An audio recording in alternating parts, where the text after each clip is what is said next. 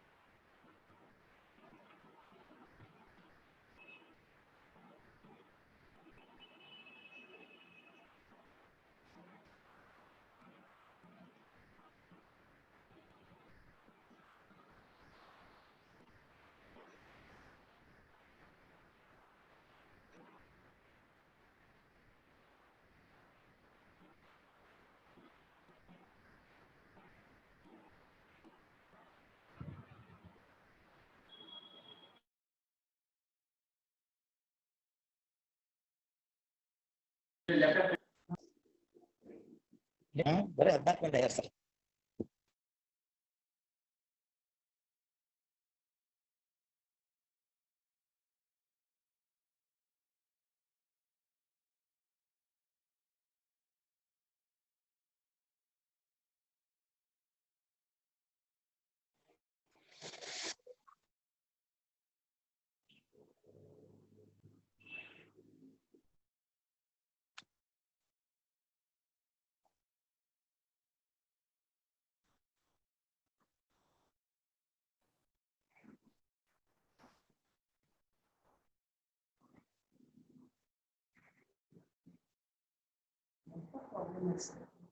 ಯಾರು sir ಇದಲ್ರಿ?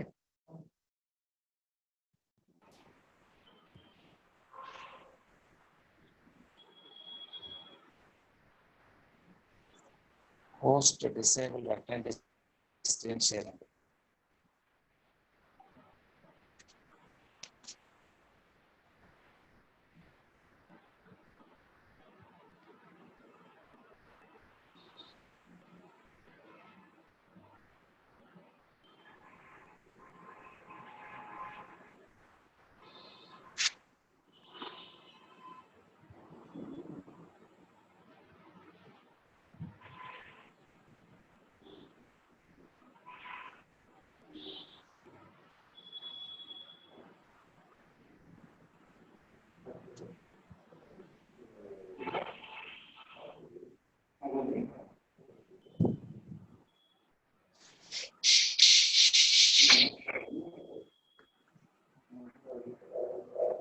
Good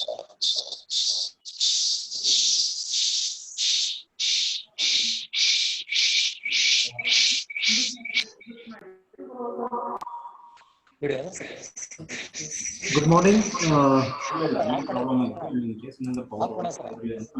Host disabled attending screen sharing. Hello. Good morning to one and all. Ladies and gentlemen, we are having one of the most awaiting one-day international online conference on advanced material. I am Santosh P. Gorpade, Assistant Professor, Department of Physics, PC Jabin Science College. And now we'll locate ourselves where we are exactly there. Hello.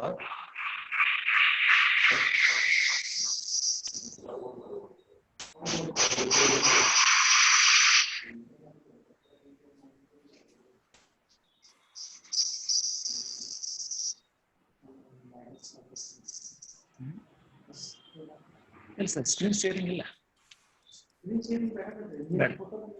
ಇಲ್ಲ ಬಂದಿಲ್ಲ sir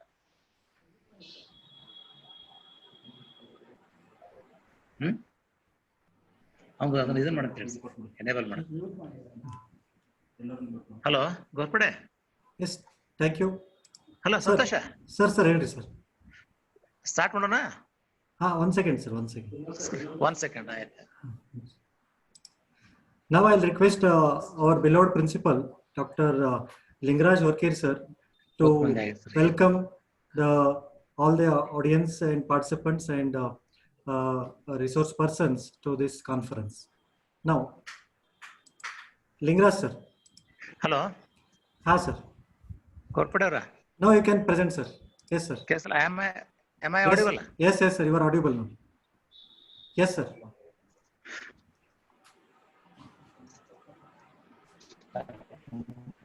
Yes, sir. Sir, now you start presenting, sir. Allah, 1 minute. Participants are just 21 now. Sir, they are in your YouTube, sir. YouTube live channel is there, sir.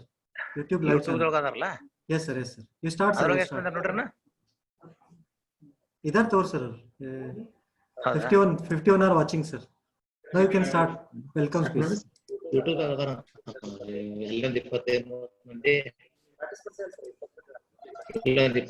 participants sales 20 ಮಂದಿ participants ಅಲ್ಲ 20 ಮಂದಿ join ಆಗ್ಯಾರ ನಾವು late ಆಗಿ ಹೋಗ್ಬಿಟ್ಟಲ್ಲ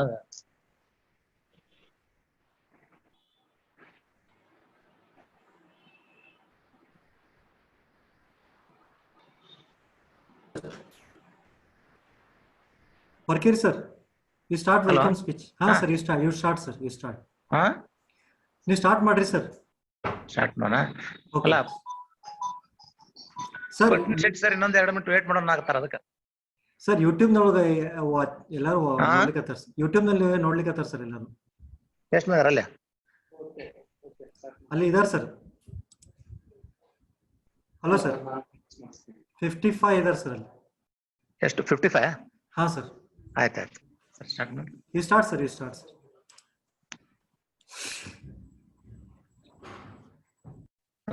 sir record ಮಾಡ್ಕೊಳಕ ಬಂದ್ರೆ record ಮಾಡ್ಕೊರಿ ಅಯ್ಯೋ ಅಲ್ಲಿ ಬಂದ್ರಿ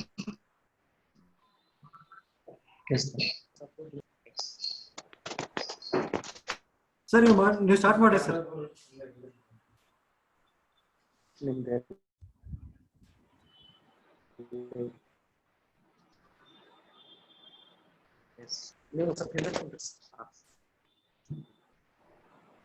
Hello. It is you are audible, sir. Now you start. Yes, sir. Good morning to you all. Yes, sir. KLE Society is one of the premier educational society started in the year teacher respect. Now the society is running 275 plus educational institutions all around the globe. Under the able and strong leadership of our Honorable Chairman Sir well supported executive body of KLE Society Belagavi. PC Jabin Science College is an autonomous, prestigious college of North Karnataka run by KLE Society, Belagavi. PC Jabin Science College is popularly called as Cambridge of Karnataka for excellence in higher education. The Department of Physics is hosting this one-day international online conference on advanced materials today. Now we have with us Sri Shankarannaji I. Munwali sir to inaugurate this conference. I extend a warm and sincere heartfelt welcome to Sri Shankarannaji I. Munwali, member KLE Society, Belagavi, former President, Karnataka Chamber of Commerce and Industry, Hubballi, Chairman, Sri Kursiddeshwara Cooperative Bank, Hubballi. Welcome you, sir. Now we have with us two eminent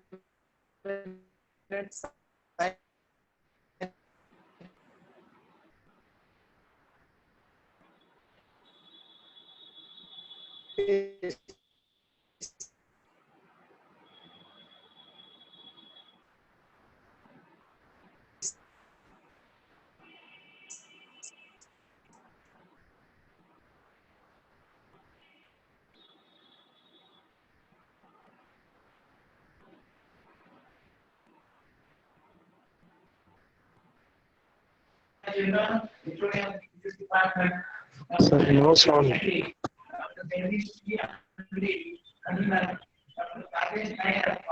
Secretary of the conference.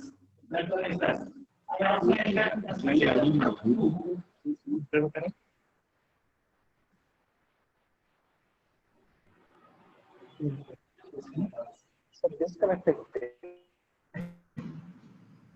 Count up or one. Thank you, sir.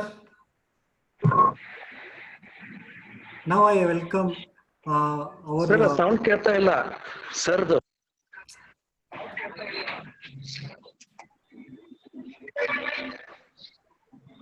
Okay complete. ನಿಮ್ದು ಇದ್ರ ಮಟ್ಟ ಕೇಳ್ತಿದೆ ಸರ. ಸಂತೋಷ್ ಇನ್ನೊಂದು minute ಕೊಡ್ರಿ ಸರ್ಗೆ, ಲಾಸ್ಟ್ಗೆ sound ಕೇಳಿಲ್ಲ. ಹೌದಾ, ಮಾತಾಡ್ರಿ ಸರ್, ಮಾತಾಡ್ರಿ sir. Hello, sir. Sir, Santosh. Continue, sir. Please continue. I also extend a warm and sincere welcome to Dr. Okay, Manjunath S.O., Dr. Sidlin Mattetnar. I extend a warm welcome to the faculty of the Department of Physics and all my colleagues of our college. I, on behalf of our college staff and students, extend a sincere warm welcome to all the contributors, paper presenters, participants, research scholars, press and media friends, and all my dear student friends to this conference. Thank you. Thanks a lot. Yes, sir. Thank you so much for welcoming the all the participants, scientists, and all for this conference. Thank you, sir. Thank you, sir. Now I request our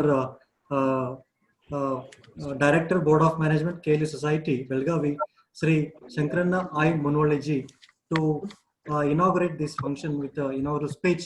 Now I request Munwali sir.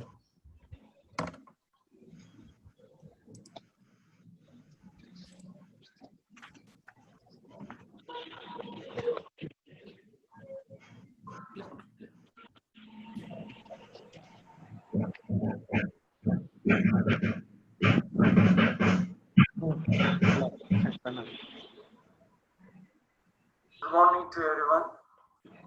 It is my pleasure to present before you a brief introduction about KLE Society and PC Jabin Science College. Society is one of the largest educational organizations in 1960.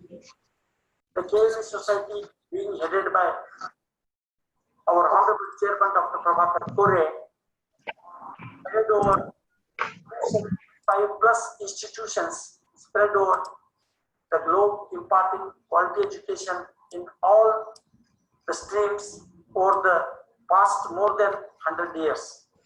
The society has one of the rarest distinctions of being conferred with 2 deemed universities, one in medical education and another in technical education.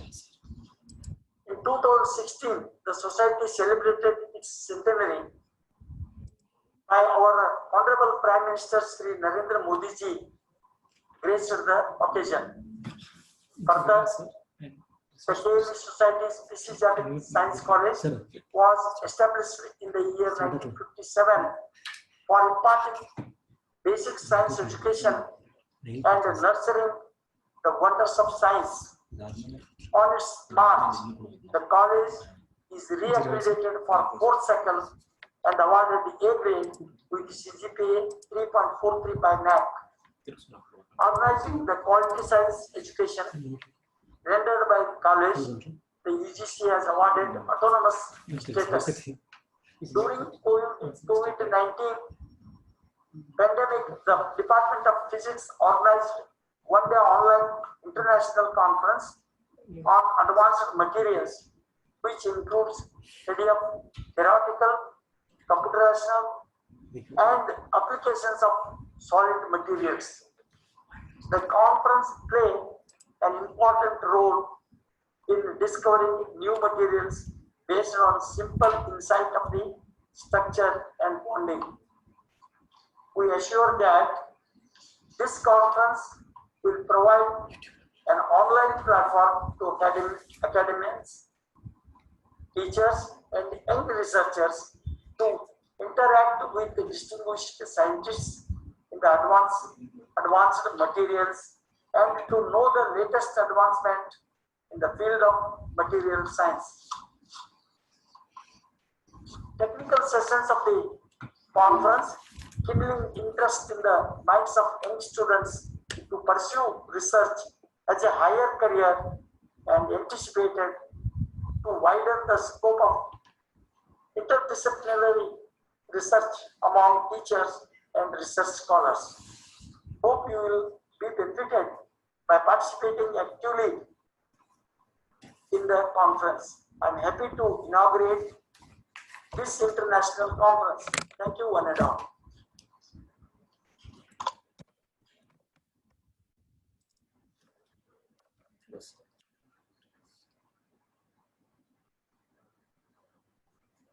Thank you, sir. Thank you for inaugurating the conference. Now I request our beloved head of the Department of Physics, Dr. P.R. Jirgal, to chair the session. Now I request Dr. Jirgal, sir. Please unmute yourself and start presenting, sir. Please unmute yourself. Sir, please. sir, unmute. Okay, sir. Okay, sir.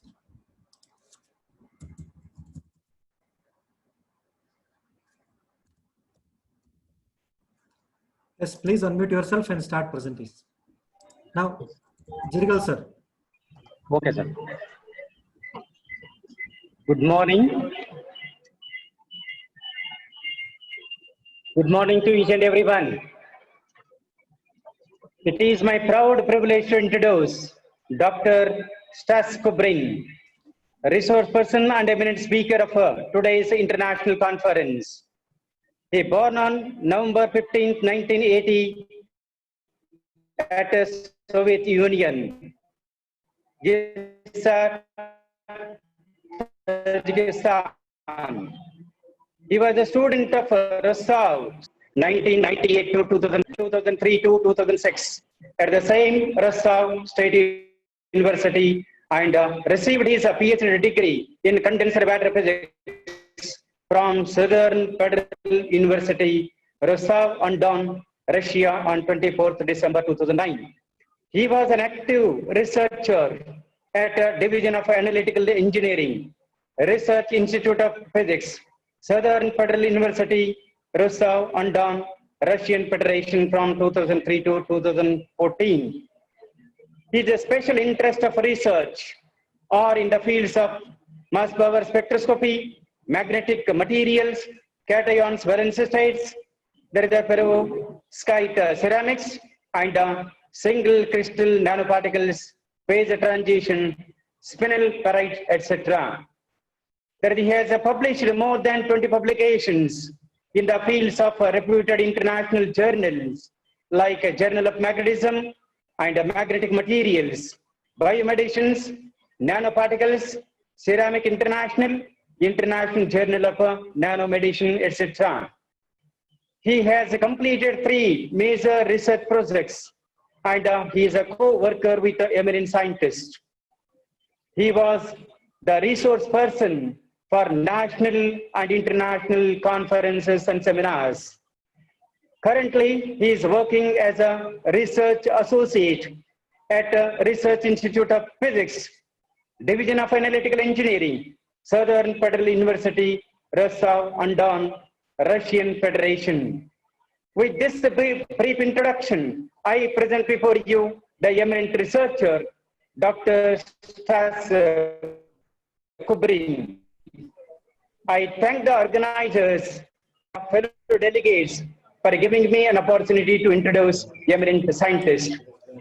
That is, I request Dr. Stas Kubrin to deliver the talk. Please, sir. Yes, thank you, sir. Thank you.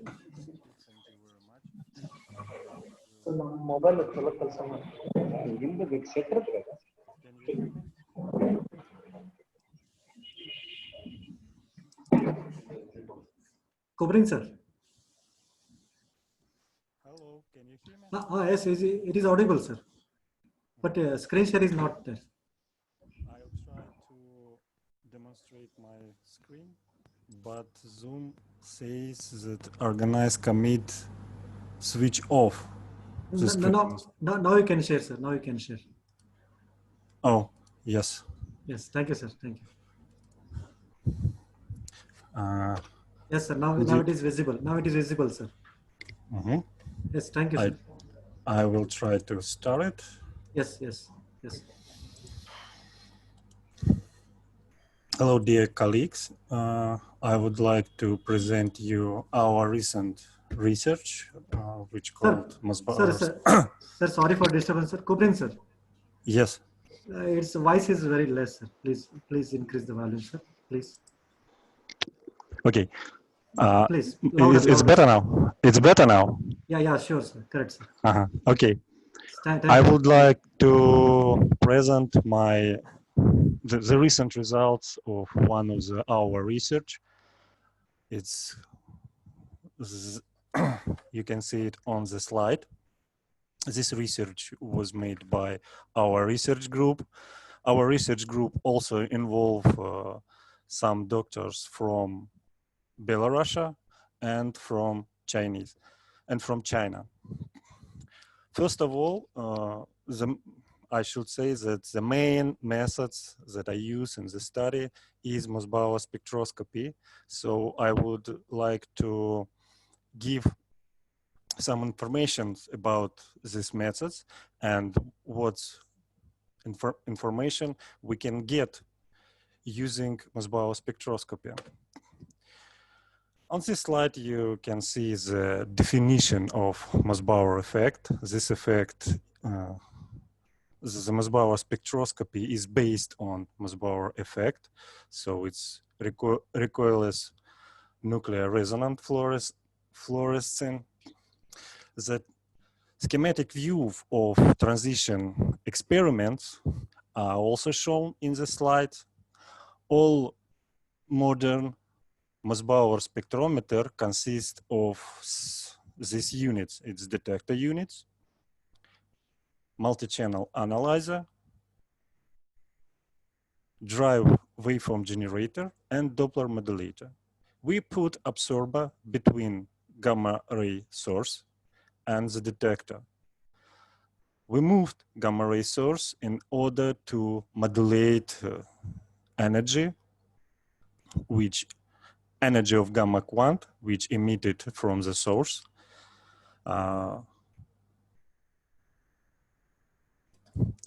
Which emitted by the source. And of course, all the systems are connected to the PC. The first parameter we can get from the Mossbauer spectra is isomer shift. This shift appears from the difference between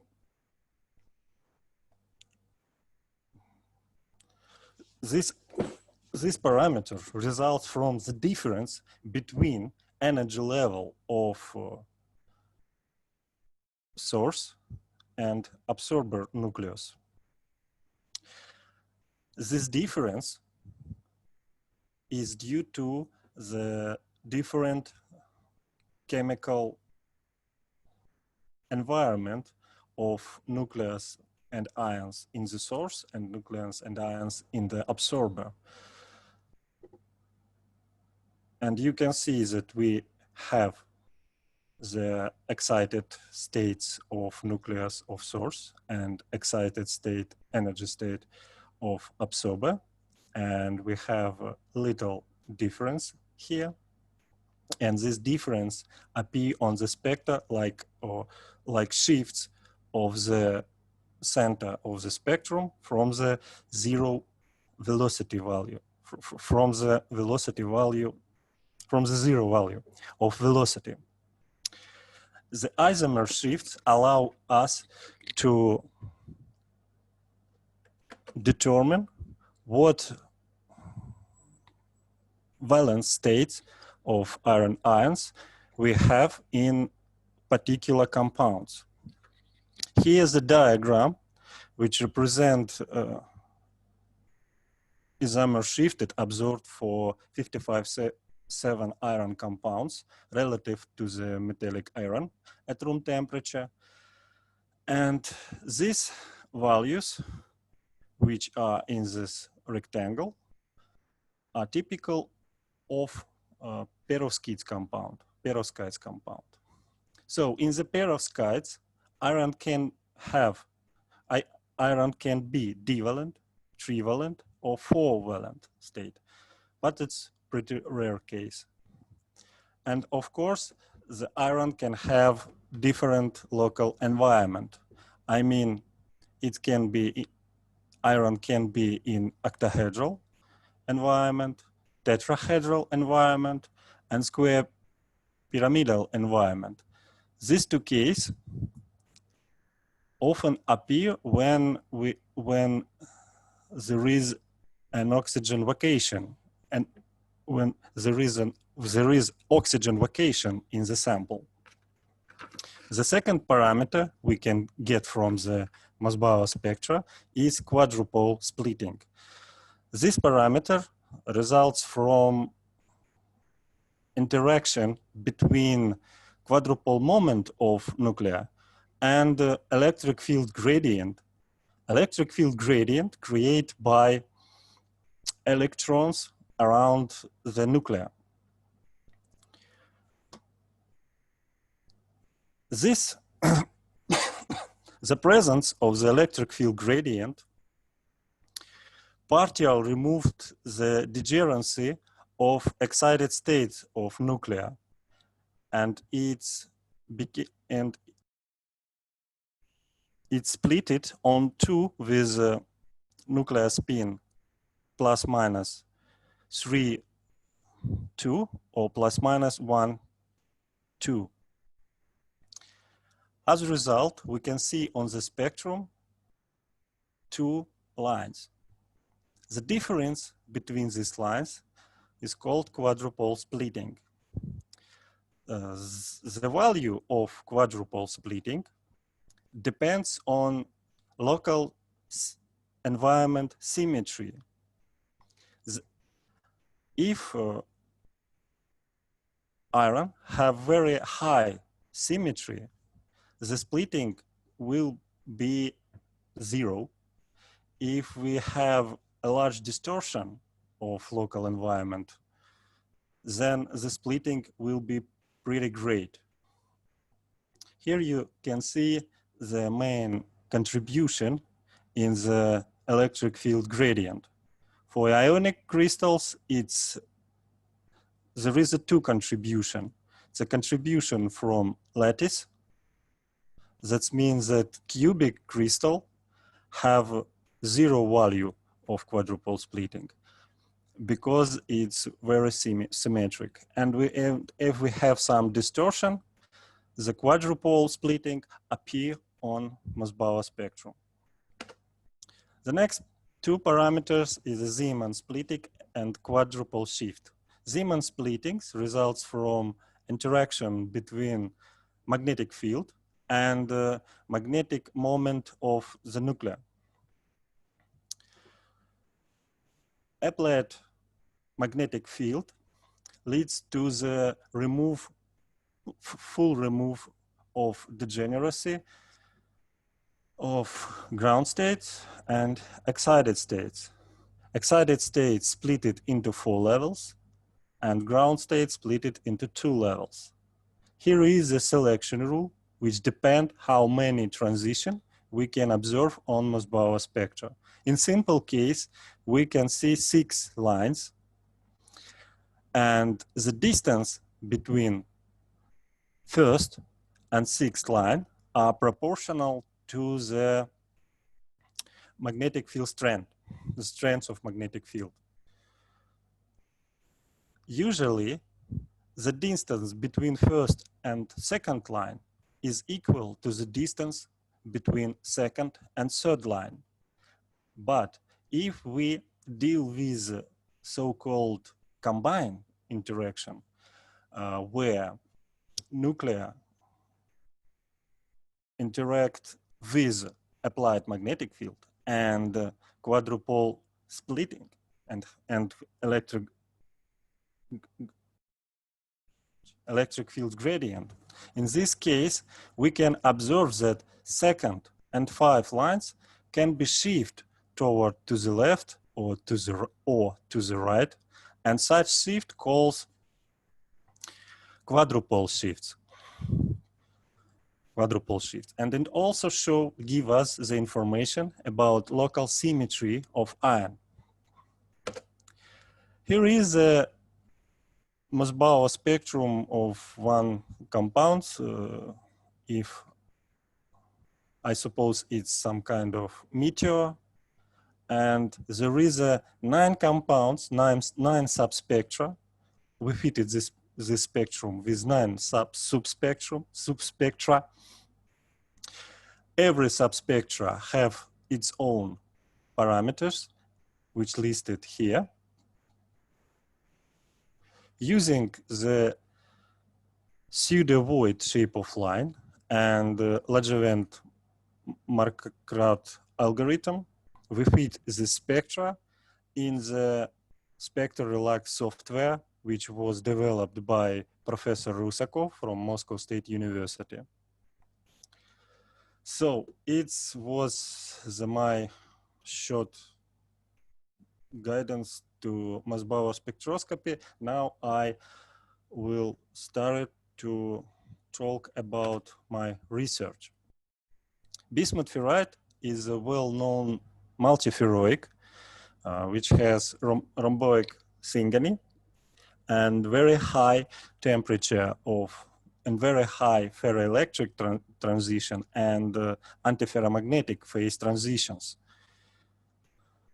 Moreover, ferroelectrics order and magnetic order are interact. There is a ferroelectric and magnetic coupling in this sample.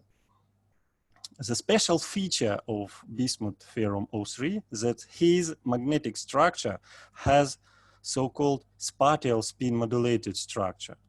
This means every single ion have a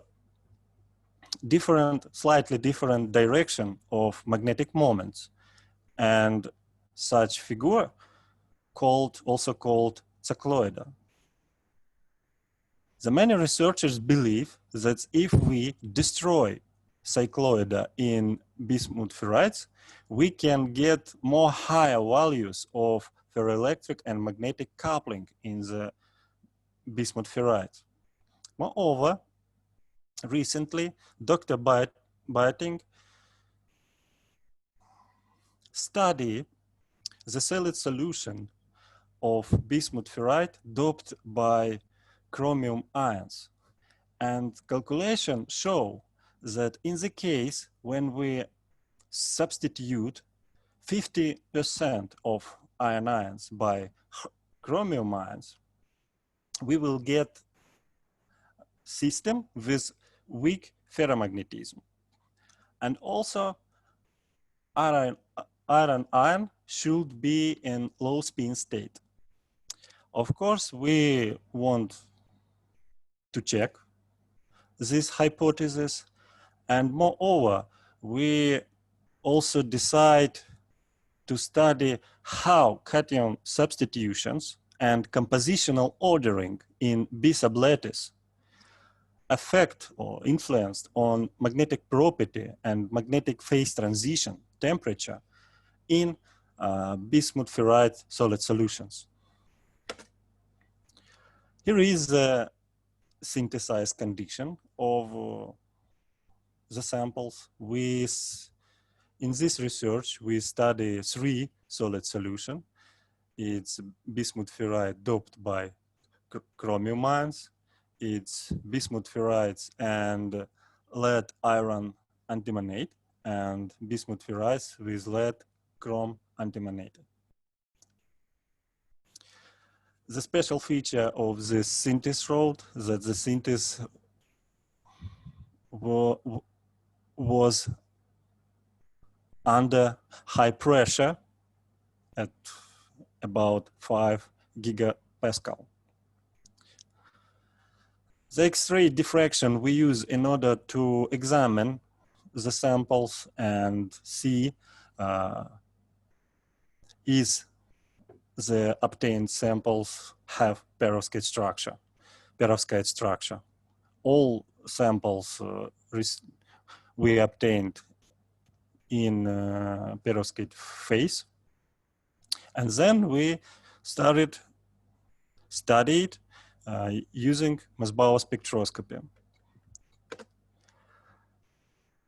In bismuth ferrite, iron ion has only one local state. This means on Mossbauer spectrum or nucleon magnetic resonance spectrum, we should observe singlet line. In the case of Mossbauer spectroscopy, we should see only one sextet on the Mossbauer spectrum. In the case of NMR spectra, we should observe one peak spectrum. But Dr. Zvezdin et al. Show that NMR spectrum of bismuth ferrites consists of 2 peaks. The first peak with the lower frequency, at the lower frequency value, they associated with iron, which magnetic moments perpendicular to the main crystallography axis. And the second peak at the higher frequency associated with iron ions, which magnetic moment direct along or parallel to main crystallography axis of bismuth ferrite. The similar structure observed for Mossbauer spectrum of bismuth ferrite. The restored distribution function of hyperfine magnetic fields passes 2 peaks. And Dr. Pokatilov used the same model to explain this 2 peaks. This peak is associated with perpendicular magnetic moment to main axis, main crystallography axis, and this one to parallel oriented magnetic moment of iron ion to the main crystallography axis. Further study of bismuth ferrites by means of Mossbauer spectroscopy allows one to make a science of spatial spin modulated structure of the Mossbauer spectrum. This sign is asymmetric sextet with inhomogeneous broad lines and the positive correlations between quadrupole shifts and hyperfine magnetic fields. Here you can see how it reflects on the spectrum at different temperature. Dr. Palevich developed the formalism which can be applied to fit of Mossbauer spectrum compounds with spatial spin modulated structure. This formalism was used by Dr. Rusakov, and he developed the model of modulated cycloidal magnetic structure implementation for Mossbauer spectra analysis, or ISM model. In the base of this model lies the fact that the spatial dependence of angle between antiferromagnetic vector and symmetry axis and bismuth ferrometry, and this can be defined by these equations. Here is a very interesting parameter which called anharmonicy parameter. If this parameter equal to 0, that means that cycloid is very harmonic. And if this parameter equal to 1, this means that there is no any cycloidal or spatial spin modulation structure in the sample. To fit the spectra using this model, all range of atomic coordinate from 0 to lambda was partitioned to a sufficient number of intervals. Every interval is characterized by definite angle value and partial subspectrum, which is represented as Zeeman sextets. And every lines can be calculated using these equations, whereas the delta is isomer shift and epsilon is the quadrupole shifts. The quadrupole shift also contain two parameters. It's epsilon magnitude, which is extra shift, comes from the lattice distortion by a strong magnetoelastic coupling, magnetoelectric coupling. And the epsilon lattice is a quadrupole shifts coming from electric field gradients. And also this model allows us to get two following parameters, which is isotropic contribution in hyperferromagnetic field and anisotropic contribution, which come from dipole-dipole magnetic interaction and so on. Using this model, we fit the Mossbauer spectrum of bismuth ferrite, which was taken at room temperature, at ambient temperature. And as you can see, the isomer shift value is about 0.4, which is very typical for perovskite compound and corresponds to ferrum 3+ ions, ferrum 3+ states in oxygen environment. The epsilon lattice is pretty high. It's I suppose it should so because it's rhomboic structure, and the lattice is pretty distorted. And of course, we got anharmonicity parameter, which approximately equal 0.2. Here on this graph, you can see how cycloid looks in bismuth ferrites, and these two peaks corresponds to perpendicular and parallel orientation of magnetic moment, of nuclear magnetic moment. The small signals in the center, which has quadrupole splitting, corresponds to pollution bismuth 2 ferrum 409, which very often appear in bismuth ferrite compounds.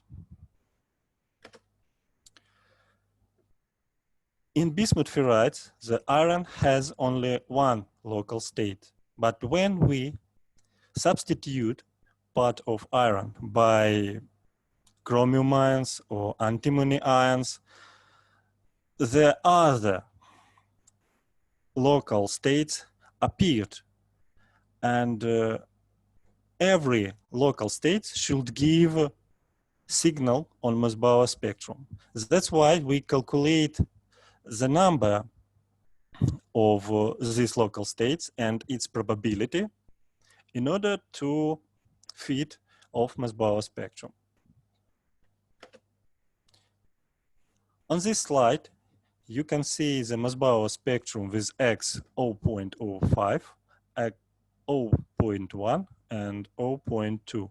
All three Mossbauer spectrum were fitted using ISM model. Of course, parts of iron were replaced by chromium ion. All isomer shifts value of sextets corresponds to ferrum 3+ ion in oxygen octahedron. The isotropic hyperfine field slowly reduce as X grows. This means that Néel temperature of these samples is also reduced. And of course, we estimate all unharmonicity parameters and summarizes on this concentration dependence. The linear approximation show us that at X equal 0.25, the cycloidal will be destroyed in this system. I also should note that at X 0.05 and 0.1, the value of area of subspectrum are in a good agreement with calculation of probability of local state probability. And we could conclude that iron and chromium ions in these two samples distributed statistically. In the case of the sample with X 0.2, there is no agreement between subspectrum S and probabilities of local iron states. So we assume that in starting from this sample, there is a ferrum poor and ferrum rich regions forming in the sample. Such situation also called clusterization. On this slide, you can see the Mossbauer spectrum of chromium dope system with X 0.4, 0.5, 0.75, and 0.85. The spectrum with X 0.4 consists of 3 sextets and doublets. This subspectrum is not ISM, is conventional, common Mossbauer component, which everyone used for fitting spectrum. We use it because we know that cycloidal disappear at X 0.25. But the 3 sextets indicate that we also deal with clusterization in B sublattice in this sample. The 3 other spectrum consist of 1 paramagnetic doublets. That means that Néel temperature is lower than room temperature. And also the presence of quadrupole splitting indicate the cation disordering and B sublattice. Because in the case of highly ordered perovskite compound, the Mossbauer spectrum contains the singlet line as main component. For instance, here are strontium, ferrum O5, molybdenum O5, O3 with different compositional degree, and strontium iron antimonate with different compositional degree. In all cases, we can observe singlet line, which came from the region of this, which came from ions placed in the region with high ordering, cation ordering. In the case of disordering B sublattice, the Mossbauer spectrum consists of paramagnetic doublets, like it takes place in lead iron niobate. The second system is a bismuth ferrite and lead iron antimonate. We also measured Mossbauer spectrum at the room temperature and tried to apply ASM model as well as common Mossbauer spectrum. The best fit are present in the slide. These three samples were fitted using ISM model, and they consist of the several ISM components. Isomer shift value is also corresponds to ferrum 3+ ions in oxygen octahedron. And of course, like in previous system, there is no sign of any low spin iron state on the spectrum. And the special feature of this fitting was its epsilon magnet, which came from the distortions due to strong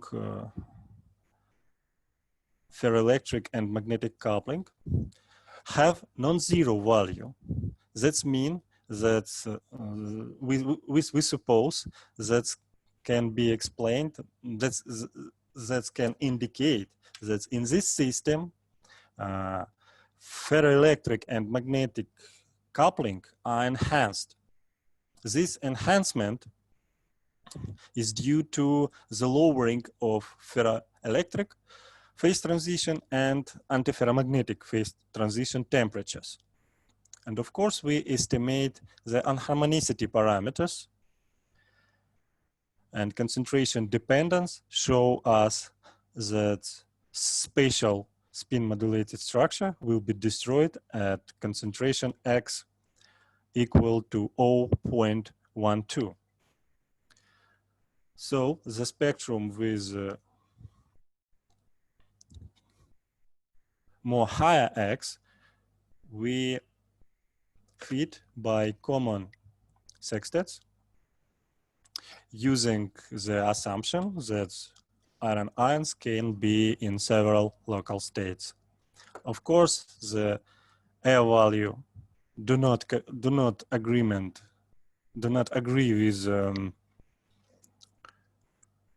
calculated probabilities of local iron state, and we suppose that in this sample we also deal with clusterization in B sublattice. And hyperfine magnetic fields slowly decrease as X grows, which we discuss some later. The three samples with X 0.7, 0.8, 0.9 consist of paramagnetic components. Each of them have either 2 components or 3. In the first case, it's 2 doublets with similar isomer shift, which correspond to ferrum 3+ state in oxygen octahedron, but both doublets have different quadrupole shift values. Since quadrupole splitting values, the quadrupole splitting values depends on local symmetry. If symmetry high, the quadrupole splitting value will be low. So we believe that these compounds corresponds to ferrum ions in more symmetry local environment. And this situation can be realized if we have compositional ordering in the sample. So we suppose that D1 doublets with low quadrupole splitting corresponds to iron ions in high ordered clusters of these samples. The third system is bismuth ferrite with lead chromium antimonate. It consists of 4 ISM subspectrum and D1 doublets and S1 sextet. It's a common sextet, which marked by gray color. This sextet corresponds to pollution. The parameters indicate that it's ferrum O3 pollution. And doublets is also corresponds to pollution. The isomer shift values of ISM components corresponds to ferrum 3+ states in oxygen octahedron. We also, in order to fit the spectra, we also should have non-zero value of epsilon magnetism, which indicates that there is enhancement of ferroelectric and magnetic coupling in this system. And we estimate unharmonicity parameter, which allows one to conclude that x at x approximately equal 0.18, the spatial spin modulated structure will be destroyed in this system. The other samples with x 0.2, 0.3, 0.4 of this system, we fitted using convenient Mossbauer components, sextets and doublets. Of course, we also observe the difference between air value and value of local state probabilities. This means that in this system, there is also take place clusterization, and the value of hyperfine magnetic field is decreased with as grows as x grows, and at x equal 0.4 we have only one sextet with very broadened line. So the resolution of the spectrum do not allow us to make a sophisticated analysis. So it's some kind of mean average situation, and the presence of paramagnetic doublets shows that there is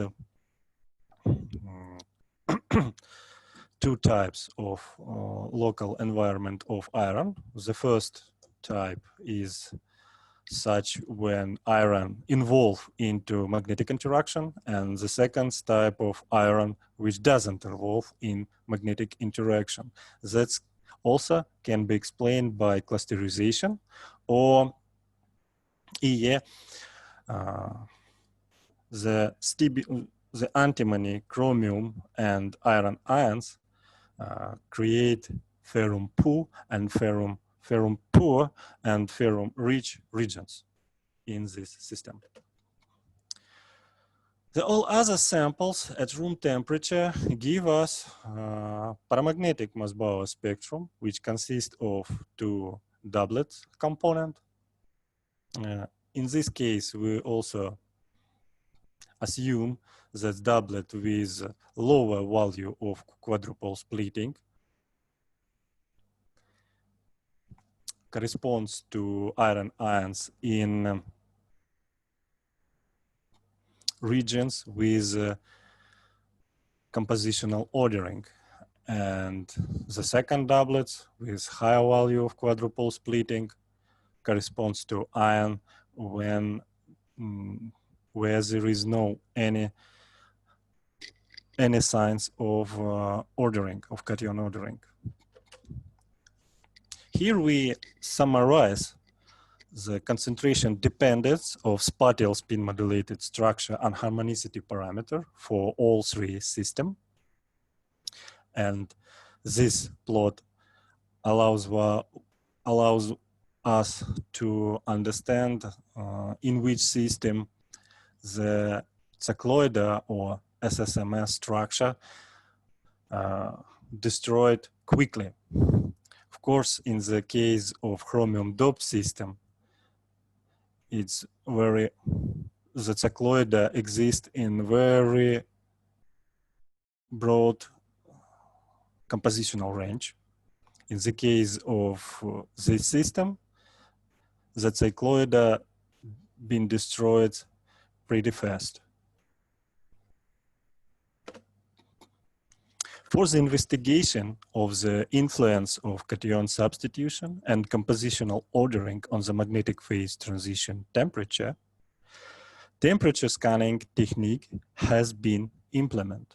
Its essence is in a determination of the intensity of Mossbauer spectra at gradual decrease of temperature, where not the entire spectrum is measured, but the fragment of spectrum are measured in the maximum of resonance absorption for paramagnetic phase.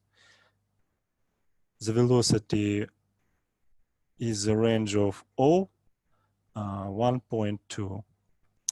And in the absence of resonance absorption, where velocity equal to 12 millimeters per second, differences of impulses between this point and this point corresponds to maximum of Mossbauer spectra lines intensity. At the magnetic phase transition, Mossbauer spectrum experience the Zeeman splitting accompanied by considerable decrease of intensity of the line corresponding to the spectrum in paramagnetic phase. We have lead iron niobate spectrum at paramagnetic phase and in magnetic phase, and how you can see we have intensity about at least 4%, and here and in the case of magnetic ordering, the intensity line is very low and it's smaller than 1%. So we have intensity line differ 4 times, I suppose. Therefore, one can determine the magnetic phase transition temperature by declination of temperature dependence of Mossbauer spectra intensity. And this absorb on these dependencies indicate the magnetic phase transition temperature. On this slide, you can see the result of temperature scanning for all 3 systems. The dashed line indicates the nil temperature for every sample, and gray bars corresponds to error. We summarize the nil temperature values received from the temperature scanner in the concentrational dependence.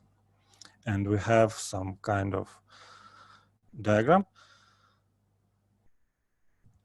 The nil temperature in perovskite compounds depends on ferrum or ferrum chains. The ferrum or ferrum chains, the magnetic interactions, the super exchange magnetic interactions take place via ferrum or ferrum chains. That means that if we have, that means that if the concentration of such chains is very high, that Nil temperature is also will be very high. The lowering of concentration of such chains will lead us to reducing in Nil temperature. For first system, chromium Dept, we observe the following values of Nil temperature, and we see that this value decrease almost linearly in this compositional range. As this can be associated with lowering of concentration ferrum or ferrum chains. And this also indicates that in these compositional regions, chromium ions doesn't interact magnetically with ferrum ions. So in this system, in this compositional range, chromium ions behave like non-magnetic ions. In this compositional range, there is no some significant change in the value of Nil temperature. It can be explained. It indicates that in this compositional range, chromium ions create their own magnetic structure, which create magnetic field, and this magnetic field split the hyperfine structure of 57 ferrum nucleus. The Tn value in this compositional range is about 100 Kelvin, which is in good agreement with the data observed for bismuth chrome 03 samples. The system with lead chromium antimonate and lead iron antimonate in this compositional range also have linear dependence of Nil temperature, but at compositional x at x 0.8, it's reduced more faster than chromium Dept system. The explanation of this phenomena is only one, because it seems that the concentrations of ferrum or ferrum chains decrease not only because iron substitution, but also because there is a compositional ordering in the B sublattice, and we have two factors that can change the magnetic phase temperature in these systems. The first factor is cation substitution, and the second factor is atomic ordering.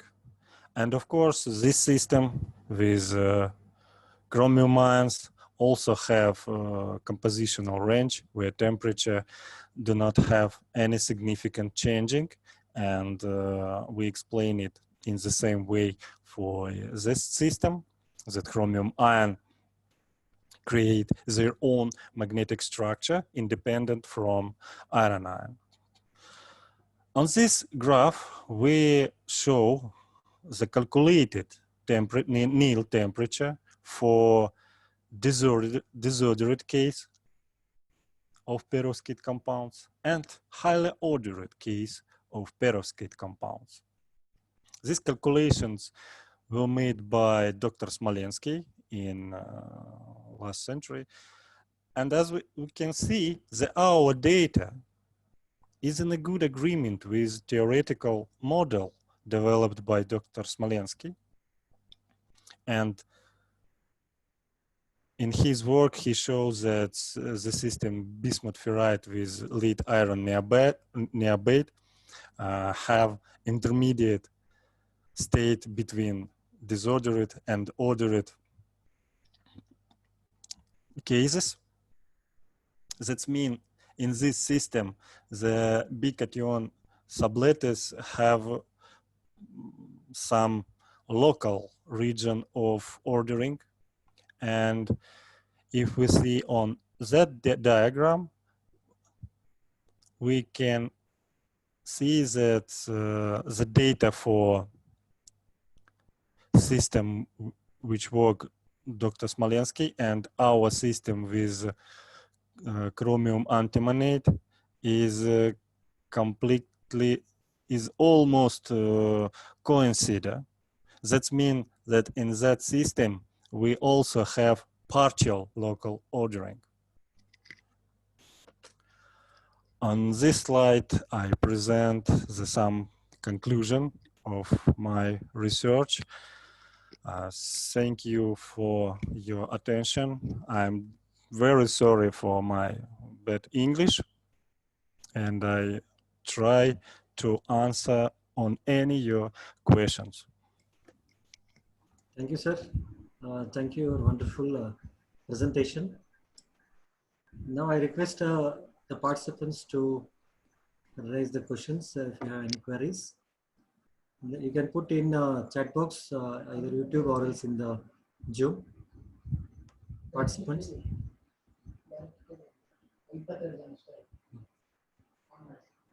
Any questions from the participants? Please raise the hand in the Zoom and in the WhatsApp, sorry, in the YouTube. Please post your questions in the chat box.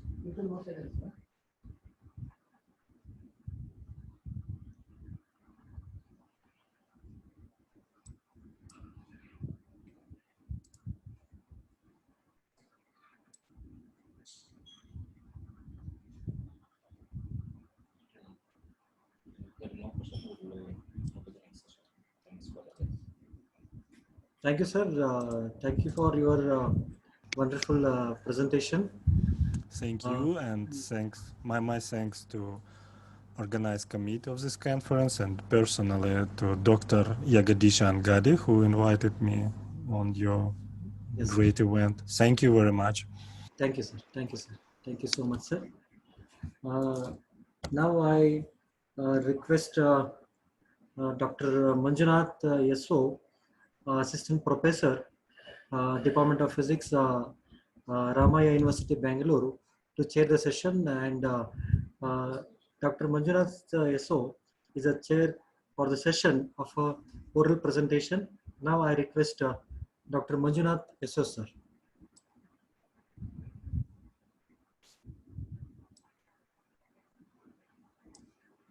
Please unmute yourself, sir. Please unmute. Yes. Am I audible now, sir? Yes, sir. You are audible now. You are audible, sir. Thank you for welcoming me, sir. It's an honor to be the part of this wonderful conference. First of all, I would take this opportunity to heartily welcome all the participant presenters, oral presenters of the session. Yes, I hope all of the presenters know the guidelines of this presentation. You will be having 8 minutes of time to present your work, followed by 2 minutes sessions for a discussion or any questionnaires. I request all the presenters to be abide by the timing guidelines. Now I'm opening this session for the presentations, oral presentations. First, I'll just welcome Mr. Chandan, Bangalore. Manjunath, sir. So, sorry for disturbance. Yes. Now I am making you as a host, and please hold this control, hold the session, sir. Yes. Sure, sir. Thank you. Thank you so much, sir. Yeah. So I welcome Mr. Chandan, Department of Physics, Bangalore University, to present his research work. Over to you, Chandan. Sir, Manju, sir, you are the host now. Please okay. Unmute yourself and other presenters. Thank you, sir. Sure, sir. So if Chandan is online, over to you, Chandan. I think you can share your presentation and you can unmute yourself and start the presentation. Chandan, please unmute and speak. I can.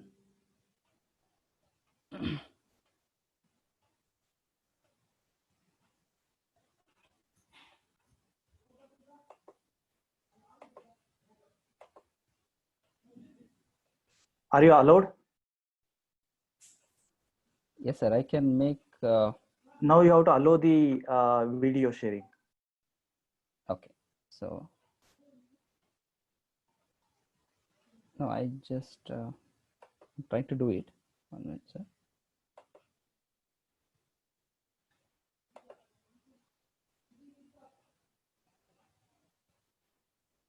Chandan, you can speak, no?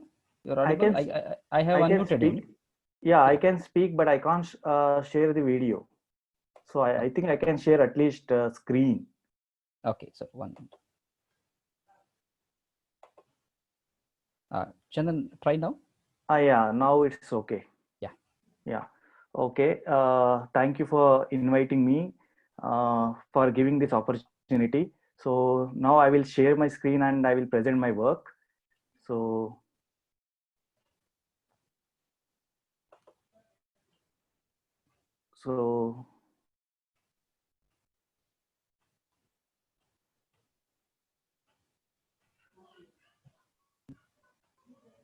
okay, so my screen is available now. My slides are available. Yes, Chandan. Yes, Chandan. Go ahead. Okay. Go ahead. Okay.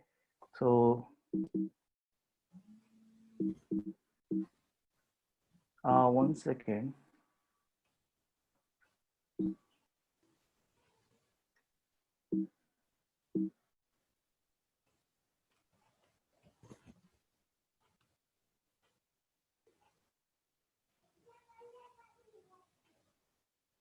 Yeah, thank you.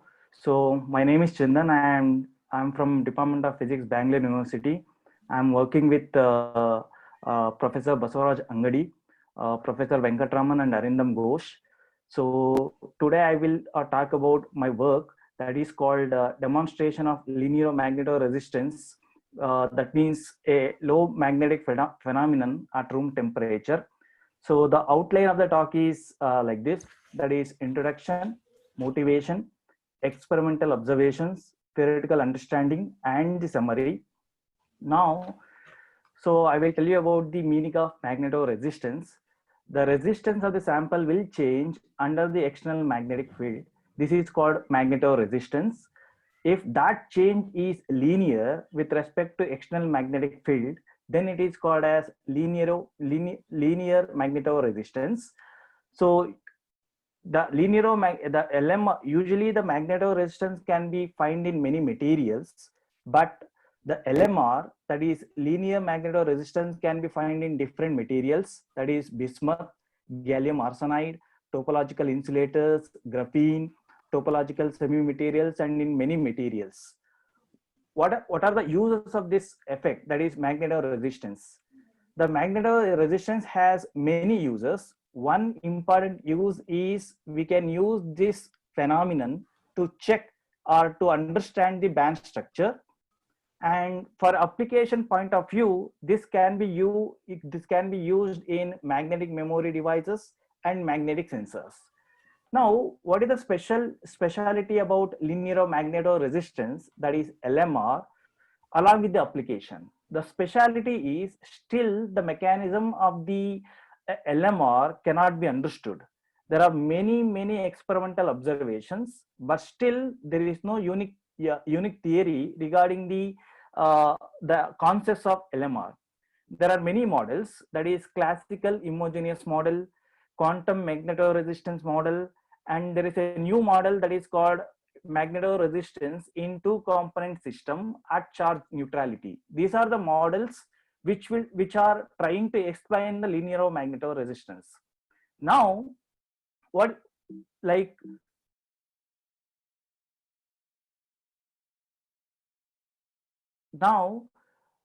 the important thing?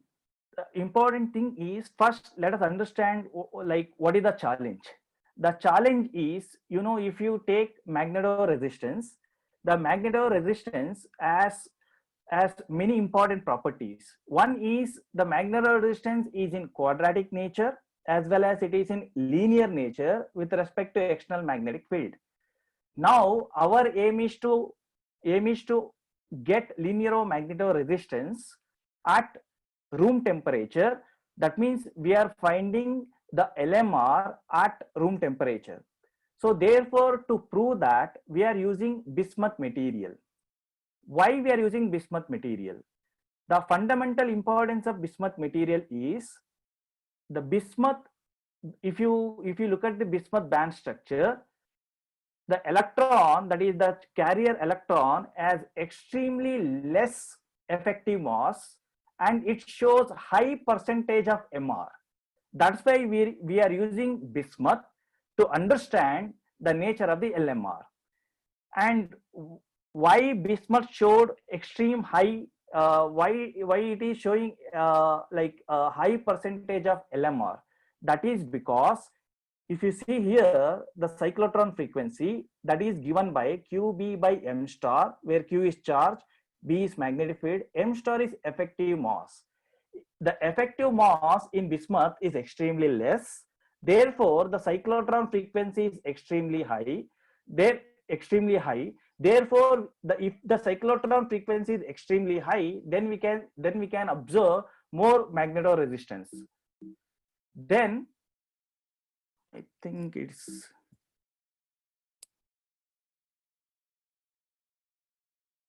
next. Now, what is the motivations? Our motivation in this work is the demonstration of LMR at low magnetic field and at high temperature, because usually the LMR is low temperature phenomenon and you can observe the LMR at high magnetic field. Now we are reversing it, that is we want to observe at high temperature and low magnetic field.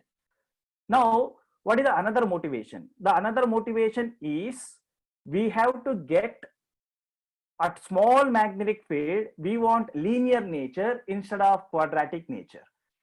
Therefore, these are the two important motivations. The another important motivation is a new parameter we are defining as the magnetoresistance at 1 Tesla divided by BC. Here BC is called crossover magnetic field. That means the crossover magnetic field means a field at which the LMR becomes linear from the quadratic nature. You can understand this in next. Now let us understand what are the experimental observations. Here we use thermal deposition technique to deposit a thin film, that is bismuth thin film. The important thing is we are maintaining the rate of deposition from 6 to 7 angstrom per second. This is the rate of deposition. And after the deposition, we anneal for 6 hours, that is in argon annealing. Therefore, if you see this XRD, you can see clearly there is only one orientational growth, that is 110 orientational growth. There are no other orientational growth. Of course, this is a polycrystalline sample, but this is a single orientational growth. That is the most important thing. And this XRD is like you can re-verify with this electron diffraction pattern. And if you see this electron diffraction pattern, this is also clearly mentioning that the growth is absolutely 110 orientational growth. Now, if you see this SEM, this is the SEM picture of the bismuth thin film. And in this film, if you measure the average particle size, the average particle size is found to be around 150 nanometer. And now we have measured magnetoresistance on 2 samples. One is on Hall bar, like you can see this is the Hall bar, and this is the length of the Hall bar, and this is the width of the Hall bar, and we are passing current in this direction, and we are measuring the potential difference across these 2 ends. Now this is the typical Hall bar. Addition to Hall bar, we also used rectangular samples. Rectangular samples are called Van der Pau samples. Now from this experimental observations, it is clear that the growth is 110 directions and there is no other orientations here. Now the next experimental observations. Now we measured the resistance at versus temperature with B is equal to 0 Tesla and B is equal to 2 Tesla. This is called zero field cooling. This is field cooling. Now, if you see here, if there is no magnetic field, as you increase the temperature, the resistance is also increasing. Means it is clearly a metallic behavior. But if you take here, that is at B is equal to 2 Tesla. Now, if you start decreasing the temperature, the resistance is increasing. That means it is inversely proportional. This relation is called as semiconducting behavior, or this property is called semiconducting property.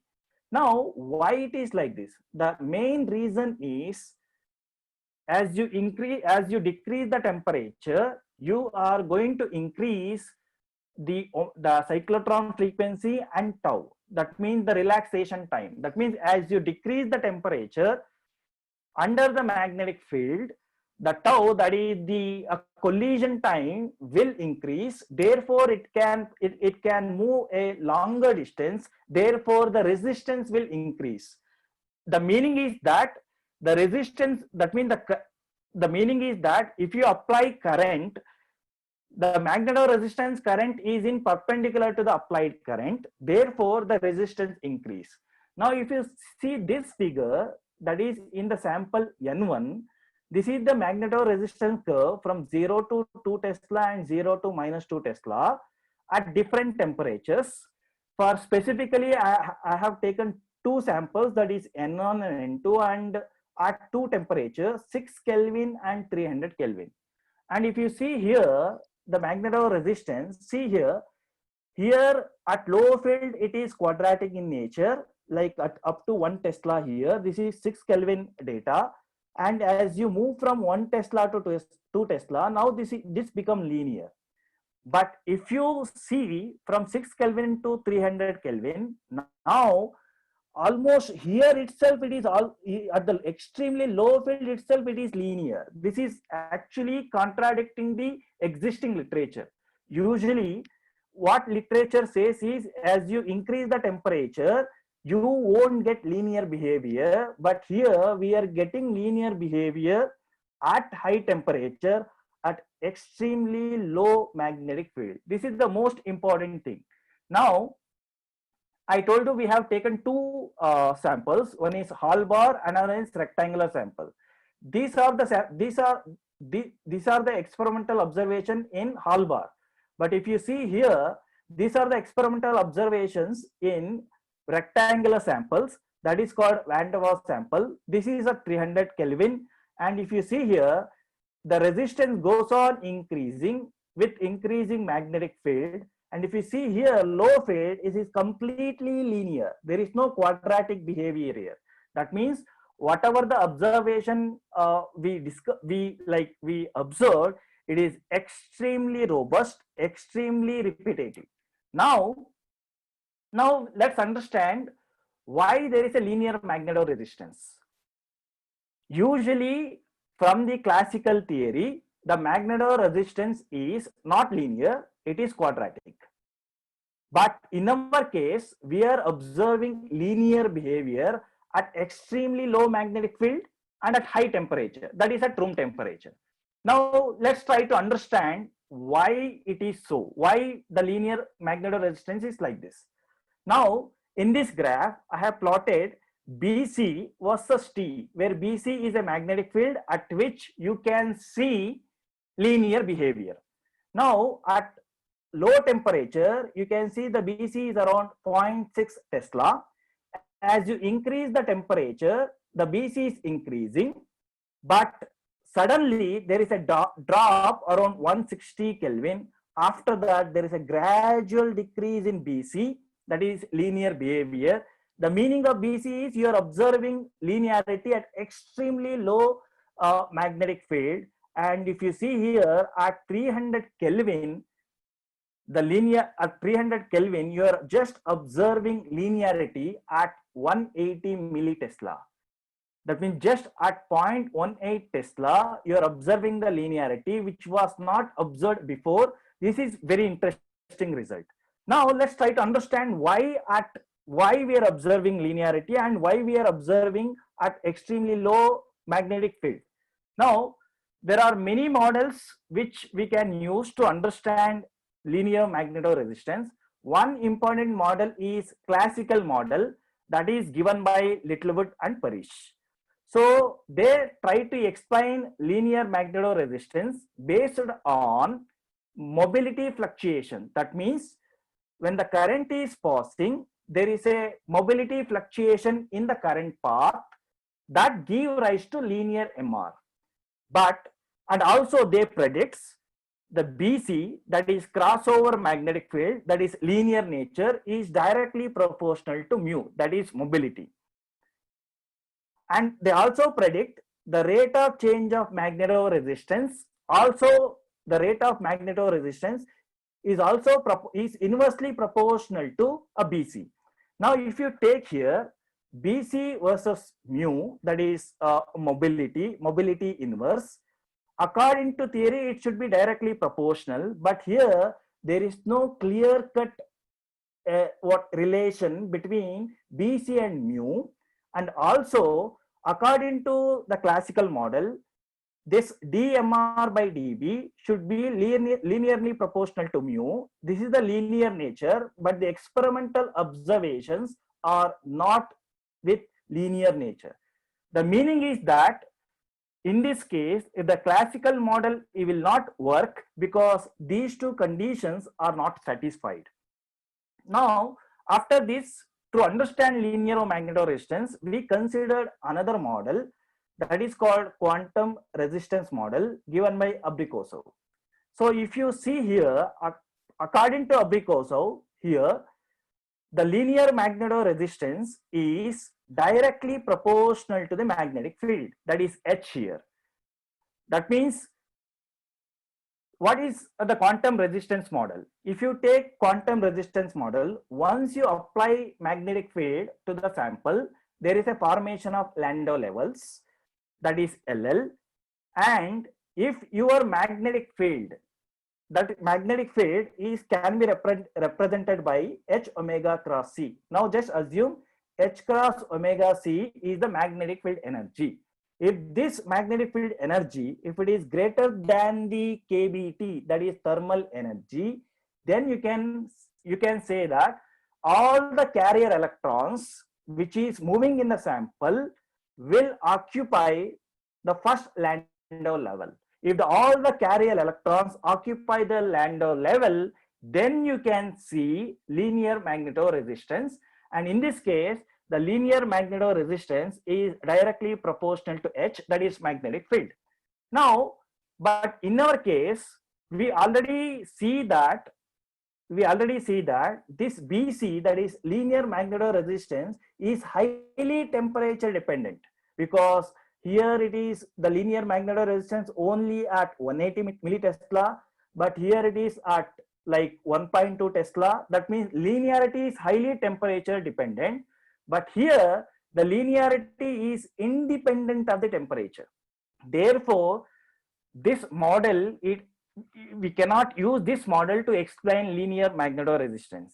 Now, if you also see for linear magnetoresistance, according to this model, there should be Landau levels, but at room temperature, we can clearly say that there is no formation of Landau levels.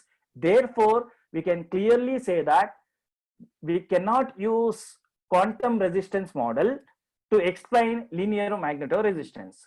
Now, what else we can use to explain linear magnetoresistance? Now, there is one more theory, that is semi-classical theory. We can use semi-classical theory to explain linear magnetoresistance. But therefore, we have used this semi-classical theory, and we have simulated resistance, that is resistivity versus magnetic field. If you see here, this is completely like at low field, it is, if you see here, at low field, it is like, it's almost like a quadratic nature. After that, it saturates. But if you see at 300 Kelvin, it is purely quadratic nature. There is no linear nature. Therefore, we cannot use this theory to explain LMR. And now there is one more concept. That means if you have an open Fermi surface in a material, then you can observe linear magnetoresistance. But if you see bismuth band structure, in bismuth band structure, there is no open surface, open Fermi surface. It is completely closed Fermi surface. Therefore, this concept also cannot use. Now, now we have considered many models to understand, but none is explaining the linear magnetoresistance. Now there is one new model which is called a compensation model. This is extremely new model. Let's understand this new model. According to this model, if you see this figure, so now this is the sample, like this is the two-dimensional sample, and this is the width of the sample. Now this is the, in this direction you will apply the current. Therefore, this is the direction of the electrons move, and this is the direction the holes move, and magnetic field is applied perpendicular to the sample. Now, once you apply the perpendicular to the sample, instead of the electrons, instead of moving in this direction, they start drifting in this direction.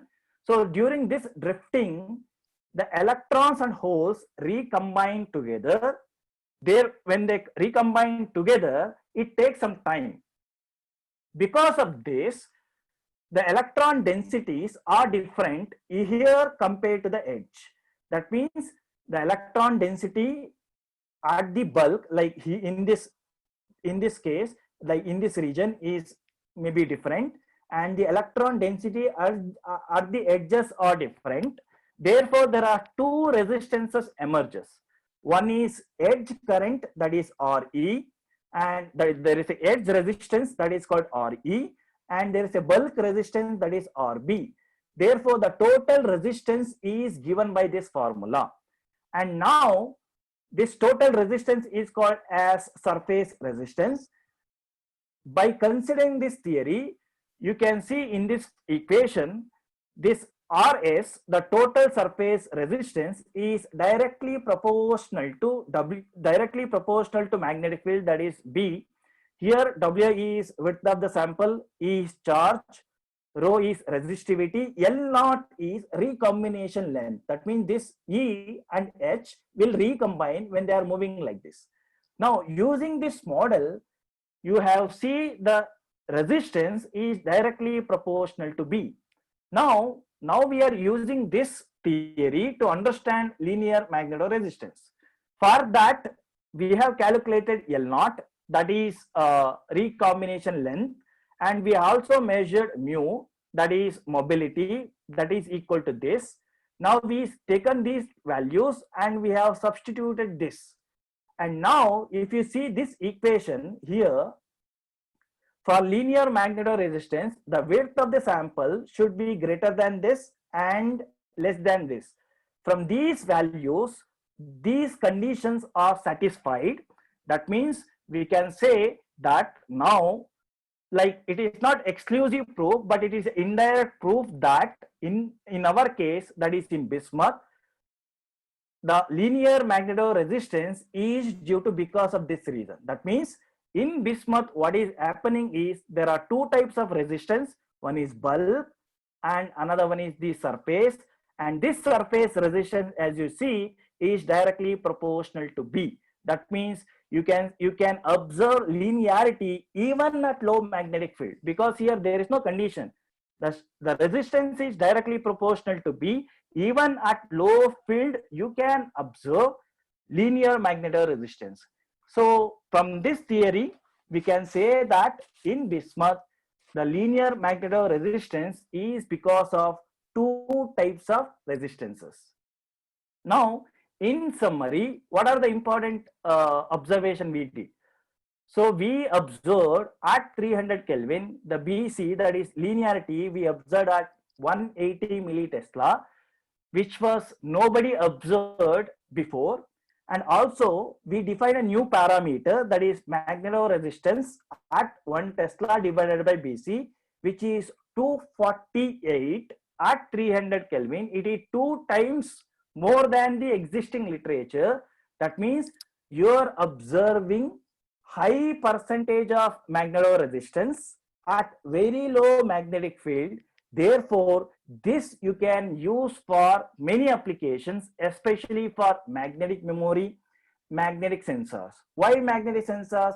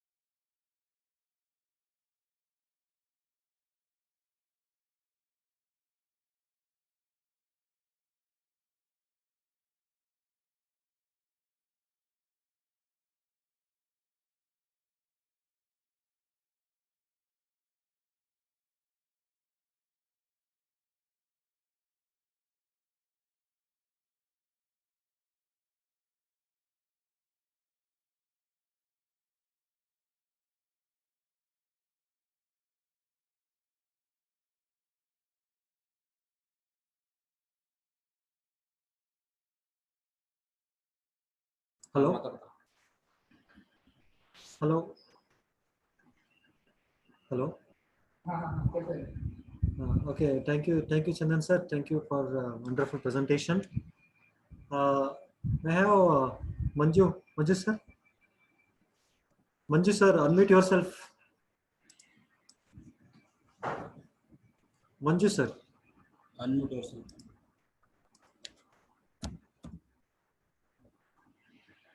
Unmute yourself, sir. Unmute, sir. ನೀವು click ಮಾಡ್ತಾರೆ ಅವರು click ಮಾಡ್ತಿದ್ದಾರೆ ಒಬ್ಬರು click ಮಾಡ್ತಾರೆ Unmute yourself, sir. Yeah, I am unmuted, sir. You don't mute now. Sir, Manju sir, there is a one request from my side. I will be the host only. Don't, Yes, sir. Yeah. Just give the suggestions to me and I will control things. Sure, okay? sure. Thank you so much, sir. Thank you, sir. Thank you, sir. Yeah. So thank you, Chandan. Now I just open the session for discussion. If any participants have any questions, they can ask. So you have 2 minutes of time. Fine, no, sir? 2 minutes. 1 minute. Chandan, 1 sir, minute. you can Sir, hear us? Sir, we are going out of the time. Just 1 minute for this discussion. Yeah, yes, sir. And the participant from the YouTube side, please post the question in the YouTube channel chat box, and I will read the question and I can clarify the doubts in the Zoom. So participants can unmute themselves now, sir? No, sir. Please raise the hand. I will unmute them. Participants can raise the hand. Jagdish sir, unmute yourself and ask the question. Jagdish sir.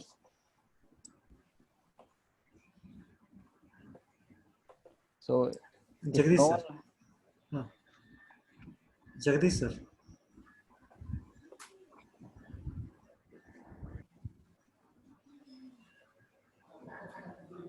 Okay. Jagdish, I can speak. Okay, sir. Just conclude the thing, sir. No questions from audience participants. Okay. So I have some questions, sir. Okay, sir. Sure. So Chandan sir, you can hear me? Okay, I will unmute. Yeah. Chandan. Okay, unmute Chandan sir. Yeah. Yeah, Chandan sir, actually, what is the percentage of MR that you get in 2 Tesla of magnetic field, sir? So actually, okay, I can share no screen. Okay. The percentage at room temperature is 95%. It is extremely high. For 2 Tesla? For 2 Tesla. Okay, so actually that one of your graph in the low, there were 4 graphs, and in the below left graph, it was like 10 power 3 percentage it was there. The MR in bracket, it was 10 power 3. What is the 10 power 3, sir? Like 1000%. Like it's 1000% more. Oh, is it? Really, you're getting that much high? Yeah, it's like at 6 Kelvin. Okay. At 6 Kelvin, it is 4,500% more. Oh, is it? Okay. Yeah. But at room temperature, it is like nearly 100% increase. Okay. That's why we have chosen bismuth, so that we have to get linearity at low field. Okay. So what is the reason for this linearity, sir? Only especially in bismuth. Bismuth is highly volatile, as we all know. Yeah. And even it is very difficult to maintain its hybridization states. Yeah. So while synthesizing, so what is the Yeah. real reason for only bismuth showing this kind of high linearity and also high percentage of MR? Yeah. See, for high percentage MR, two requirements. One, if the electrons are moving, the effective mass should be extremely less. Okay. If the effective mass is extremely less, then you can observe extremely high magnetoresistance. In bismuth, it is extremely less. The effective electron mass is extremely less. The another one is when it is moving, its mean free path is extremely high. That means it can travel through a distance without undergoing the scattering mechanism. Okay. That's why the resistance will increase. But this is in magnetic field when magnetic field is applied parallel to the direction of the current, not the perpendicular. You can observe parallel as well as you can observe perpendicular. In both the cases you can observe, but in our case we have observed when it is perpendicular to the sample. It's the same thing you can observe in the parallel configuration. Okay. Sure. Okay. Thank you, sir. Thank you. Yeah. So if no one has question, I would like to thank Mr. Chandan for this wonderful research presentation. So I'll just, shall I invite the second speaker now? Yes, sir. Yes. Okay. So now I'll invite K. Manjunath, Department of Physics, Presidency University, Bangalore, for the presentation. Over to you, Manjunath. Please share your this one and open the mic, and you can start the presentation. Thank you. Manjunath, sir, unmute yourself. Oh, I'm unmuted, sir. Okay. Can you hear me now? Yes, sir. Not this one, not presenter Manjuna. Yes, sir. Okay, presenter.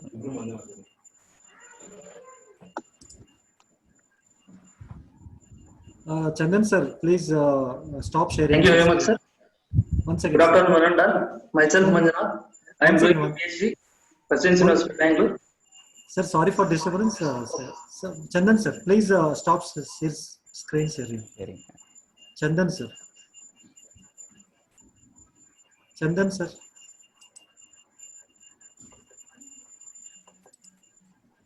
So I have made Manjunath as the presenter, sir. No problem. Okay. Yes, sir. But now your screen is over now. Manjunath, sir, you start sharing the screen. Okay, sir. Thank you, sir. Okay. Yes. Thank you, sir. Good afternoon, Mananda. Myself, Manjunath. I am doing PhD in Presidency University, Bangalore. I am going to explain my research topic, structural, microstructural, and magnetic properties of magnesium, nickel, cobalt, copper nanoparticles.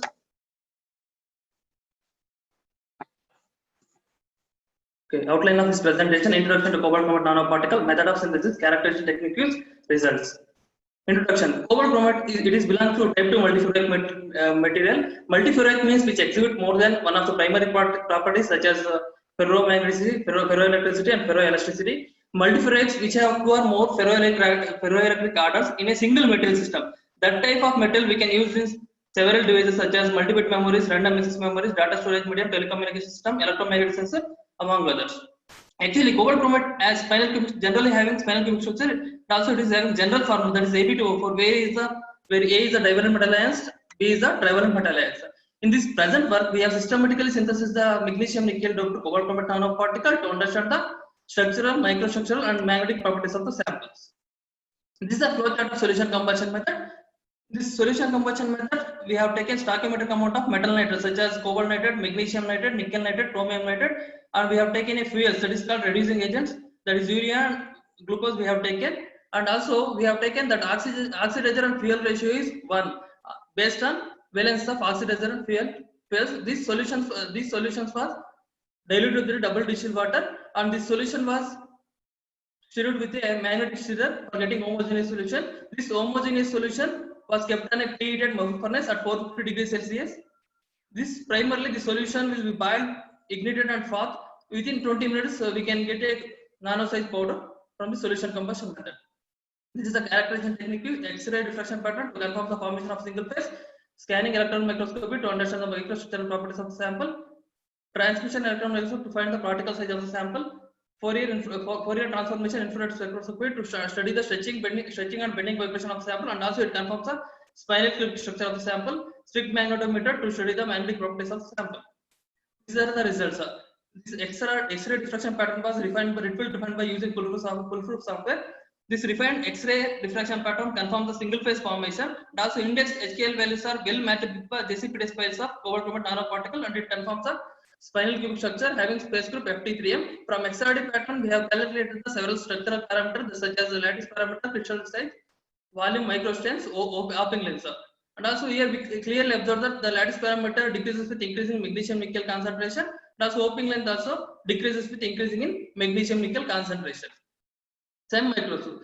These all SEM microscopes clearly confirms the highly porous nature sample, and also we observe small dry foamy powder due to the solution combustion process. SEM microscope, it is observed particles are agglomeration, and also it shows well spherical in nature. Particle size distribution for 0 mole concentration, we are clearly observed that particles are varies from 10 nanometer to 28 nanometer, but most of the particles are observed occurred at 80 nanometer. For 5 mole % magnesium nickel concentration, particles are varies from 14 to 32 nanometer, but most of the particles are available in 22 nanometer, occurred at 22 nanometer. These rings observed in the SAD patterns clearly confirms the SAD patterns are indexed, and these indexed HKL values are well matched with the spinal cubic structure of the sample, and it confirms the synthesized material is well crystalline in nature. The FTR spectra, it clearly confirms it clearly shows a two absorption band due to the stretching vibrations stretching vibration of the metal oxygen band at tetrahedral side and octahedral side. And also from this absorption band we have calculated the 4% by using formula K is equal to 4 pi square C square nu square mu, where C is the velocity of light, nu is the absorption vibration frequency, mu is the reducing mass. Here we are clearly observed that force constant decreases with increasing magnesium nickel concentration due to the change in bond length at tetrahedral and octahedral side. This is the temperature dependent susceptibility. We have calculated by using Chi is equal to M by H. M is a magnetization, H is a applied field. In this case we have taken applied field is equal to 100 Diastrat. In all the samples we are clearly observed that high temperature, that sample shows paramagnetic nature. Whenever temperature decreases from higher temperature to lower temperature, at certain region, both ZF and FC curve suddenly increases. That region is called the ferrimagnetic region. That temperature is called the critical temperature. Whenever temperature decreases again, both ZF and FC curve travel in different direction, and also it shows irreversibility. It confirms the spinless structure of the sample. ZF curve suddenly decreases linearly, but FC curve suddenly increases at certain region. That region is called the conical spiral spin state. The temperature is called the spiral transition temperature.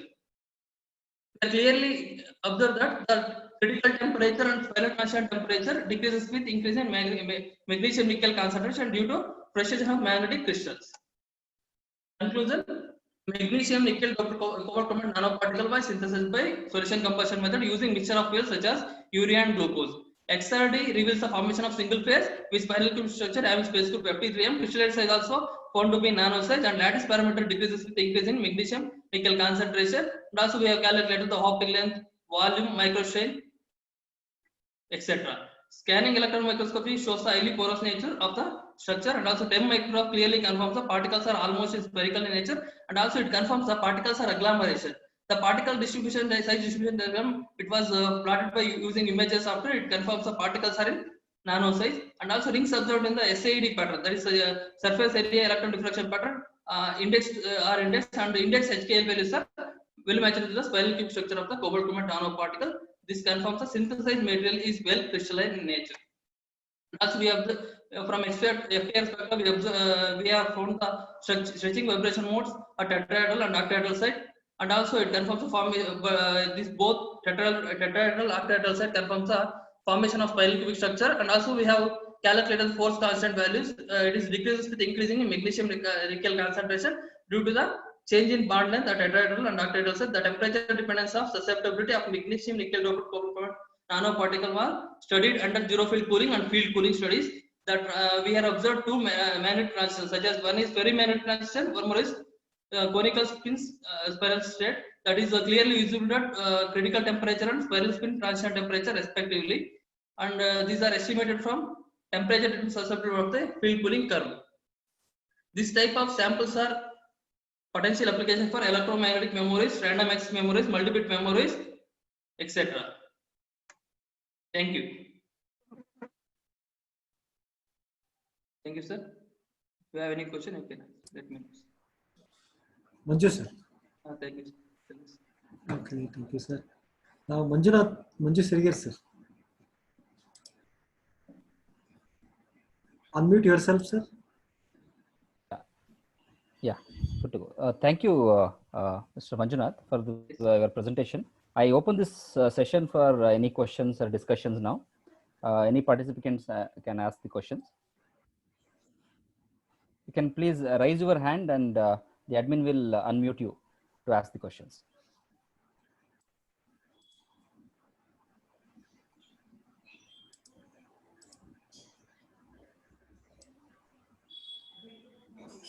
Is there any questions?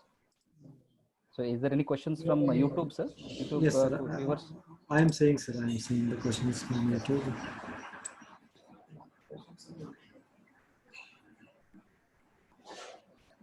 So, no questions.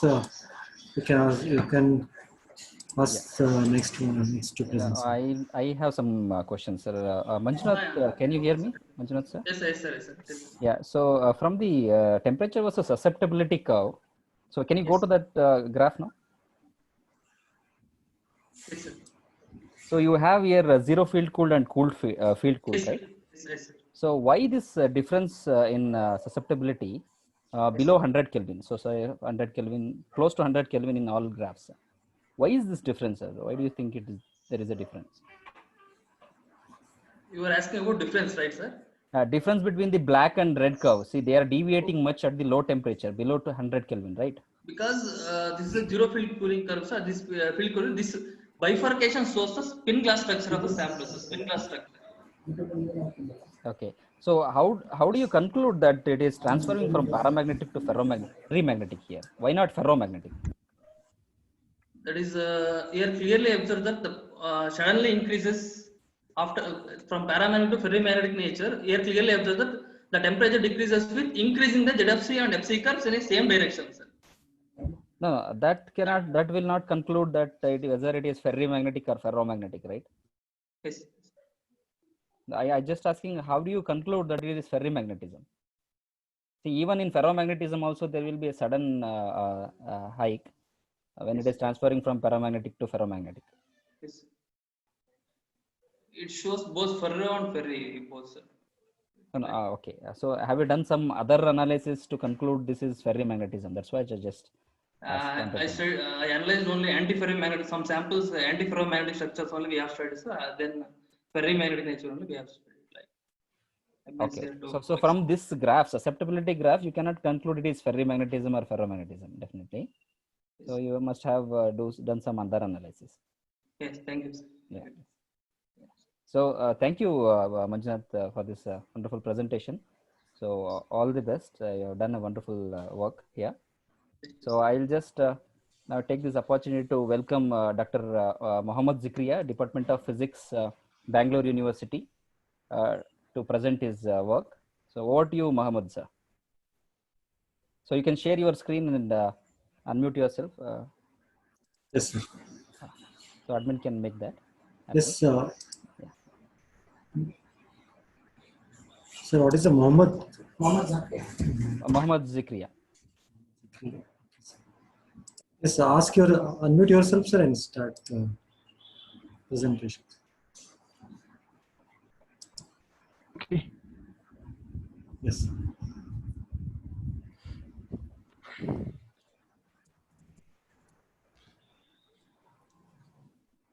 Mohammad, sir, we can see you. You can share your presentation and start the.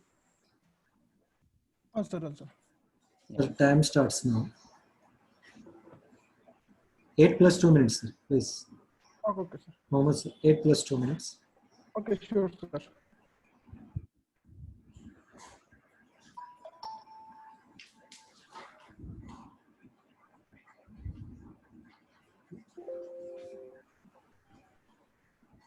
So I request all other participants all. to be ready with the My presentation open, like their PPTs and all. Thank you. My presentation title is Optical Absorption and Photoluminescence Investigation of Europium Dope TiO2 nanoparticles for display applications. The interesting factors regarding the titanium dioxide, why I have to choose the titanium dioxide, because titanium dioxide exhibit good photocatalytic properties, hence it is used in antiseptic and antibacterial compositions, degradation of organic contaminants and germs, for purification of waters. And titanium dioxide, it is used in manufacture of printing ink, self-cleaning ceramics and the glasses and coating purpose.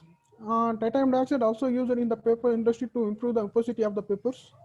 Titanium dioxide, it is not a poisonous, it is not rejected by a body. So it is used in the variety of surgical implants and tools. The titanium dioxide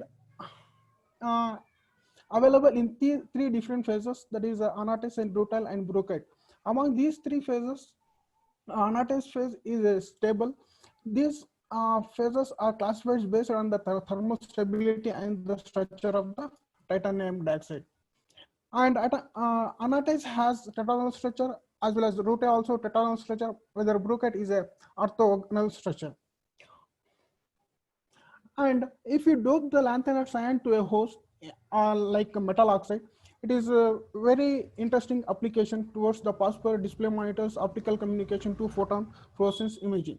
Here we have choose the lanthanide cyans to, that is Europium as choose to dope the host to titanium dioxide.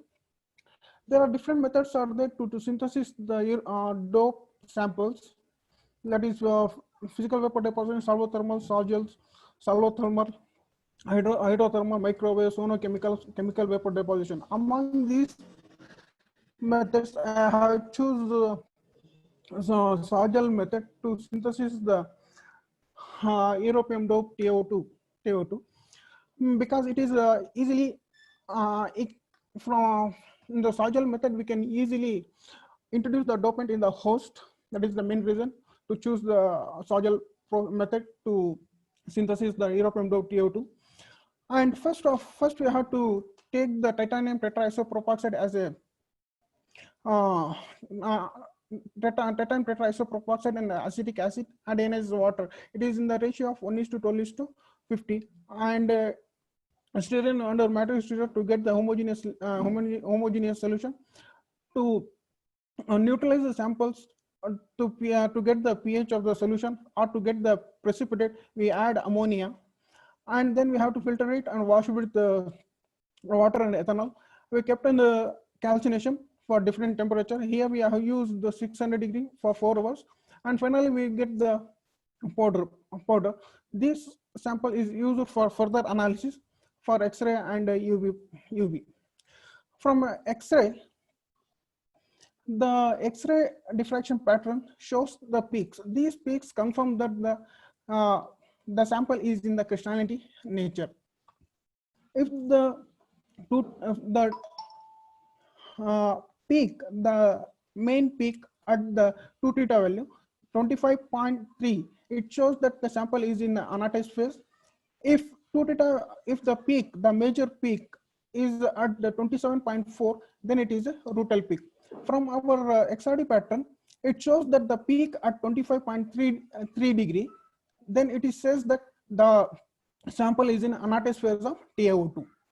And as we increase the dopant concentration, 1 mole, 3 mole, 5 mole, 7 mole, the intensity of the peaks also increases. At 9 more percent and 11 more percent, there is a small impurity peaks are observed. Therefore, we have taken to up to 7 more percent of dopant of Europium dope. From the XRD pattern, we can find out or determine the crystallite size by Shearer formula as well as a WH plot. As the concentration of the dopant is increases, the particle size is vary from the 9 more percent to 9 nanometer to and 22 nanometer. As from the WH plot, the particle size also determined. That is, we get 60 nanometers to 27 nanometer. because there is a difference between the particle size of Schirrer equation and the WH plot, because due to the strain factor is included in the WH plot, but strain factor is neglected in the Schirrer equation. As well as dislocation density. The dislocation density is the disorderness in the planes. As the dopant concentration changes or increases, there is a disorderness in the planes. And morphological studies. By FESEM, we can say that the particles are in spherical shape. By using the imager software, we can measure the particle size, and it is found to be 26 nanometer to 36 nanometer approximately. And in the figure B, the EDAX spectra for 5% more of europium doped TiO2 nanoparticle. In this clearly says that the presence of europium, titanium, and oxygen. There is no other impurity present in the sample. And optical studies. We record the diffuse reflectance spectra for pure as well as europium doped TiO2. As we see that there is the absorption band is shifted towards the higher wavelength region because due to the blue shifts. And by using the optical UV data, we can measure the optical band gap energy. The optical band gap energy for pure is 3.27. It is very good agreement with the literature survey, which is for titanium dioxide. As the concentration of the dopant is increases, the band gap energy goes on decreases. At 11% more of europium doped TiO2, the optical band gap energy is due to the is 3.19 because it is due to the resonant energy. And emission spectra for pure TiO2, the emission spectra does not show any peaks. And as the concentration of the europium dopant is increases, the 4 different peaks are observed. Initially, at low concentration of the europium, the peak intensity is less. When the increasing the concentration of the dopant, the peak intensity is increases. These peaks are responsible for the is from the europium, and these peaks is transition from the 5D0 to 7F1, 5D0 to 7F2, and 5D0 to 7F3, 5D0 to 7F4. With the help of photo emissions data, we can measure the photometric properties such as CIE diagram. It shows that the emission of red color by using standard software, OSORAM software. The Planckian curve, if the points lies below the Planckian curve, that is 5000 degrees Celsius, 5000 Kelvin, it is useful for industry application. Above 5000 Kelvin, the Planckian curve, it shows application towards the domestic application. Overall, from the work, the nanocrystalline TiO2 was synthesized by Sogel method. And this method is very useful for advantages to other methods, co-precipitation, induction of dopants, molecular scaling, mixing, so on. And XRD shows the particles are in the natural tetragonal anatized phase with a space group of so and so. Like the average crystallized size is vary from the 16 nanometer to 27 nanometer by using the Schirrer and WH plot. UV absorption and fluorescent emission spectra display the blue shift. These shifts is increasing the quantum length impact. The color coordinates of the corresponding europium doped TiO2. Mohammed sir, time. Okay. You are exceeding the time. Please. And thank you. Okay. And thank to Jagdish Angadi for providing me an opportunity to present the research work in the ICAM 2020. Thank you, sir. Manju sir. Manju sir. Yes, sir. Manju sir. Yeah, thank you, Mohammed sir, for presenting your work. It was a nice presentation. Thank you, sir. So I'm opening the session for any questions or discussions. If any participants has questions, please ask.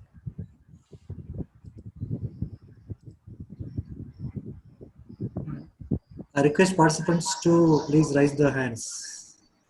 Raise their hands, yeah.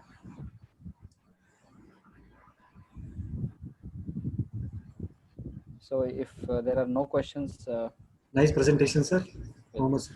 Manju sir, there is one question from the YouTube. Yes, sir. You may answer. Okay, sir. Reshma Nesargi is asking about ladder level don't form at a room temperature. Did you mean in this particular model or in general? I think this question is with respect to the previous session, and we'll entertain this question in the next coming technical session. Okay, sir. Thank you, sir. You go ahead with the next. Yeah.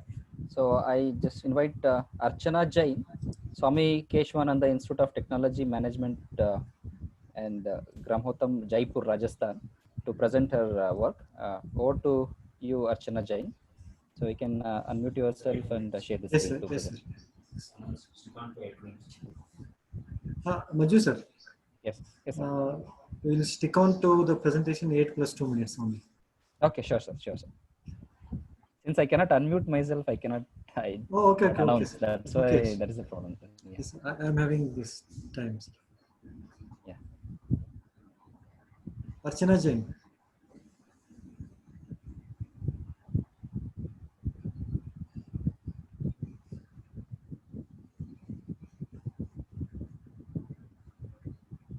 Hello.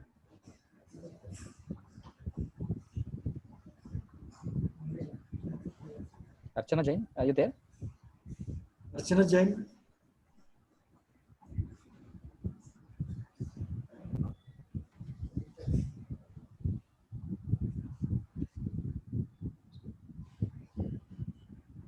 Archana Jain, are you able to present now? Hello. Okay. Since 1 second. Archana Jain, are you able to present now, or else we can go with the next participant? Hello. Archana Jain, there is error. She has some error, so we can Okay, sir. have a session later. We call next. Yeah. So I would. Sharing presentation.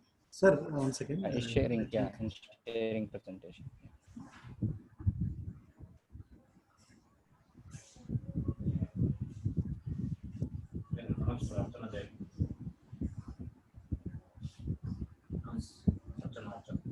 Archana Jain.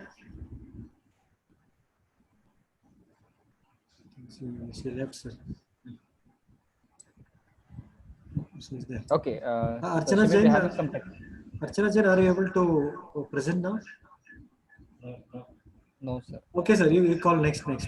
Yeah. So I would next like to call upon Tanu Shiri, CCS University Campus, Meerut. So she can present her presentation. Over to you, Tanu. So Tanu is unmute, sir. Unmute Tanu and. Tanu is not joined, sir. Not joined. Tanu. Is she there, sir? No, sir. She is not there. Okay. So I would call next Diksha Sharma, ICAR National Dairy Research Institute, Karnal. So is she available, sir? Yes, she is available, sir. So over to you, Diksha. So you can unmute yourself and speak. Yeah. So share your screen. In the meanwhile, I'll just like to announce all the presenters to keep your presentation ready. So open your PPTs and keep it ready. So let us not waste our time. Thank you. Tanusri just now joined, and we will allow her to present later. Sir. Yes, yes. Yeah. Diksha Sharma.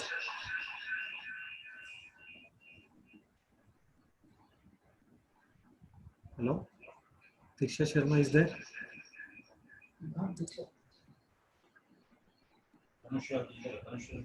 Yeah, it is Diksha Sharma. Yes. Diksha Sharma.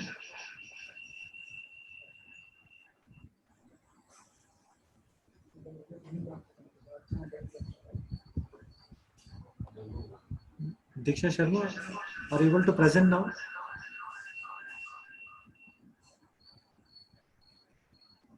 Okay, so we will move on to next presenter, sir. We will see overall skipped. We will note down and Yes, we'll sure, have the sir. presentation later at the time.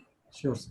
So yeah, so let us move. I'll invite Nirman Chakraborty, CSIR Central Glass and Ceramics Research Institute, Jadavpur, Kolkata, to present his presentation. So I welcome Nirman. So Nirman, you can hear me, I think.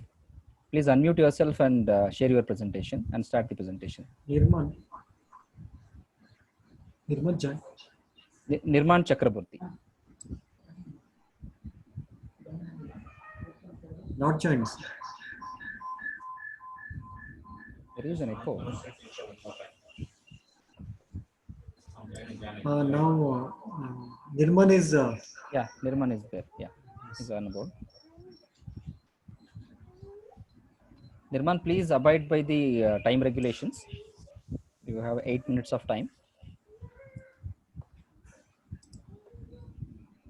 Okay, Nirman sir. I Yeah, think. yeah. Can you listen to me? Yes, yes, sir. Yes, yes, you are audible. Yeah. Oh, okay, okay. I'm audible. Thank you. Thank you. So shall I start? Sure, sir. Yes, Start, sir. sir. Oh, Start. okay, okay, okay, okay. So first of all, good afternoon to all of you, and I will give my presentation on improved nitrogen dioxide sensing by ammonia-doped tin oxide nanoparticles and interplay of crystal structure and surface electronic structure. So to begin with, if I say, I have arranged my talk in the present way. Like, first of all, I will give a brief introduction to chemiresistive sensing, what this means, then the use of metal oxides in chemiresistive sensing, how we have done the structural characterization using X-ray diffraction techniques. Then we have the surface analysis using X-ray photoelectron spectroscopy, XPS. Then we have carried out the gas sensing measurements using nitrogen dioxide gas. Since these are nanoparticles, so we have the microstructural studies for using TEM. And finally, we have the structure property correlation and confusions, and we have the applications. So to start with, the chemiresistive sensing, as you can see, is a surface phenomena that is based on the band bending model. So what is this model? This actually is a very common thing for metal oxides. Like wherever we go, there are different types of sensors, like humidity sensors, there are carbon monoxide sensors, there are nitrogen dioxide sensors. So actually how these sensors work. So if we see at the picture, the first picture A, so you see that there is a bulk and the material surface. As soon as you expose it to the air, the normal conditions, the atmospheric oxygen gets conserved on surface in the form of some O- ions. It depends on the temperature, of course, what is the temperature of operation. And it pulls electrons from the system because oxygen is more electronegative. Because of this, the system records a resistance, which is called the base resistance. Now, when the system is exposed to some particular gas, which can either give electrons or it can either take electrons from the system will have a change in the resistance, as you can see in figure B, where there is, a change in current that is to the system as the pulses of gas are given on and off. So this is the practical, you can say this is the main, the concept behind band bending and also the dynamic sensing pattern. So depending on this, different metal oxides have been used in sensing a lot of gases. Suppose in our recent work, we have sensed ammonia by vanadium-doped tin oxide, and we saw that it shows, some nearly 70 to 80% improved sensing response to ammonia gas at 300 degrees Celsius. So this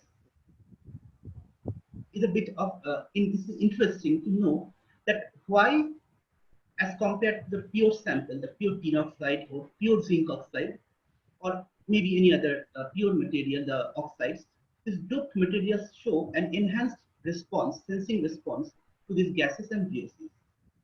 In the picture below, you can see that there is also the titanium oxide nanotubes and the chromium doped titanium oxide nanotubes, where it's showing that the chromium doped samples have a greater sensing towards NO2 and also gas like CO as compared to the pure the titanium oxide. So what really makes it so responsive towards this gas? So if we want to study any material, the first thing that comes up is the structure, how the structure is changing on doping. So in our case, we have some excellent data from RRCat Indore, the synchrotron data, where we have done the reticle refinement of the powder samples of pure and doped antimony oxide samples in our case. And we found that as compared to the pure tin oxide, the 5 and 10% the mole percent antimony doped tin oxide samples, they have an expansion of the initial volume. So you can see from the table itself where the pure is 75.24, the SB 0.05 is 76.51, and the last one is 75.67. Now it is interesting to note that most metal oxides in both pure and doped forms show this response in high temperatures, that is the sensitivity. So we also tried to understand what happens when the sample is at 300 degrees Celsius. That is the temperature in which we have sensed NO2 in our case, which we will show later. We saw that the expansion continues, the pattern is same. So this means that because, and the interesting thing is, as compared to the 0.05 sample, the middle sample you can see, the 0.10 sample has a shortening of the antimony and oxygen bond length. Now, how these parameters are actually contributing into the system, so that we will eventually understand. Next, what we have done is the X-ray photoelectron spectroscopic analysis. So we often listen to the different reports that say that the material is surface inactive, it becomes surface active when it is introduced by some dopant. So what dopant actually does? So we have done the XPS analysis where the first two pictures are for the 0.05 sample of antimony doped tin oxide, and the last two are for 0.10 doped sample. We find that from the deconvolution areas that the sample with 0.10, that is, you can see over here D and D, has a surface, affluence of surface negative charge, means excess surface charge, which is quantitatively 1.3 times more than 0.05 sample. Now, while pure SNO2 has no such surface activation, the doping, it provides this kind of surface activation for antimony doped systems. So this makes, you can say that remains as one of the important points that how the surface is activated. Now let us come to the application part of our work, you can say the property part of our work. So that is basically gas sensing. So in the figures you can see that it is basically in the form of a cylindrical substrate where we coat the material, and we have a nichrome heater that is inserted inside the substrate for heating the material. And in the figure B, you can see the IR image, okay, the thermal image when the sensor is heated to 300 degrees Celsius. And the figure C and D show the response. So if you look at the pictures, it is the base resistance, that is, as soon as we expose it to air in normal conditions, it has a resistance. When the gas, nitrogen dioxide in our case, is given, you see there is a hike in resistance, and till a particular time, suppose you say for 10 seconds, when we switch off the gas pulse, and the sample recovers, that is, the band which was initially bent because of the chemsorption of the the adsorbed the ions, the sample regains its original electronic structure, and you see this is repetitive in nature. So it is not like you do it once and then you don't get it. No. So the best thing is that for this sample, that is 0.10, the response is 1.3 times more as compared to the 0.05 sample. And for pure SNO2, nitrogen dioxide doesn't give any good sensing. So that's interesting because While the pure sample doesn't give a good response, the doped ones are really giving a good response. So we come to a point now when we say that since we said in the initial stage that chemical shift response is a Sorry to surface interrupt. phenomenon. Yeah. Yeah, please. You have one. Your time is up. Actually, please. Okay, just wind 1 it minute. up, 1 Mr. minute. Yeah, 1 minute. Okay, just 1 minute. Hello. So yeah, 1 minute. Yes. 1 Go minute. ahead. Just one. I will finish. So yeah, so from microstructural studies we found that as it is seen in most butyl compounds that the 110 phase is the most exposed, and that has been also seen over here. So we come to the conclusion that what really happens. So you see that it is the chunk of the material, and when it gets, like the oxygen layer, and it gets absorbed as O minus. Now, as soon as you like give the supply of nitrogen dioxide, which is an oxidizing gas, it will try to take electrons from the system. Now, since the second sample has excess surface electrons, content, this NO2 will try to take these electrons from system, and this sample, since it's at a higher electron content on the surface, will have a definitely greater response. So surface activation in this way helps the whole phenomena. And since there is an expansion of the unit cell volume in the doped samples, the SN or SbO bond increases. This allows the electrons to be faster, to move faster from the system. Now, the last I thought to put it in this situation. So we have some very interesting information.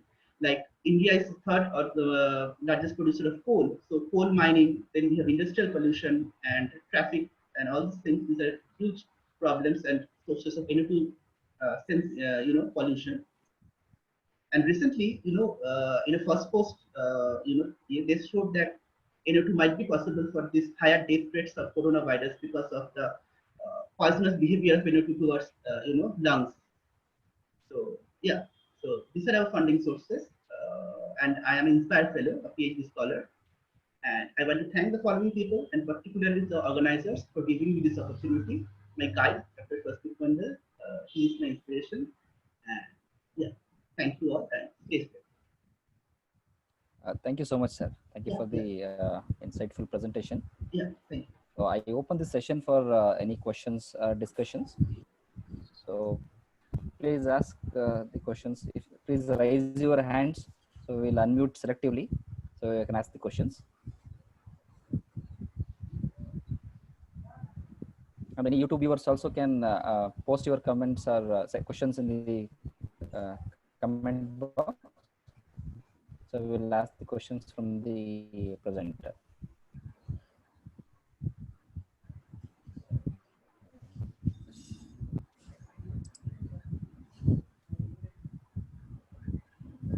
No There participants. are no questions. Okay, sir. No questions. Yeah, thank you, Zeeman sir. Thank you for the presentation.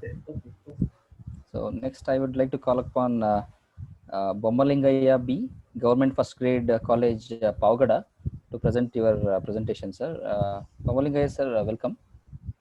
So are you available? Please stop sharing the screen, sir. HP. Nirman sir, please stop sharing the screen. I think.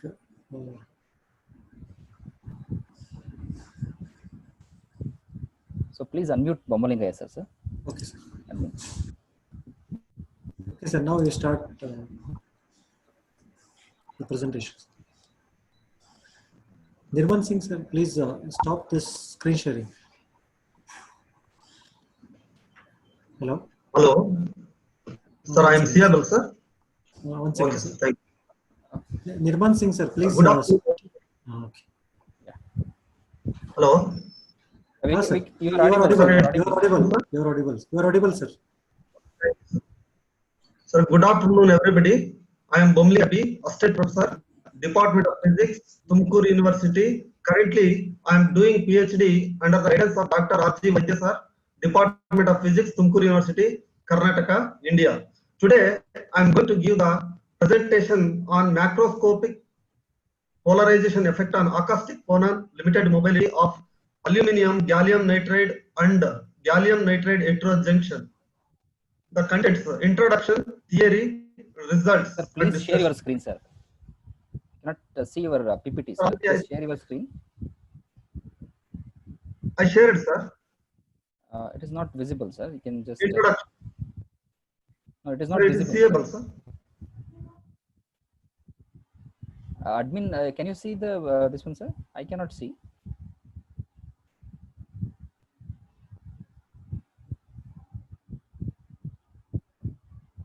Please share your screen, sir. Yes, sir. We cannot. Yeah. Now you can start your PPT, sir. You can maximize your PPT. Thank you.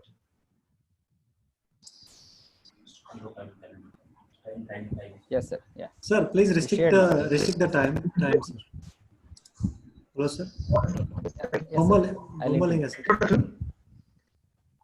Aluminum nitrate. Yes, sir. Yes, and sir. gallium nitrate structure lead to effects have been a subject of intense investigation and have emerged as attractive and high voltage, high power operation and microwave field. The performance of these effects is based on the ability to necessary carrier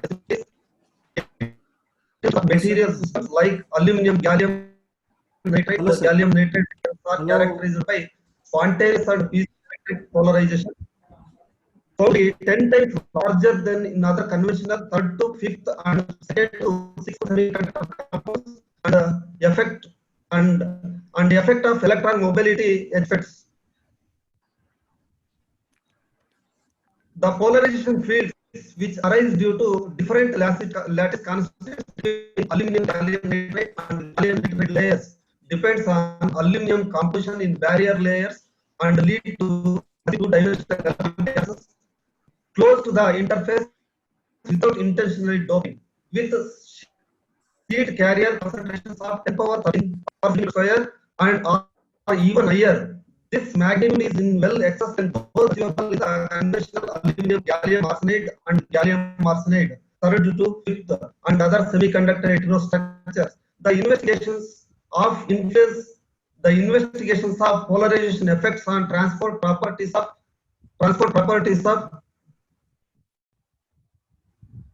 such devices, such semiconductors heterostructure is of current interest. Theory: the sheet charge carrier and carrier concentration. The amount of the polarization induced sheet charge density is sigma x equal to magnitude of 2 into ax minus a0 divided by a into e31x minus e33x c13x divided by c33x plus pspx minus psp0. The equation number 1. So here the positive or negative values of sigma corresponds to the accumulation of electrons or holes at the interface of the gallium nitrate, gallium nitrate and gallium arsenic nitrate. So where A is the lattice constant, A0 is the change of the lattice parameter in applied stress. E31 and E33 are the piezoelectric coefficients. PSPX and PSP0 is the spontaneous polarization of initial and final values. Here, so theoretically, the maximum sheet carrier concentration located at interfaces of the undoped structure is given by Nx is equal to sigma x divided by E minus epsilon naught epsilon x divided by dE square E pi b plus EF x minus delta ECX. Sigma x divided by E is the sheet charge density, epsilon x is the dielectric constant of the material, E is the ionic charge, E pi of b is the Schottky barrier of get constant, E of x is the Fermi energy level, and delta EC is the conduction band offset, D is the thickness of the aluminum gallium nitrate barrier layer. The equation 2 shows that carrier concentration depends on the polarization through sigma x. Electron wave functions and eigenvalues. So we consider the two two-dimensional electron gas spatially confined along z direction perpendicular to the interface at heterogeneous. So the electron wave functions and the energy eigenvalues are given by psi nk into orthogonal z equals uk into k psi n z exponential kr. En equals En plus h cross square k square divided by 2m star. So where R is equal to x comma y and k is equal to kx comma ky are respectively the 2D position and wave vectors of electrons with effective mass m in gallium nitride. Xi and Z is the normalized wave function of the n electrons coupled with energy En. We assume that the electrons in the inversion layer at the heterojunction occupy only the lowest subband n equals 0 and that the confinement profile described by Fang-Award vibrational wave function Xi naught Z equals b cube z squared by 2 power 1 by 2 exponential minus bz by 2. This is equation number 5. So with B the vibrational parameter which is determined by minimizing the total energy, we employ equations 1 to 5 for the investigations of macroscopic polarization effect transport properties. Results and discussion. We have investigated the effect of spontaneous and piezoelectric polarization on acoustic phonon scattering formed at interface of aluminum gallium nitride and gallium nitride heterojunctions at low temperatures. The two-dimensional electron gas assumed to be scattered by acoustic phonons through deformation potential and piezoelectric couplings. We have investigated the effect of microscopic polarization, effect on acoustic phonon scattering rates due to deformation potential and piezoelectric potentials. So here the curve 1 and 2 represents vibration scattering rates due to different spontaneous polarization effects or fields. So here the values of polarization value is equal to 0.0706 coulomb per meter square at x equal to 0.8 and p polarization spontaneous polarization equals 0.0758 c coulomb per meter square at x is equal to 0.9 respectively. So here we notice that effect of polarization field, effect of polarization is to change the magnitude of scattering rates. Magnitude of scattering rates here increase the polarization field, increase the scattering rate. So in diagram 1 and 2, the curves. So here the energy, if the energy is increases, the scattering rate, that means the relaxation time is time goes on increasing. So we have also investigated the effect of macroscopic polarization effect on acoustic phonon limited mobility due to acoustic phonon scattering via deformation potential and dielectric potentials. So curve 1 and 2 represent the variation of acoustic phonon limited mobility for different spontaneous polarizations. Curve 1 and 2. So here, in these values are given by polarization spontaneous polarization field equals 0.070 meter square coulomb per meter square at x is equal to 0.8 and p is equal to 0.075 c per meter square at x is equal to 0.9.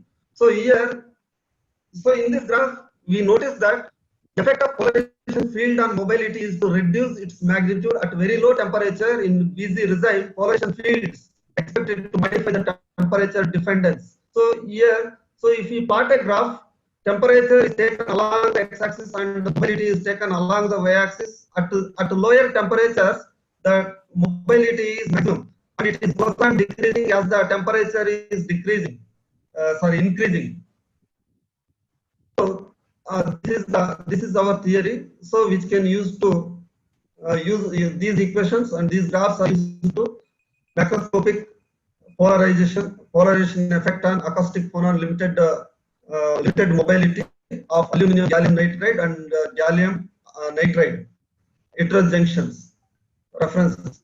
So thank you one and all. So thank you sir for giving thank you one and all for giving me opportunity to present my research topic here. Thank you one and all. Yeah, thank you, Bumulingaya sir. So it was a nice presentation. Yes.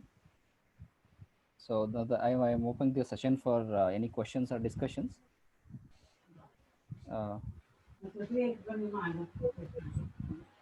Screen share नहीं हो रही है। So any questions?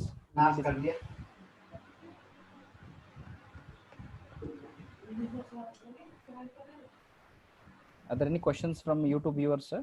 Admin, sir?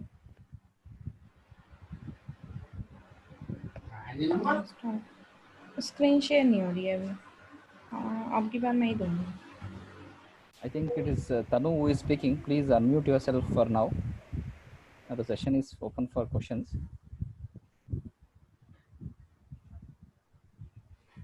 Am I audible to anyone?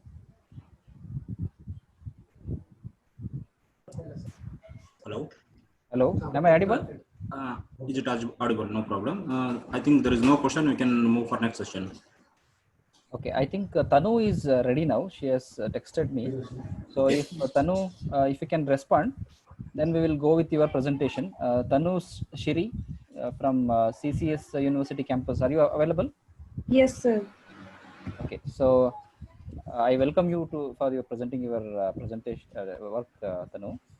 So you can unmute your, sorry, you can share your screen and start your session now.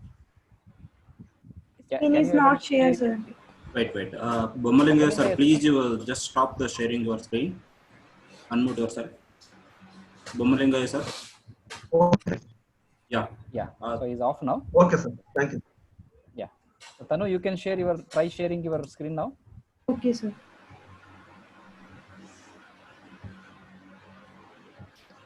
Good afternoon, all of you. My topic is antimicrobial and cytotoxic effect of silver nanoparticles synthesized from waste Tanu, extract please of go to presenter mode in the PPT.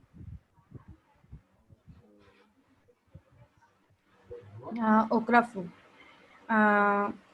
One day online international conference, advanced material organized by Department of Physics, PC Jabin Science College, Vidyanagar, Hubli, Karnataka. These are the contents and abstract. Nanotechnology and nanomaterial have been attracting research attention for their several and diverse uses.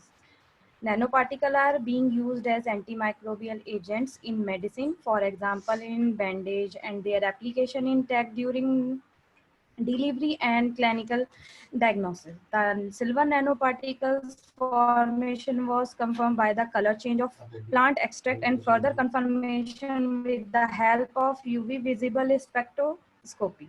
Silver nanoparticles were biosynthesis using Abelmuscus esculentus processing waste aqueous extract and test their antibacterial and cytotoxic activity. The antibacterial activity of biosynthesized Ag nanoparticles was tested against gram-positive and negative bacteria. The biosynthesized silver nanoparticles have a strong inhibitory effect on all studied bacteria with a more pronounced inhibition against gram-positive bacteria. Consequences of the cytotoxic test of silver nanoparticles on hepatic carcinoma cells was shown to be limited and concentration dependent. In a future green pathway for the synthesis of silver nanoparticles using okra fruit waste, which is a cost-effective and eco-friendly alternative to conventional and chemical method of synthesis, and Ag nanoparticles may have an important advantages over conventional antibiotics. Thus, in the future, silver nanoparticle can be used an effective, non-toxic, and economically variable alternative to other precious metal nanoparticles. Introduction are okra, a member of Malvaceae family, and genus Albelmuscus.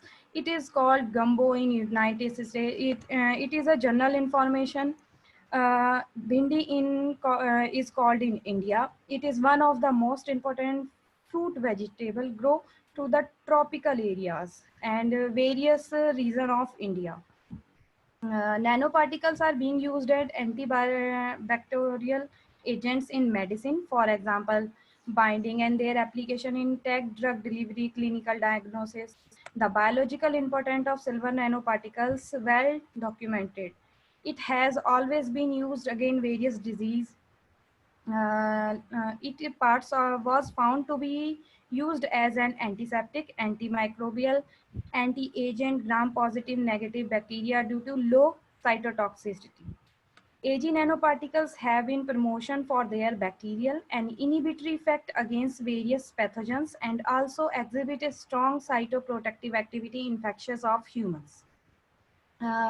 It is currently investigated for the application in several areas, including food and medical products. But it is important before implementation and various application of these particles investigate the potential for human exposure in occupational, consumer, and environmental settings of silver nanoparticles. Since there are no clear guidelines available to qualify these effects, there is a need to identify the cytotoxic of AG nanoparticles for cancer, including with would promotely lead to risk and safety assessment. These are chemical composition of okra, various uses of fruits, leaves, roots, seed, etc. Characterization of silver nanoparticles, transmission electron microscope, evaluation of antibacterial activity, cytotoxic test, visual observation, and UV visible spectrophotometry. First of all, our transmission electron microscope. The sample of the aqueous suspension of the agriculture nanoparticles were prepared by the placing a drop of the suspension on carbon-coated copper grid and film on the TEM grid and allowing them to stand for 2 minutes, after which the extract solution was removed using a blotting paper and their grid was allowed to dry prior to the measurement. A transmission electron microscope, HRTEM, Technica G20, 200, KB, FEF, Netherlands was used the silver nano characterization. TEM imaging software was used. The size distribution of the resulting nanoparticles was estimation on the basis of TEM micrographs. And next is evolution of antimicrobial activity. Antimicrobial activity of biosynthesis nanoparticles like E. coli, gonorrhea, Pseudomonas aeugea, etc. Okra waste extract and silver nitrates are determined using a modified Kirby-Bruley disk diffusion method. 100 microliter of microbial suspension was spread onto Muller-Hinton agar in Petri plates corresponding to the broth in which they are maintained, and aliquot of each tested compound was petited on a stir pepper disc on the agar surface. Stand disc of bactericin served as positive control for antimicrobial activity. Next is cytotoxic test, या sulfohydramine BSA.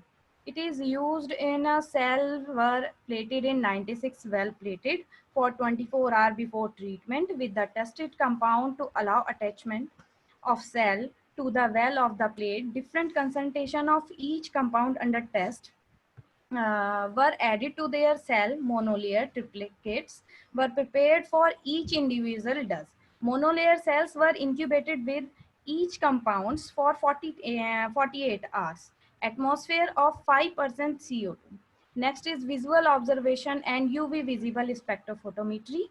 The extract okra waste and silver nitrate solution was addition okra waste extract silver nitrate solution result and change the solution of brown due to product of silver nanoparticles. Formation of silver nanoparticles in the media was future determined by the visible spectrophotometry, which was shown on the surface Passman's SPRs bands. Conclusion that okra waste extract was found to be a suitable source for the green synthesis of silver nanoparticles. The biosynthesis of silver nanoparticles of average diameter 10 nanometer have shown good antibacterial activity against both gram-positive and gram-negative bacteria. Based on these findings, silver nanoparticles may lead to valuable application in various fields such as medicinal and food, industrial and antimicrobial agents. However, these particles will relative low and limited cytotoxicity, and these must be taken into consideration since implication for cancer induction would promotely lead to risk and safety assessment. Further study are needed to evaluate the safety of using nanoparticles, especially for food applications. These are reference. Thank you. Thank you, Tanu, for your presentation. Now I am opening the session for the discussion and questions. So please.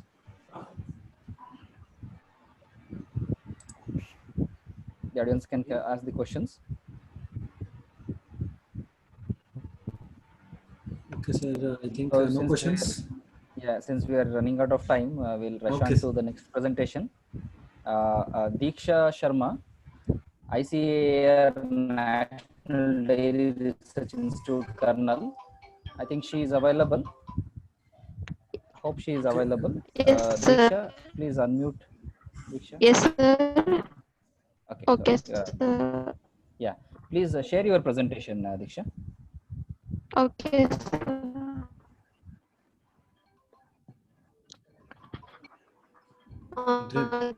Can I start? Might be the internet issue of Diksha Sharma.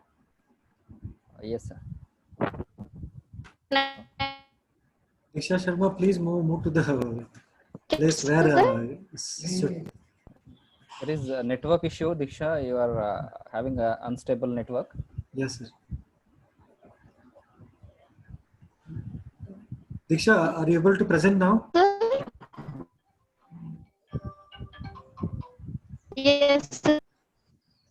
Okay.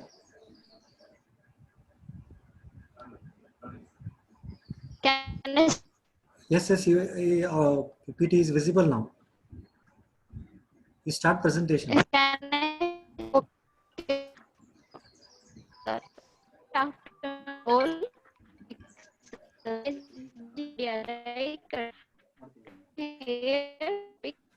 and so valid of can and its first to about carbon nanotubes.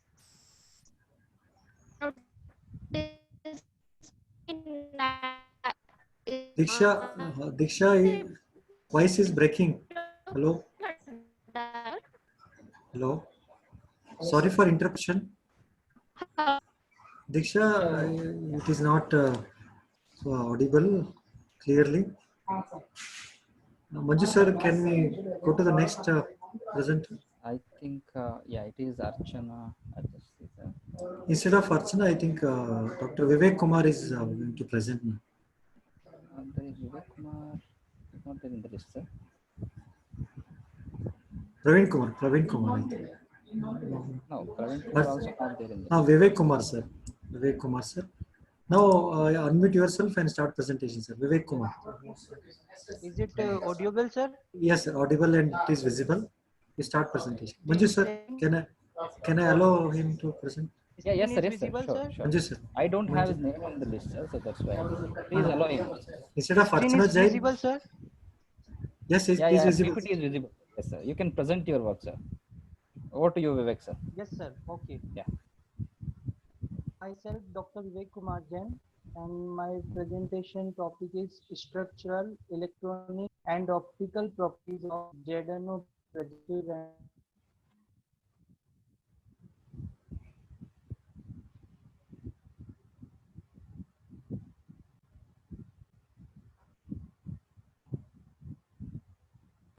Vivek sir. It's not audible. Did we lost him, sir? Hello. Vivek Kumar Jain.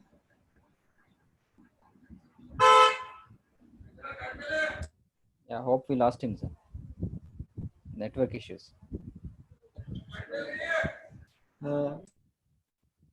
For next presenter, sir. Sir, I think in the first session we have done with all the presenters. Yeah. Okay, sir. Thank you so much, sir. Thank you so much, sir. Thank you, sir. Thank you so much. Now we are moving towards the next technical session. Now I request Dr. Patan Shetty, sir.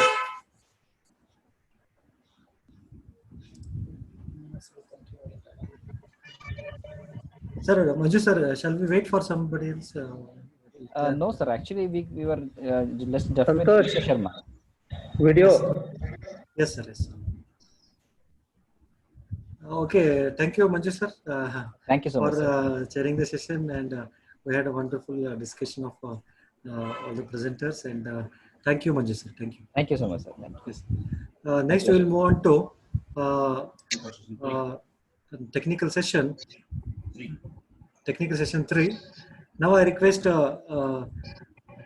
I. Patan Shetty sir to chair the session. Patan Shetty sir. Okay. Give the permission for video. 1 second, sir. Now, Vivek sir, please stop this screen share. Okay, sir. Okay. Video. No, sir. You can unmute. You can start the video also, sir. The host has disabled. No, sir. You have disabled the video. Yes, now you start, sir. Now you start. Okay, sir. It is visible. Patan Shetty, sir. Yes. Hello. Good afternoon to all of you. It gives me an immense pleasure to introduce a young and energetic scientist and a resource person, Professor Ribeiro Ramanan, AP from Brazil. Professor Ranan completed his bachelor's degree, master's degree, and doctorate degree in chemistry from the State University of Ponta Grossa, situated as a rich research in magnetic properties of spinels and perovskites from AB initio calculation from 2012. Granite materials from 2012 to 2015 and multi-periodic materials from 2015 to 2019 at State University of Ponta Grossa, situated in Brazil. He is currently working as professor of physical chemistry at the State University of Minas Gerais, situated in Divinópolis. He has published 38 research papers in the renowned international journals and presented number of papers in the conferences and seminars. Moreover, he is a computational material scientist at a group of chemical simulation and also Center for Research and Development of Functional Materials. Professor Renan has completed 7 research projects on material science,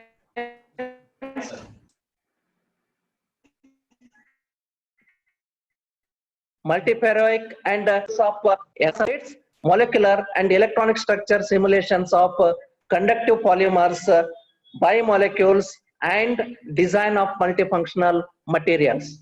He has experience with the application of density functional theory on the design of multifunctional materials in silico. In particular, the ongoing projects are focused on the clarification of magnetic properties for solid state materials and its relation with the crystal morphology.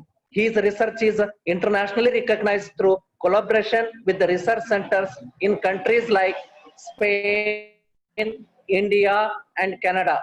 So with this brief introduction, I present before you Mr. Professor Ribeiro Renan, AP from Brazil.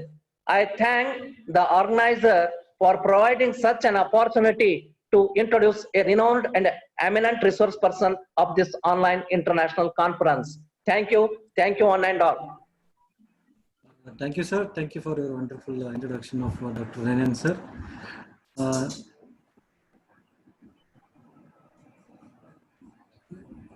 now you hand over to Professor Renan. Okay. Good morning, guys. I can start the presentation. Okay. Can you hear me? Yes, sir. Hello. Yes, sir. It's audible, sir. Let's share my screen.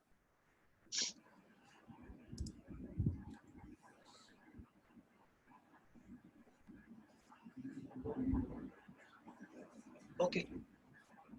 So, first of all, thank you the organizers for the opportunity to talk about computational material science. I am Professor Renan Ribeiro from State University of Minas Gerais in Brazil. I am a computational material scientist working in this field since 2008. So today I will speak just a little bit about the importance of DFT calculations to understand the structure and properties of magnetic materials, functional materials. And the title of the presentation is Computational Modeling Applied to the Development of Functional Materials. I'd like to thank in particular Professor Jagadesha for the invitation to participate in this one-day online international conference about the density materials. Part of my presentation is divided in two sections. First one, it's an introduction about the importance and the role of DFT calculations. And the second part, some examples of combined experimental and theoretical studies to investigate the structural properties of magnetic compounds. Okay. So the development of quantum mechanics is one of the most important things in science, in chemistry, physics, and other important science. And theories developed during the quantum theory are important for many kind of techniques. One is the computational schemes, where we can modeling some kind of properties and the relation between the structure and properties of materials. For example, for this development, Kohn and John Popo received a Nobel Prize in chemistry, and combining the development of computational codes and importance of these codes in many fields of physics and chemistry. A proof of this is that the number of articles involving density functional theory since 19 years, it's increasing number. If you look in the Web of Science, more than 10 new papers in years, 10,000 papers in years. So the number of patents involving these kind of methods are also increasing in the last years.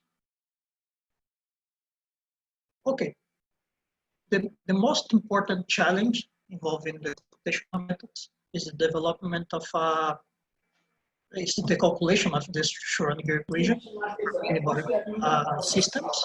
Sir, Lenin sir, sorry for interruption. Okay. Sir, voice is not clear. It is breaking, sir. Sorry? Voice breaking is there, sir. Voice breaking. Audio is not clear. Just a minute. Now can you see the presentation? Yeah. Presentation, okay, sir. Audio, okay. Audio is not clear. Oh, okay, the audio. Okay, okay. Okay. Now it's better? Yes, sir, it's better, sir. Okay. Thank you, sir. So let's move on. So to resolve the Schrödinger equation for a complex system involving more than 2 electrons, it's difficult, it's a problem, it's a challenge. Then we need to create some kind of approximations or methods to resolve this kind of situation. Another big problem is the wave function. It's an example. If you have an electron in a 3D space, divided through capital n by n by n, 2 by 2 by 2 grid points, we need a large number of points, which depends on the number of electrons and the number of the grid points to reconstruct the wave function. So it's complicated to work with the wave function, like in the Hartog method. Another possibility, it's with the electron density. It depends on three coordinates, the x, y, and z. So in this case, the number of electrons can be reconstructed depending only the number of the grid points. So it's simple and better to work with electron density than with the wave function. For this reason, Hodenberg and Kohn developed a method. It's titled density functional theory. It's a well-known method to solve computational calculations and develop computational material science. In this theory, the energy is a function of the electron density, so we can approximate and calculate the energy like managing the electron density, calculating the number of electrons in the system. So this is the theory. How about the method? The method is the condition approach, where the mapping of an interacting many electron system, the system with independent particles moving in the effective potential. So we can write the equations like the classic part of the energy. It's a quantum part involving all the exchange and correlation terms. However, we don't know the exact solution for this part of energy, so we need to approximate using many kind of approximations, moving from local density approximations, gradient correlated approximations, and unit functions. For that, the constant DFT ingredients are exchange correlation potential to describe this part of energy. Choice of a pseudo potential or all electrons base sets to describe how the electrons are in the atoms, the base set for expressing the wave function. An interactive algorithm for finding the wave functions after many tries and many guesses using the electron density, and of course, a good computer. This is an example of a good computer from the State University of Ponta Grossa, the group of chemical simulation held by Professor Sergio Ricardo Vilaza. Another important discussion in computational materials design is this matrix involving the structure, the properties, the processing, the performance of materials. In this case, the computational simulations is the alternative tool to investigate the structure, the relation between the structure and the properties, and provide the investigation of structure and many kind of properties of materials, like for example, shape, it's a morphological structure, and select better or new candidates for processing or other parts of this complex matrix. Okay, so let's start with some examples. We've developed works in the last years. This is the first one when we start to investigate the magnetic ordering in many kind of materials. This is a work with the collaboration of Professor Sudhindra Haiprov from India. They developed this compound, some iron manganese, like a perovskite fixed by structure. So in the experimental measures, they find a ferromagnetic behavior, mainly associated to the difference between the magnetic moments at A and B sites, which are mainly disordered. It's composed by both manganese and iron atoms. Okay, so with this result, we start to think how we can solve this problem and look to into the crystalline structure and relate the properties with the magnetic ordering. So we developed a series of quantum chemistry calculations and applied different methods and different models to investigate the exchange Copley constant. It measures the interaction between two spins, two neighboring spins. So we create three models involving three different arrangements for neighboring spins in both manganese and iron centers. So we calculate the values, which indicates that manganese, and iron manganese interactions are antiferromagnetic due to the negative values for exchanging Copley constant, while the iron-iron interaction is ferromagnetic. So this kind of results indicates and confirms the experimental evaluation of a ferromagnetic structure for this compound. This is one of the examples how we can compare the experimental measures with the theoretical calculations to predict or investigate the relation between the crystalline structure and the quartz. More recently, another collaboration work with professors from India is involving now the doping, the substitution of the zinc in chromomanganese spinels. The professor Jagadisha worked with us doing experimental synthesis of these materials. They find in the experimental measures for magnetic properties an antiferromagnetic regime for this compound for both pure and doped samples. Okay? And then we try to understand how the doping can affect the electron structure and of course the magnetic ordering for this compound.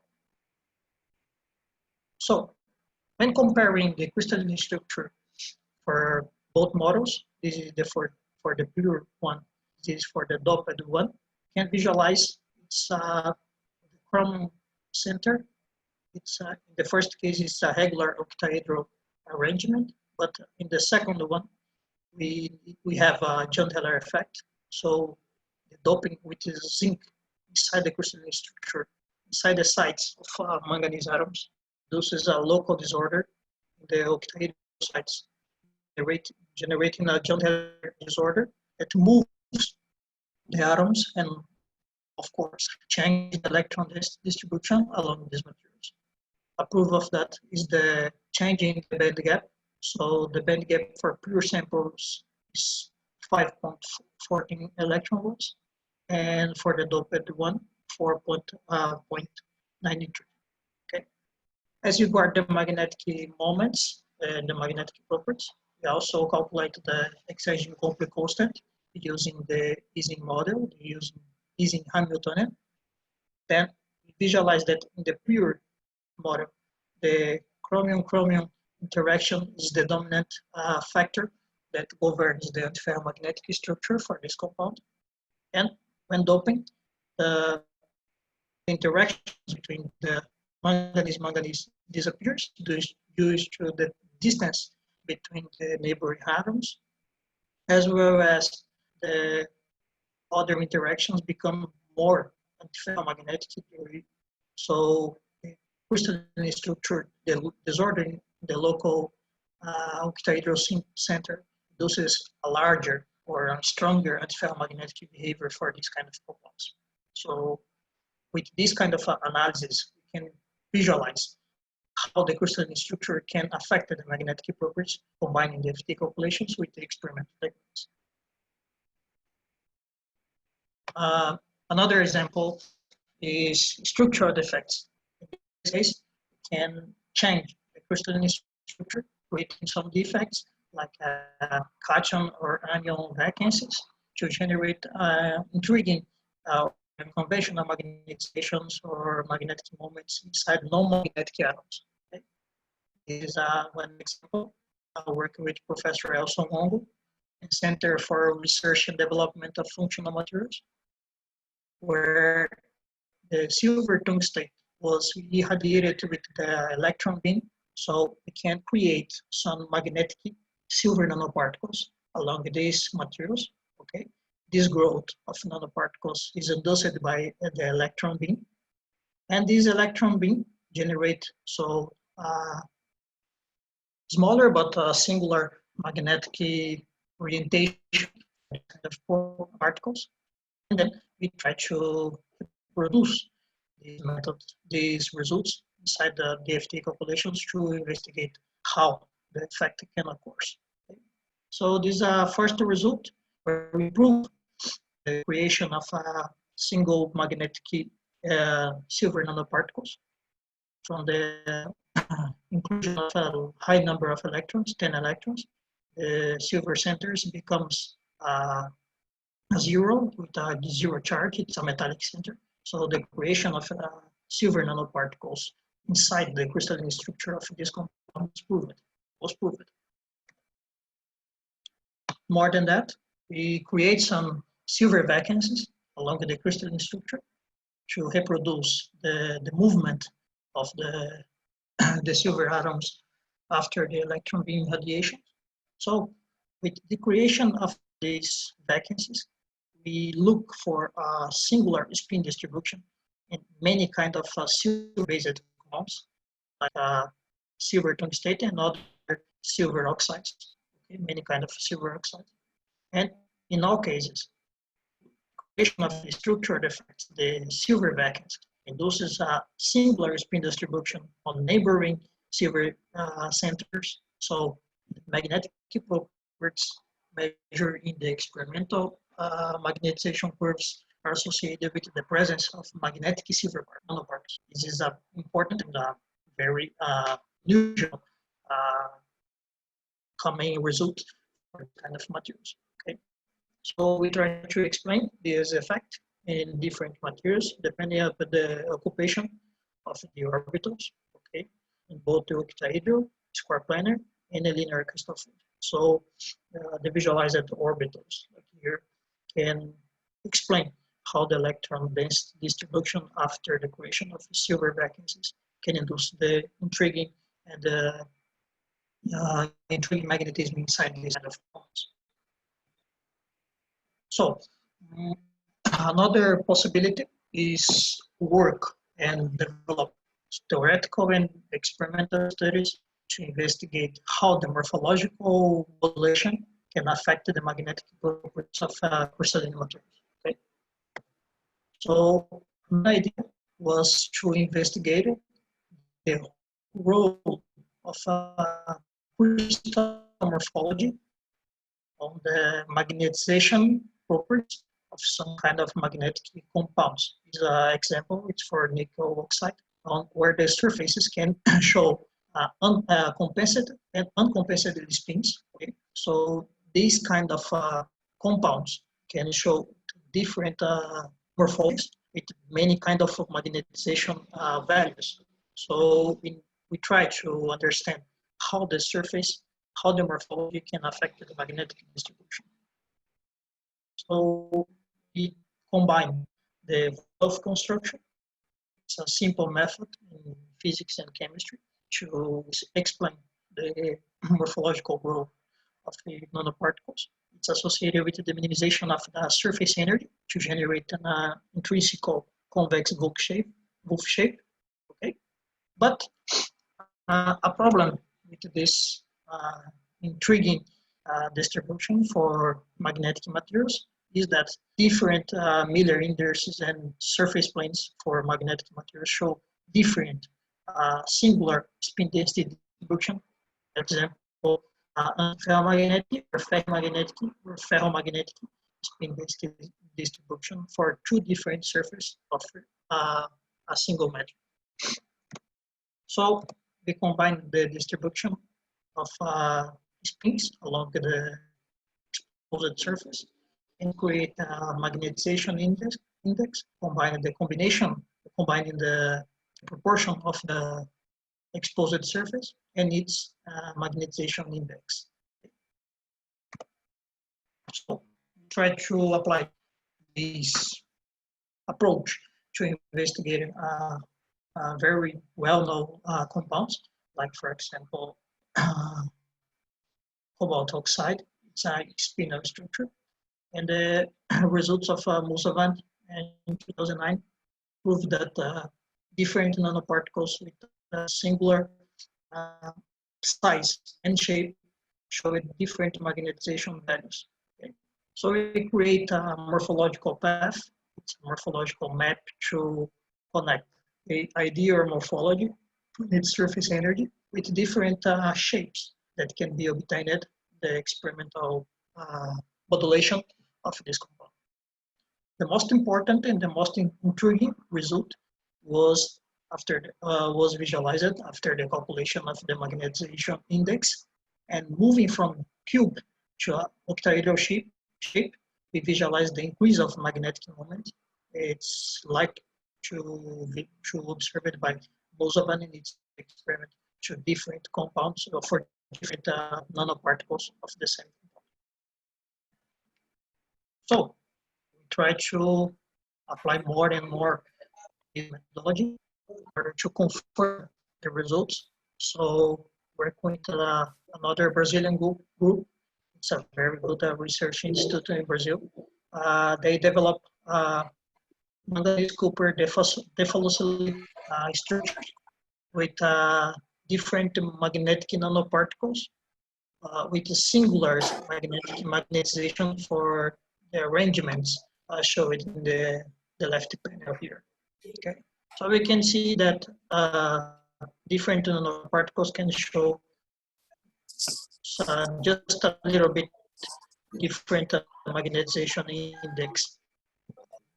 So we try to calculate the surface for this compound. So we investigate many kind of directions. So proposing an X-ray diagram, an X-ray plot.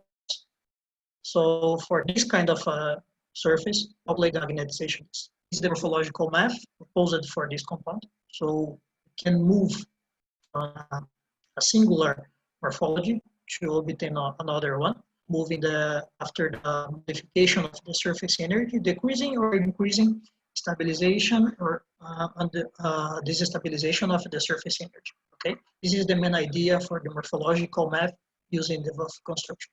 Our more important results are associated with the cleavage of some surface and the generation of the intriguing magnetic moments along this surface. Okay.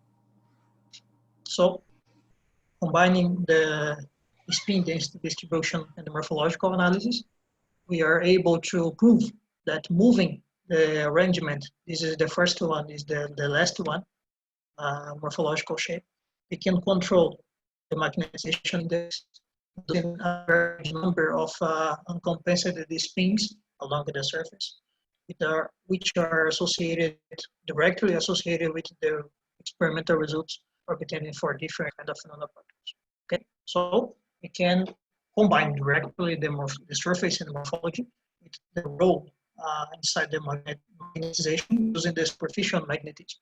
It's like a distribution of spins along the surface. Okay. So my concluding remarks is that the combination of theory, experiment, and simulation, it's a valuable tool in materials properties. So we can select many kind of candidates or investigate in depth the structure and the properties of these compounds and try to visualize new mechanisms, new applications for this kind of materials. Okay. So would you like to thanks development of these studies, Professor Sergio, the State University of Ponta Grossa, Professor Elson Longo, the Center for Research and Development of Functional Materials, Professor Juan Andres, and the Spain University, the University of John I. Okay. This is our friends in Brazil. I'd like to thank the two international collaborations, Professor Sujindra Hapro in India, and also Professor Jagadesha by the invitation and the collaboration in the other studies that we are submitting now for the appreciation of different journals. Okay, those are funders and support. My thanks to the State University of Minas Gerais and the other funders that work with us. Okay, and so this is my email contact. If you have any thoughts or any idea or any doubts that we can discuss, please feel free to contact us.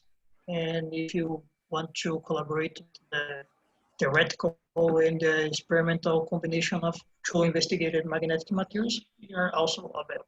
Okay, thank you for the opportunity. Thank you, sir. Thank you, sir. Now the session is open for question and discussion. Participants are requested to raise their hands to have a question. Sir, one question from YouTube streaming.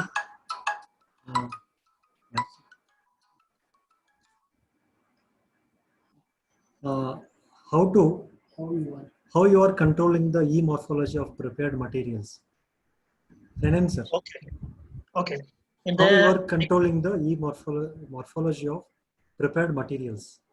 Okay, we can see this point in the two sides. Okay, two sides of views. The experimental one, we can use many kind of parameters to control the synthesis and the morphological modulation, like that. For example, like pH or temperature, pressure, and in these kind of compounds, the last one, the copper, manganese, defluorescent Zeeman, we use the oxygen potential, chemical potential, or combining the pressure to obtain different kind of a surface, exposed surface, so the control the morphological modulation. The theoretical point of view can do that. It's a simple way, combining the surface energy values, which are associated with some kind of experimental modulations, like the parameters that I comment, like pH, temperature, chemical pressure, chemical potential of the oxygen, or many kind of atoms or metals that you have in the crystalline structure. Okay. Yes, sir. Thank you. Thank you so much, sir. The participant are requested to raise the hand. Those who want to ask the question. Yes. Thank you, sir. Thank you. Wonderful presentation, sir. Okay. Thank you again. Thank you. Thank you so much, sir. Now I request Siddhaling Mutakanur, sir, to chair the session of oral presentation. You unmute yourself and start. Yeah, thank you, sir. Yes. Can you hear me now? Yes, yes, you are audible, sir. Yeah, so thank you very much for the convener and organizers for giving me an opportunity to session the chair. So first, in this fourth session, so there are total 13 participants. So each participant has 10 minutes time. I don't know how many of are present this. And the first participant, I would like to call Dr. Luis. Yes. Please present your presentation. Yes. Luis, sir. Luis, sir, you are unmuted and start presenting. Good afternoon, everyone. Can you see my screen? Yes. Yes, yes. Good afternoon. It is visible. Okay, sir. I will start. Yes, yes. So I am Dr. Luis Henrique da Silveira Lacerda, and I am a researcher from Unicamp, Brazil, and my work is the role of DFT simulations on the development of advanced materials, bulk surface and morphology investigation. So, the technological advance nowadays is strongly connected to materials development. In this context, the processing performance and structure and properties are an important step in this investigation. In this context, the DFT approach are a powerful tool of offering very reliable results in shorter times. In this work, we have investigated 3 different materials using periodic models applied on crystal quantum code using the DFT bitrial IP methodology. Thus, for non-magnetic materials, the structural relaxation was performed directly, while the magnetic materials requires that ferromagnetic and antiferromagnetic magnetic states should be investigated in order to determine the magnetic ground state. Thus, for both minimum systems, the properties were evaluated. Among such properties, we highlighted the vibrational properties, magnetic properties, and photocatalytic properties, electronic structure, under pressure properties, and ferroelectric properties. Further, from the optimized book, we can obtain the surface and its properties, as well as using the Wolf model, we can predict the available morphologic sets for the investigated materials. First, for book properties of lithium niobate, we observe insulator band gap allied to high ferroelectric properties, good charge carriers stability, good thermodynamic stability, high stability under high pressure, and also high technological potential, mainly attached to acoustic application. In case of lead nickelate, antiferromagnetic materials, we observe semiconductor band gap allied to high ferroelectric properties, good charge carrier stability, good thermodynamic stability, high stability under high pressures, and multiferroic behavior, and also a particular occupation of nickel orbitals. As well as for iron chromate, we have semiconductor band gap in antiferromagnetic materials, being this material being that this material represents an important polymorphism, and our calculation throws some light in this polymorphism, showing which polymorph is the most stable in different conditions.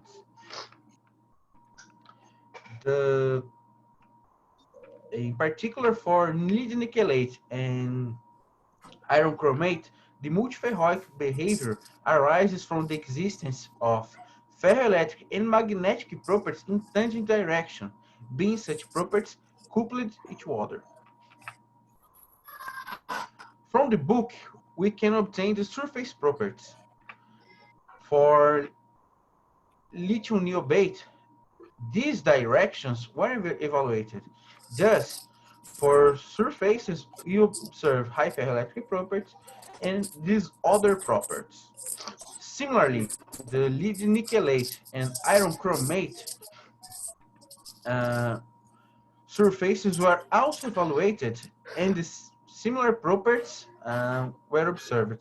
In particular, for lead nickelate and iron chromate, the magnetic properties of surfaces were also evaluated, and these properties were evaluated. In summary, all materials present high technological potential in film form application.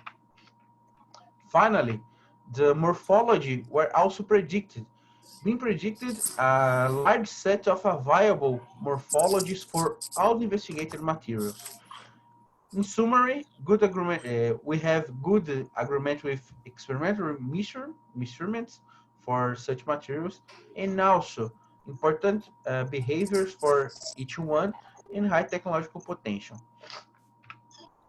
Some remarkable conclusions of our work is the high reliability of our results and the computational cost, the good computational cost involved in our simulations, and why use the DFT in our investigation.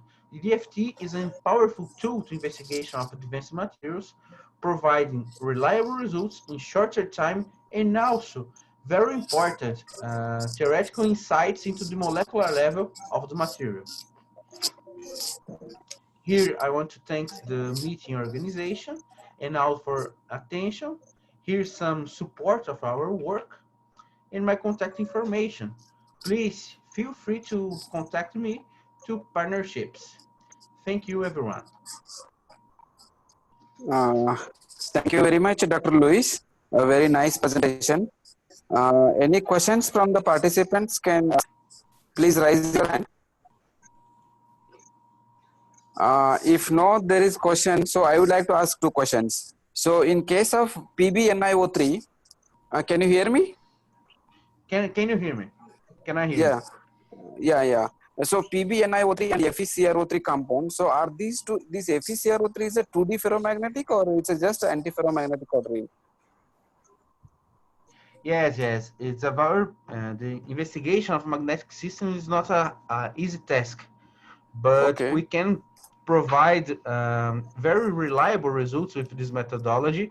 And we are specialists in magnetic materials, and we can talk about this and probably make some calculations in order to understand the behavior on the material.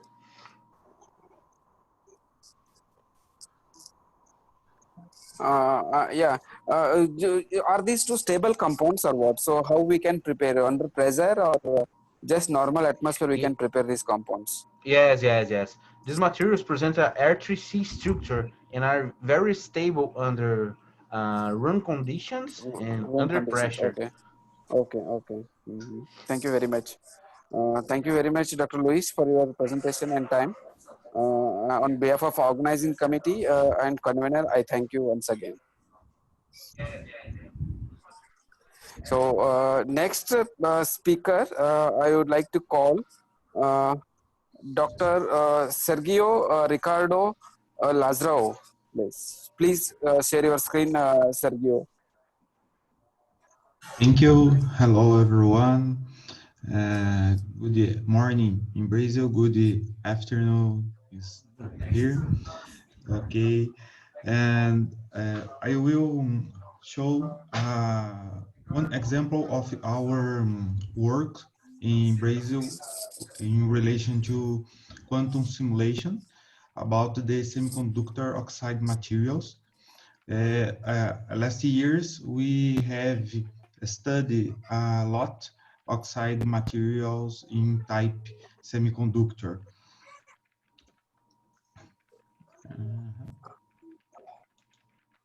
Okay, our group started in 2008 and we cite in the media platforms, Facebook, Instagram, YouTube.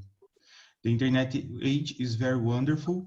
We here are in south of Brazil, American South, and from devices, technological devices type using semiconductor oxide materials is we can participate in nice meeting in India. No. We have worked in DFT approaches. At the last years, the DFT is a large more approach used in materials research. From 2000 years, the growth exponentially in relation to hydrophobic formalism because of cost computational. Usually, we use the crystal code B3YP functionals and Gaussian base sets. The most problem that I will present is in relation to heterogeneous photocatalysis for environmental remediation. This a problem because of dyes and the waste residual and the another things about the environment. The crystal morphology have influenced a lot the experimental treatment for this problem. Is the pristine silver oxide is bactericide and with the wide band gap. These are good candidate for treatment of the environment remediation. Is a cubic phase is simple, and the 100, 110, and 111 surfaces is the most important in this crystalline form. These are our example. The Renan Ribeiro, Marisa Oliveira, Bomio, and I from Brazil, Juan Andrés Espen Longo from Brazil. We have published in Applied Surface Science a very complete theoretical study about silver oxide. In this idea, we have the crystalline silver oxide, and we created silver and oxide vacancies at the first moment. This is a spin map about the vacancies created inside of the book of the material. can you see the residual spin density is located from the creation of the vacancy, silver and oxygen. This table, we have the surface 100, 110, 111, and the energy of surface decrease in each surface. The band gap increase from metal to 2.226 electron volts. The dangling bonds is the same. The area is increased like this, and the density of the dangling bonds is decreased.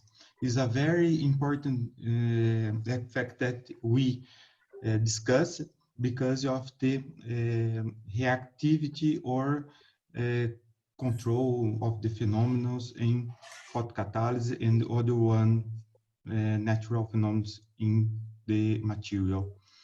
This the morphological tree where we see the three paths from the ideal morphological, and each theoretical morphological calculated for us founded corroborate in experimental results in literature.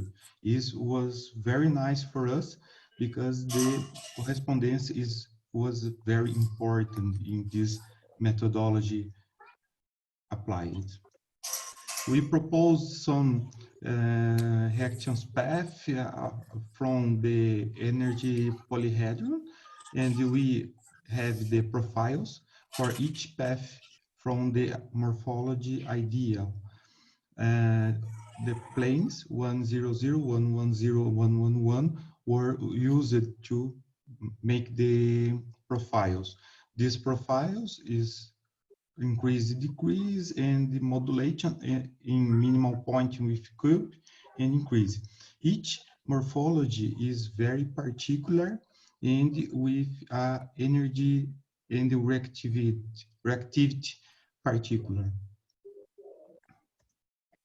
This is a photocatalysis approach when from the inside of light to generate the charge carriers, the semiconductor oxide create a possibility for interaction with the another molecules in the aqueous solution. For example, in this example, we have the 100 and 110 crystalline planes.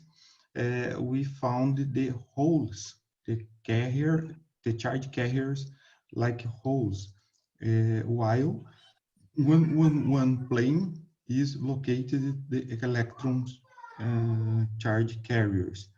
So this for a reason, the radical generation in aqueous solution from oxygen or water is created in different planes where is located holes and electrons from the separation of the charges inside of the material. So for our theoretical analysis, we have used band gap modification, charge separation to create the electron hole pair. The charges were analyzed in the silver atoms on each particular surface to analyze the efficiency of the effect, and those profiles to directionate the study. In the last, we proposed first a step for the photocatalysis is the excitation of the material. In this case, the silver oxide was simulated from ground state in singlet state to excited states in singlet and triplet states. In this part, we evaluated the possibility of the change in electronic structure in the material. In case of the singlet, the structure was perturbed to tetragonal distortion, changing the influence of the interaction light and oxide, semiconductor oxide. So, então, singlet excited singlet, and excited triplet. Thank you for us for organizing meeting and very nice meeting. Congratulations for initiative. Thank you. Thank you, Professor Sergio. A very wonderful talk.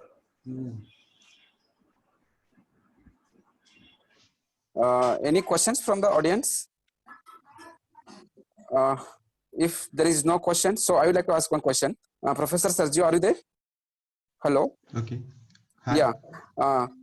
This in case of silver oxide, Ag2O, generally silver is a highly ionic conducting material. So how you will say that it's semiconductor? It's only based on the band gap? The band gap was modulated from the book, and the each surface is a very specific band gap in this material. Okay. Thank you very much, sir. Thank you very much. Thank you. So next speaker, I will move to N. Raja from Ammal Mahalingam Engineering College, Tamil Nadu. So Yes. N. Raja, please share your screen. Yes.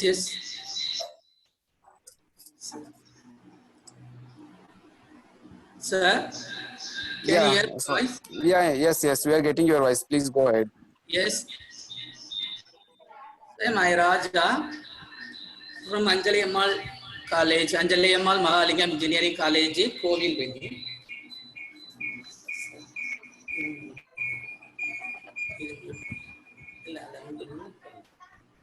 Yes.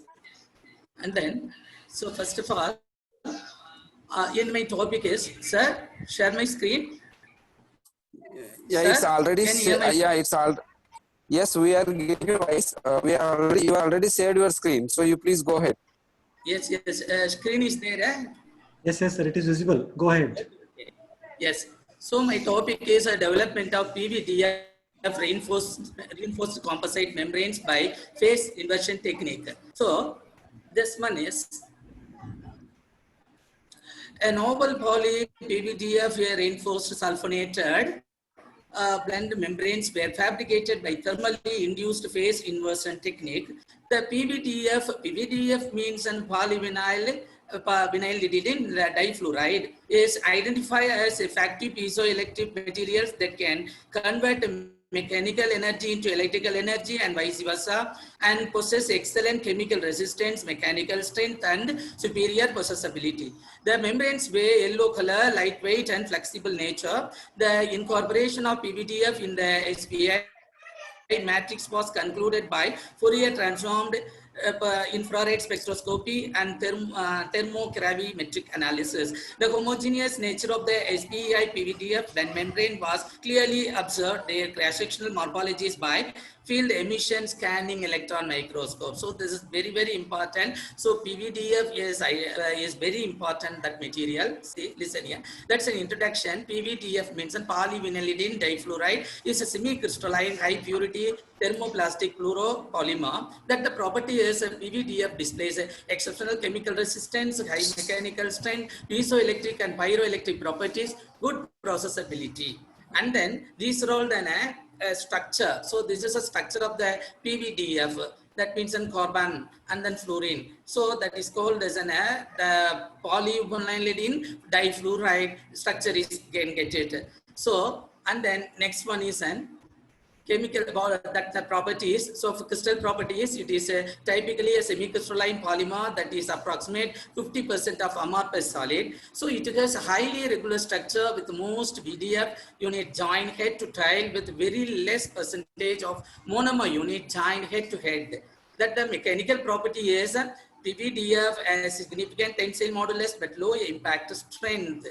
And then that one is an next chemical resistance. The chemical resistance means PVDF exhibits superior chemical inertness to a wider range of chemicals, and electrical and piezoelectric properties of PVDF is primarily used in wire and cables isolation. PVDF films generate voltage and stretched or compressed or compressed means that is called as an piezoelectricity, or heated means an pyroelectricity at a temperature and the particular prompt melting point. The polymer films also shows some ferroelectricity.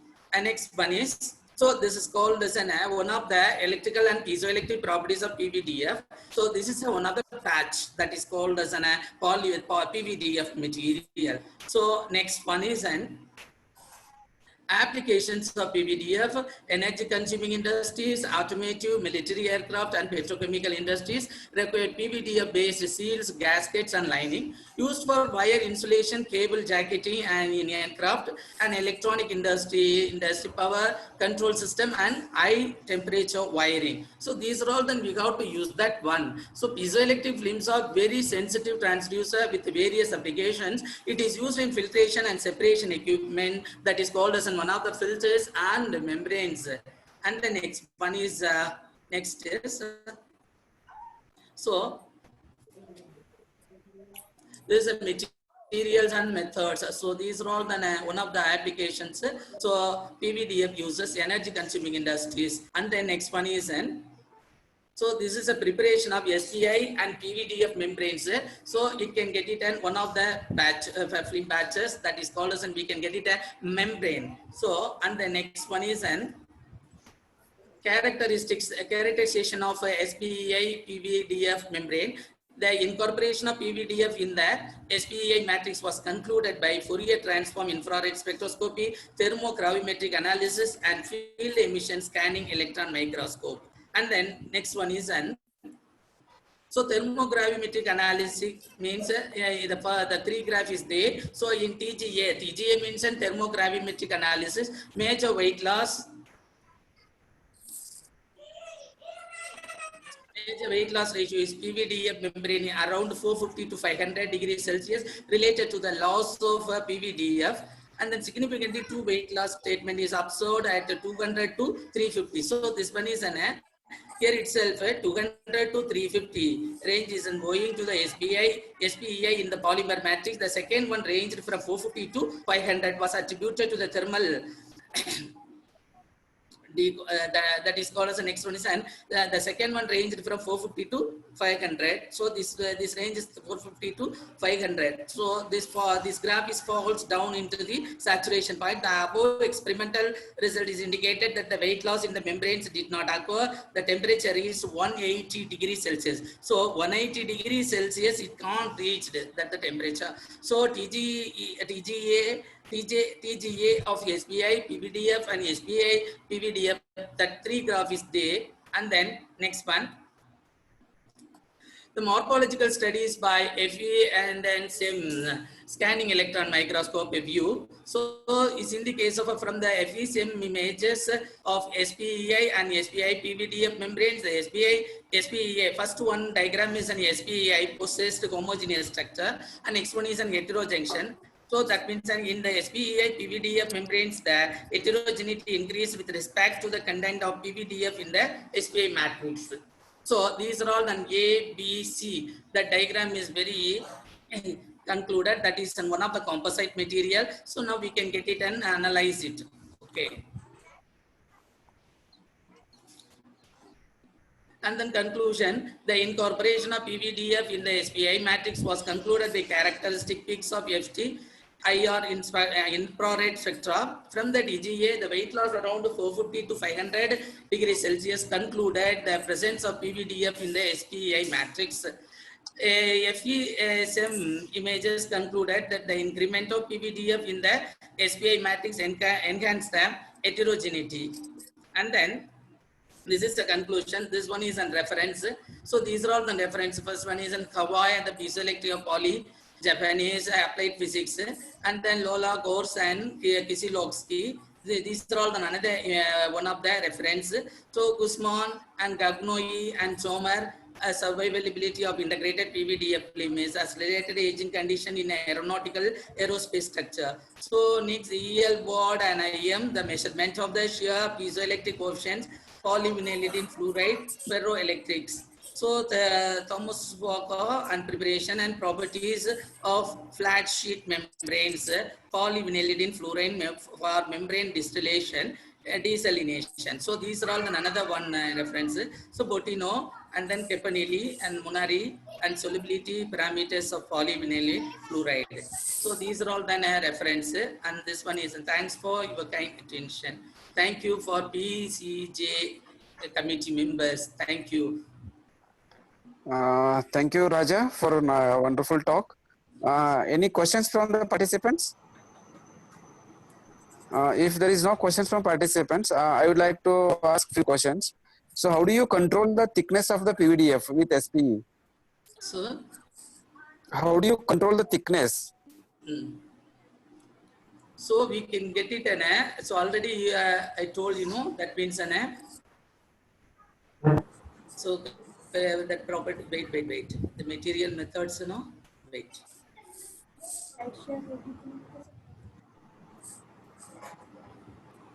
So that method means in the SPEI and PVDF that 20% weightage and 2.55, 7.5. If it less means then we can't get it a PVDF power membrane. So that means 2.55,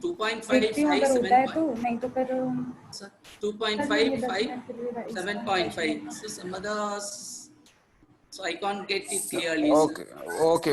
Thank you very much. Next speaker will go to Thank you, sir. Kamaki Gehlot. So Kamaki Gehlot, please share your screen.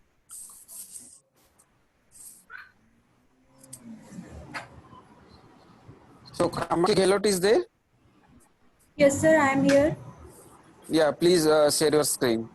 Thank you, sir. Sir, the host has asked you to start the video. I don't want to start the video. I want to share my screen.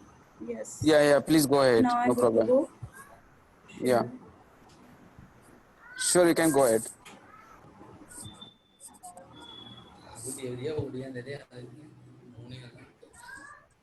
Sir, there is some problem in screen sharing. Screen share has failed to start. Okay, I will try again.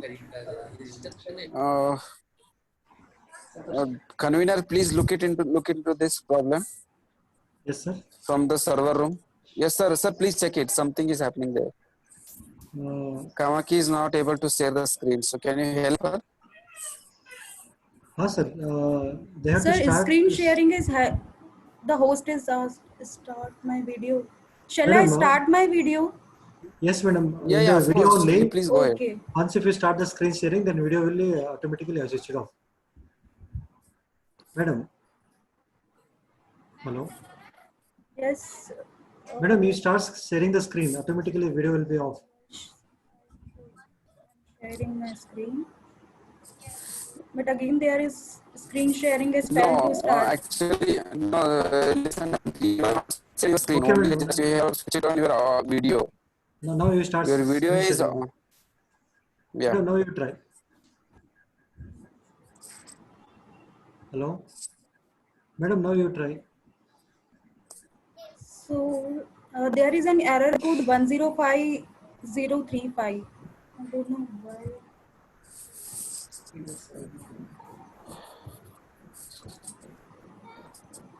Sir, this is not happening. Then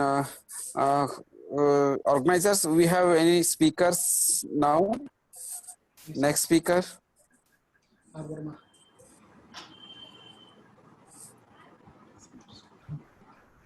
Now the Vivek Kumar. Vivek Kumar has started presentation. This is old one. No, this is old one. This is not new one. R. Verma is there, sir. Now R. Verma. I request R. Verma, sir, to start presentation. R. Verma is there, sir. R. Verma. Please raise the hand. Who is R. Verma? Santosh sir. Yes, sir. Mostly he is also not there, I guess. Okay. I think we will call next speaker. Okay. Next presenter. Vivek. We'll permit Vivek sir to present. The Vivek sir. Okay. Vivek Kumar Jain. Yes, sir. Start presenting, sir. Vivek Kumar Jain. Yes, unmute yourself and start Hello. presenting. Can you audible, sir? Yes, sir. Yes, sir. yes, you are And audible. PPT is visible, sir? Yes, it is visible. Yes. Sir. Okay. So myself, Dr. Vivek Kumar Jain, and I'm presenting my topic, structural, electronic, and optical properties of Jadano-based resistive random access memory. The work is supervised by Dr. Praveen Kumar Jain and done by Archana Jain with Department of ECE, SKIT, Jaipur. The content of the topic is Introduction of Resistive Random Access Memory, Thin Film Review Literature, then Jadano Primary Study using Win2K code, then Methodology of the device fabrication, switching characteristics, conclusion, application, and references. First, talk about what is RRAM. It is a resistive random access memory, and it is a form of non-volatile memory storage that can be used when power is off, then data will be not lost. It operates by changing the resistance of especially formulated solid dielectric materials.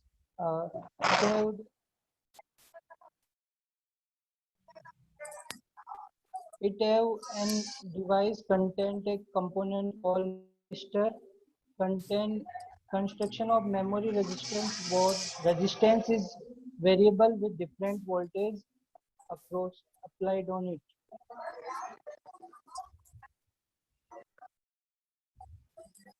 The structure of resistive random access memory is a metal insulator metal structure.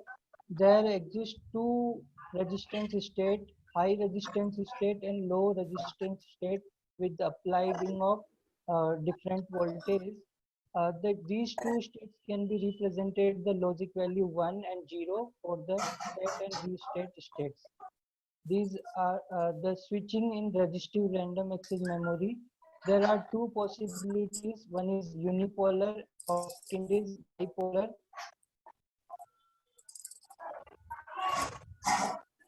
That is when set and reset voltage are at same polarity, then it is known as unipolar switching.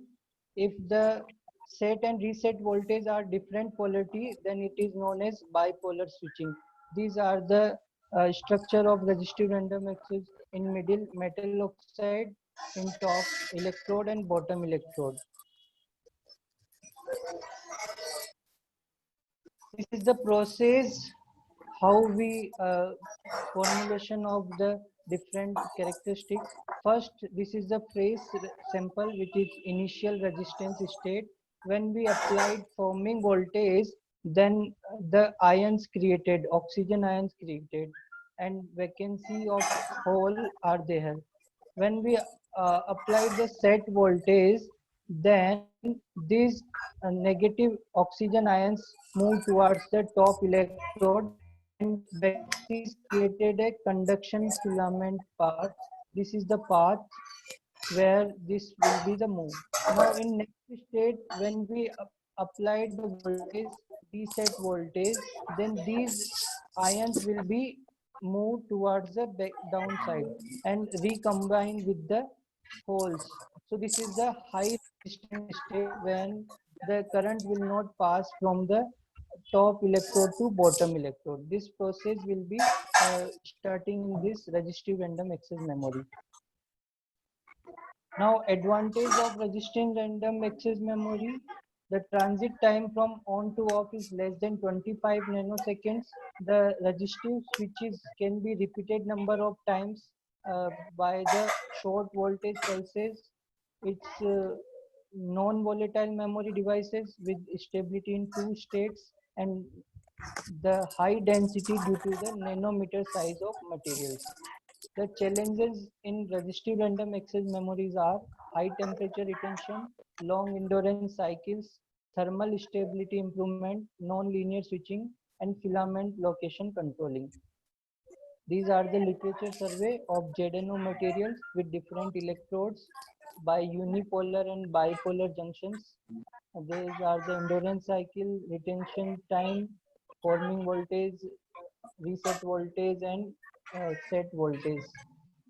Now, we study the Win2K ZNO with the help of Win2K code to find the structure, electronic, and optical properties of ZNO.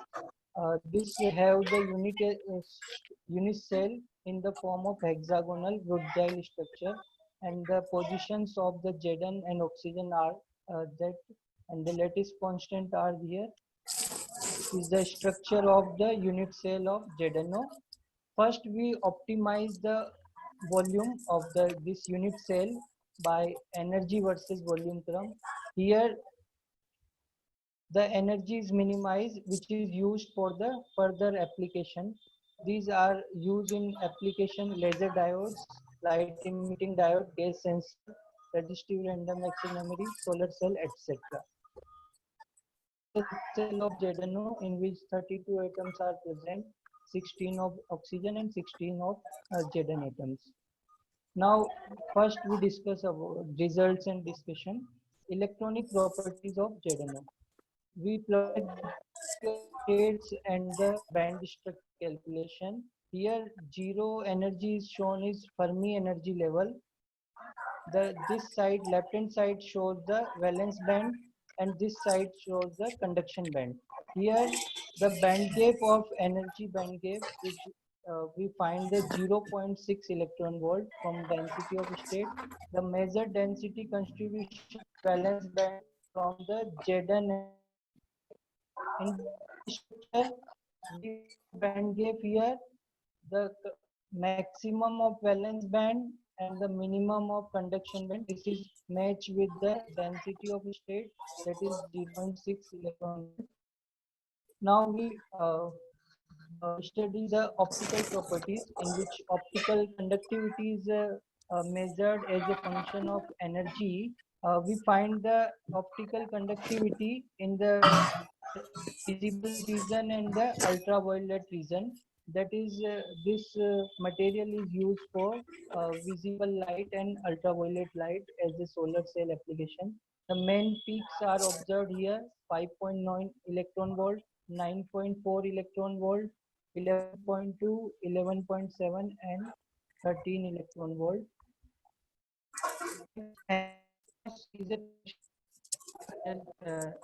Energy also plotted. Here we get the energy loss is maximum when the optical conductivity is minimum. The peaks are observed in the UV region at different points: 11.5 electron volt, 12.3 electron volt, 12.8 electron volt, etc. Next, we fabricated device like that. First, we deposited a substrate of silicon, then SiO2 layer will be deposited, then titanium is deposited, and this is our resistive random access memory structure. And these are the work function for platinum and copper, and the electron affinity for ZNO. So this is our device.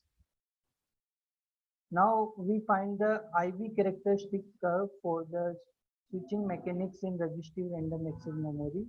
First, we applied voltage on this material. So we can see that current will be increases, and it will be saturated at a point that is 0.92 volt. This is known as set voltage. After that, the current will be constant. If we decrease the current, decrease the voltage, the current will be decreases, but it shows the different path, that is second number path, like hysteresis loop. It will be not same path. and goes to 0. If we applied negative voltage, then it will be the again increasing the current, but in opposite side, and the reset voltage is around 1.51 electron, 151 volt. That is known as reset voltage, and after that, it follows a different path to minimize the current 0. So this is shows the bipolar resistive switching process of the devices. Next, we find the low resistance state and high resistance state, that is LRS and HRS. With the variation of temperature, we can see that low resistance state is stable with respect to temperature between 300 Kelvin to 450 Kelvin. But in the case of high resistance state, it is almost stable, but in the range of 350 to 450 Kelvin. So this device can be used is stable in low resistance state and high resistance state with the temperature 300 to 450 Kelvin. Conclusion of this study: ZNO shows Wurtzweil structure stable in hexagonal form. Density of state and band structure shows semiconductor nature of ZNO with a band gap of 0.6 electron volt. Optical conductivity in visible and UV region shows potential application in solar cell devices. Electrical resistivity indication in resistive state, high resistance state and low resistance state in the temperature range from 300 Kelvin to 450 Kelvin. We observe the set and reset voltage are 0.92 volt and minus 1.5 volt respectively for proposed device. These electrical characteristics of the present device exhibit the potential for future non-volatile memory application, and this technical solution to uniform resistance state behavior could provide the optimization of future generation oxide-based resistive random access memory technology. These are the application and future prospectus of the present device. Resistive random access memory is considered a promising candidate for designated cache due to its relatively small access latency and high density. It can be used in low power application because a low voltage is sufficient resistive memory compared to flash memory. As resistive random access memory has high response speed, is non-volatile, so it can be replaced DRAM and flash memory. Nanomaterial based resistive random access memory is scalable below 30 nanometer, so the size of future memory device can be highly reduced. The motion of oxygen atoms is a key phenomena for oxide-based resistive random access memory. These are the references. Thank you very much for the giving opportunity.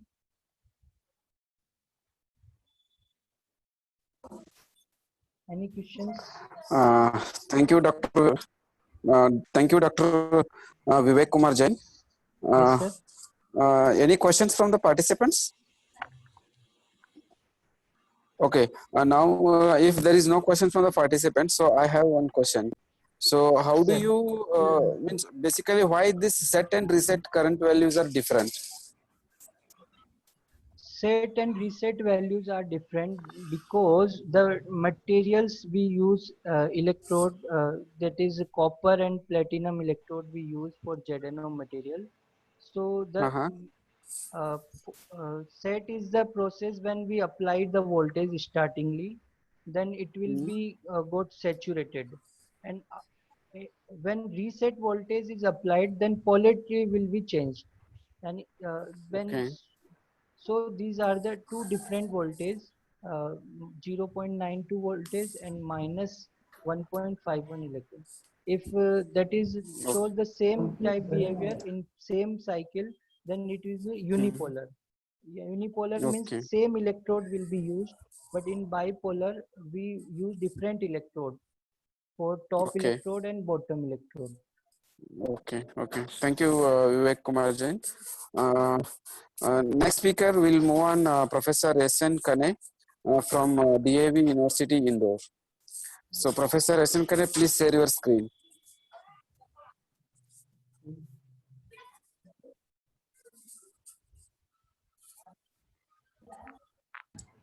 Kane.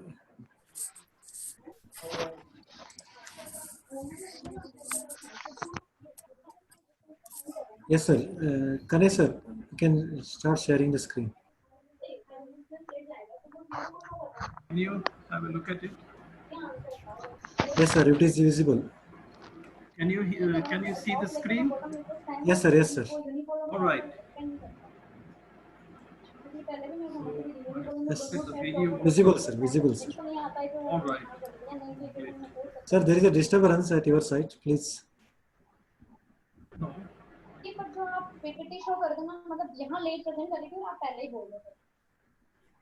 Hello, can you hear me? Yes, yes, sir. Yes, sir. Okay, so with the kind permission of chairman, shall I start my presentation? Yes, sir. You please go ahead. So you can All right. start. Good afternoon, everybody. Thank you, Mr. Chairman, to allow me the presentation. I am S.N. Kane, professor in the Department of Physics, Indore, and I'll be presenting our work done with colleagues from UJCDA, CSR Indore, and ANS Paris-Saclay. And the work is about the cadmium content-dependent properties of spinel ferrites synthesized by soldier auto combustion method, and here we did not use any sintering pre-control. The plan of the presentation is follows. I'll cover these 4 points. To introduce ferrites, they actually expressed by the formula called AB2O4, where A and B are respectively di and trivalent metal ions. And the beauty of this compound is that they have 2 interpenetrating sublattices, tetra and hydral and octahedral lattices. They show spinel structure, which is essentially SCC, and with every 3 space. As far as magnetism is concerned, they start to show up magnetism due to unequal magnetic moments at A and B side. So there is a spontaneous magnetization.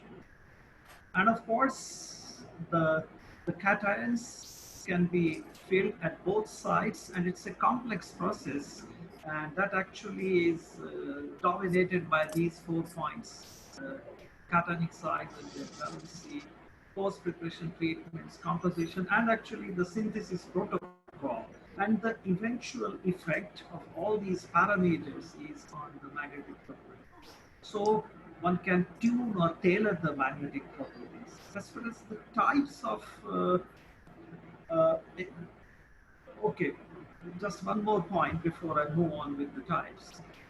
These materials actually show ferrimagnetism, and that actually is mediated by oxygen ion.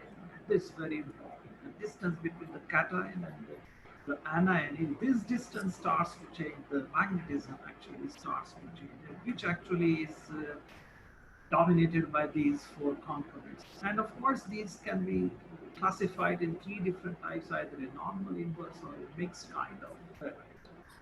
Now moving on to our system, the nickel-zinc system, what we have studied. So nickel is essentially an inverse spinel. Cadmium is a normal spinel. So while you start to dope cadmium in nickel, so neither it remains inverse nor it remains a normal. Instead, it starts to show up a mixed kind of nature, and this essentially is one of the key for tailoring magnetic properties. Therefore, objective of our work is to synthesize, this was the objective, to synthesize the nickel cadmium ferrite by Solgel auto combustion protocol, which is a quite straightforward kind of protocol. In a minute, I'll describe that. And of course, here we start to change the cadmium content in the system. And of course, once we synthesize the samples, we start to characterize them via structure, by diffraction, extraction. Magnetic properties are also studied by VSM. Scanning electron microscopy and energy dispersive X-ray analysis was utilized for getting surface topography and information on composition. And of course, the change in the composition leads to the tuning of the band gap, and that was done by UV visible spectroscopy. The samples were synthesized by Soldier auto combustion. The protocol is shown here. You mix all the starting precursors in the stoichiometric ratio, and you using the formula what you had taken in the beginning, you add citric acid here. The role of citric acid is dual in the sense that it essentially acts initially as a chelating agent.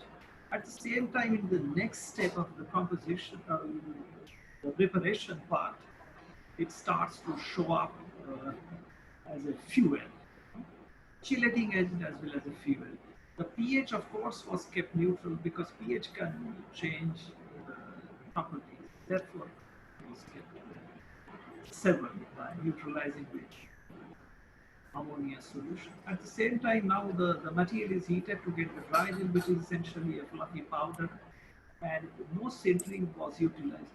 The advantage of Soldier auto combustion method is, which is observed by our group also in various papers, as well as very well reported in literature also, that in dry gel form also, without any sintering, spinel ferrite starts to show up the spinel structures all the time, validated by extraction. These techniques, diffraction, histonesis loops, measurements, UV-vis and scanning electron microscopy and energy dispersive X-ray analysis was used. The data was analyzed to get structural information as well as the magnetic parameters, surface topography, and of course the quantitative analysis via energy dispersive X-ray analysis. Moving on to results and discussion part, here we try to show the X-ray diffraction patterns of studied compounds, which shows is basically there are two components.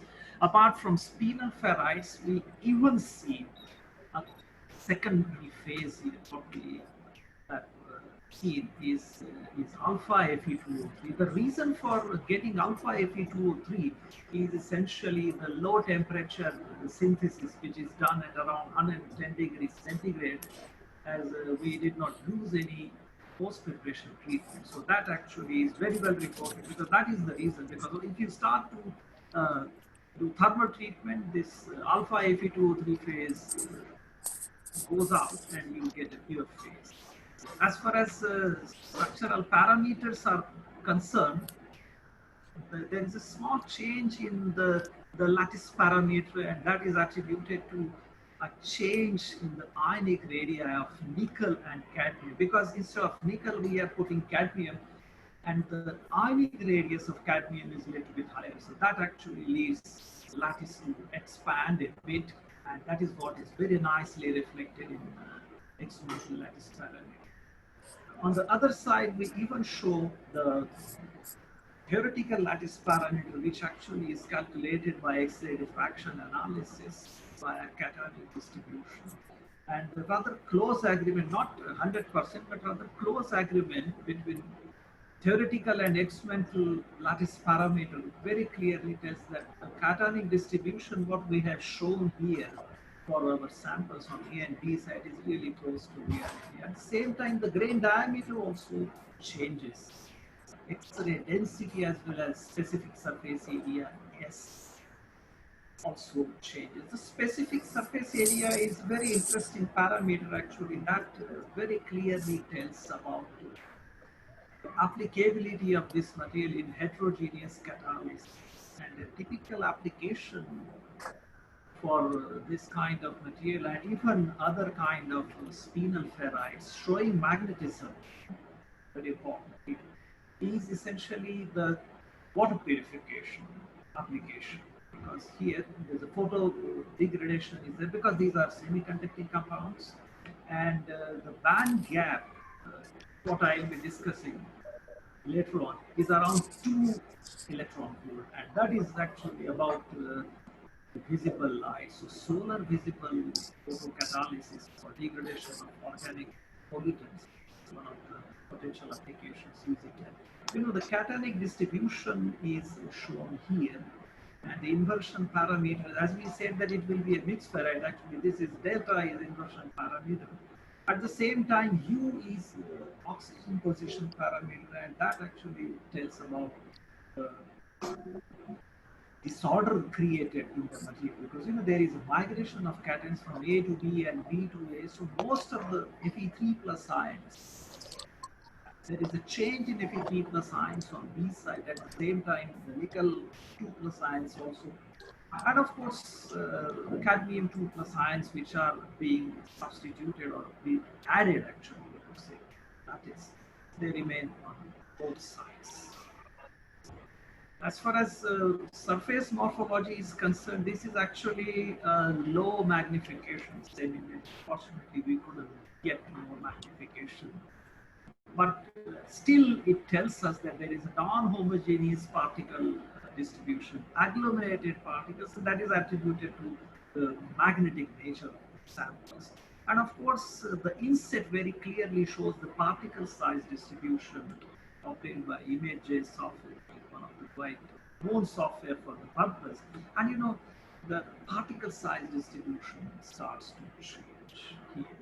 And that is a direct consequence of change in the composition we have seen. And that is quite well reported. This kind of results are quite consistent with the results reported in literature. This table actually shows the quantitative analysis what we have done with EDS measurements, and that actually confirms the presence of all the elements in the sample. At the same time, the theoretical and experimental ratio is same, so that actually reflects that the stoichiometry, what we are trying to say is, although there is some Fe2O3 phase is also coming. As far as the band gap is concerned, as I mentioned a little bit before, you know, there is a fine tuning. This is one of the very important features. Here we try to show this is a tau plot obtained from UV visible spectroscopic data, and a small, very fine tuning of the band gap between 1.48 to 1.67. One can see that, you know, the compositional variation leads to the change in the band gap. And this is one of the useful features for variety of semiconductor applications. You have specific band gap. Okay, this is a specific composition which can be utilized for. As I mentioned before, it can be utilized for analysis. Here we try to show actually bond angles. AA, BB, and AB interaction actually can be, information on that can be obtained. One can see that AB and AA interaction shown in blue color actually is weakening, and there is strengthening of BB interaction. That actually is responsible for observed change in the saturation magnetization function of composition. Here we try to show alpha YK, that is the canting angle actually. And that actually is nothing else, but usually ferrites are mentioned by core shell models. So inner core with magnetization specific direction, and outer core with a specific thickness where the spins have a canting, and this is that canting angle. And if there is a canting of spins, that leads to change in the saturation magnetization.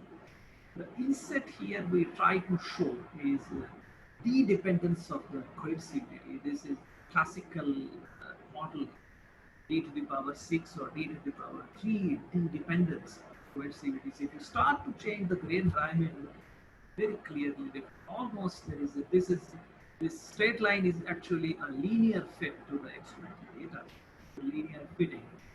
And with this, we actually are able to say that D and HC behavior, we very clearly can say that, well, the samples, what we have studied here, nickel cadmium based samples, are actually the overlap region of a single and a multi-domain kind of, so mostly multi-domain, but that is how once you start to increase the grain diameter, the coercivity starts to increase, so the magnetic softness starts to change. And as you lower the diameter, then of course the coercivity is also. One can see that the losses are also very low in this case, and at the same time, the anisotropy is rather low. To conclude, I would like to say that in this particular work we have reported the synthesis and characterization, which includes structural, magnetic, and the band gap characterization of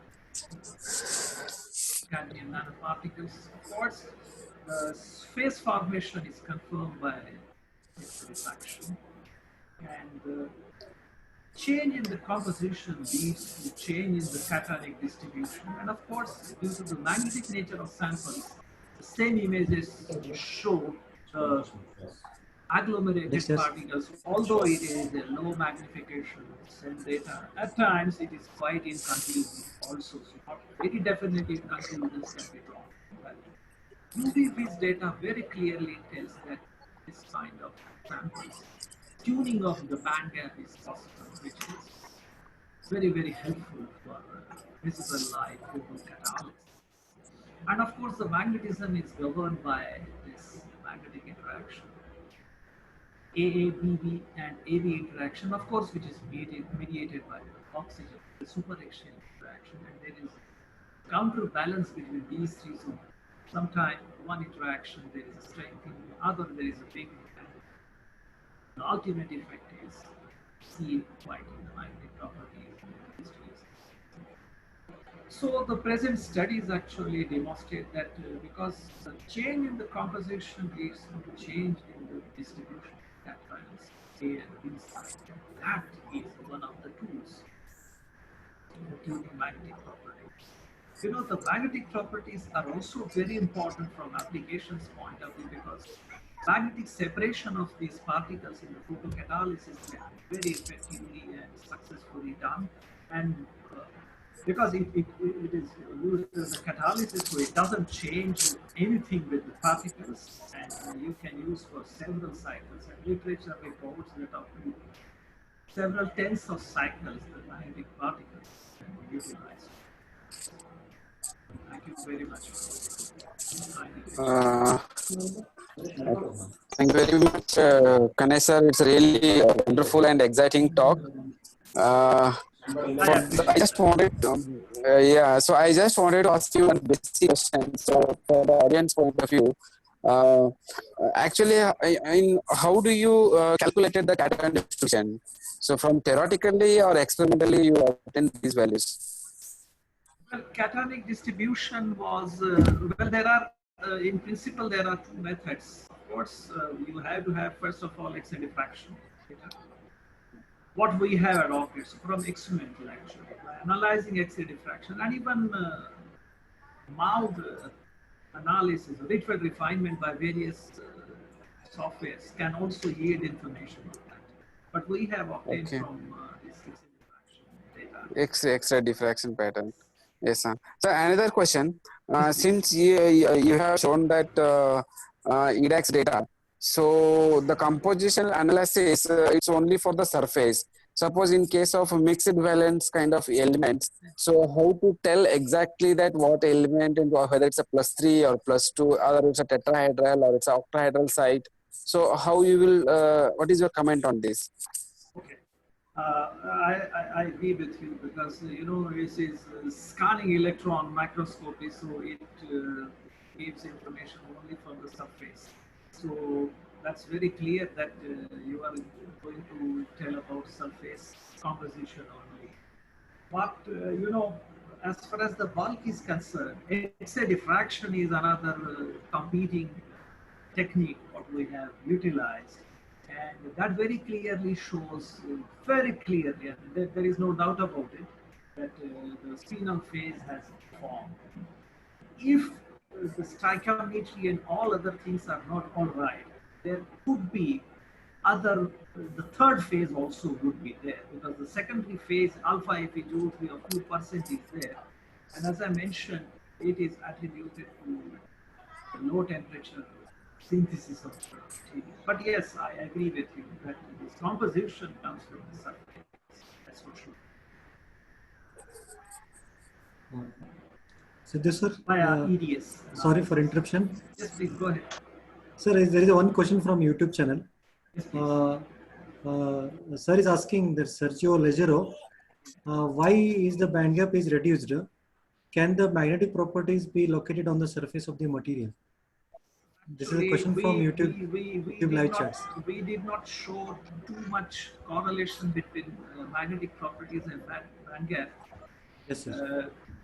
Dr. Sergio is absolutely right, because in some of our works, what we have seen is that there is a strong correlation between magnetic property, even saturation magnetization and band gap actually. Because that we have not shown, because there is, of course, if we start to show that there will be some change, but there is not a very regular trend. Either a linear or a non-linear, there is a different kind. But yes, the change in the band gap is because of, can be due to the changes in the magnetic. Yes, sir. Siddhu sir. Sir, really it's an exciting talk, and thank you very much you for the this very nice presentation, and from the organizers and as a chairman of the session, so really thank you very much for your participation in this conference, sir. So There are more compliments from nice YouTube. to see you after a long time. I remember we met in Indore also. Yes, sir. Yes, Real sir. pleasure to see you again. And before I finish my presentation, I really would like to thank organizers for providing us Yes, this sir. opportunity to present this work. At the same time, I want to congratulate organizers also for organizing such a nice meeting. And I'm very sure that all students who have registered and they are listening to all talks, they will be benefiting. Not me, of course, all other eminent speakers and a lot of students are, they will get a lot of exposure. And I really appreciate all the efforts done by the organizers. Thank you. Thank you, sir. Thank you, sir. Thank you. So next speaker, M. Vishwas, Government Science College, Bangalore. So please share your screen. Yes, sir. M. Vishwas. M. Vishwas.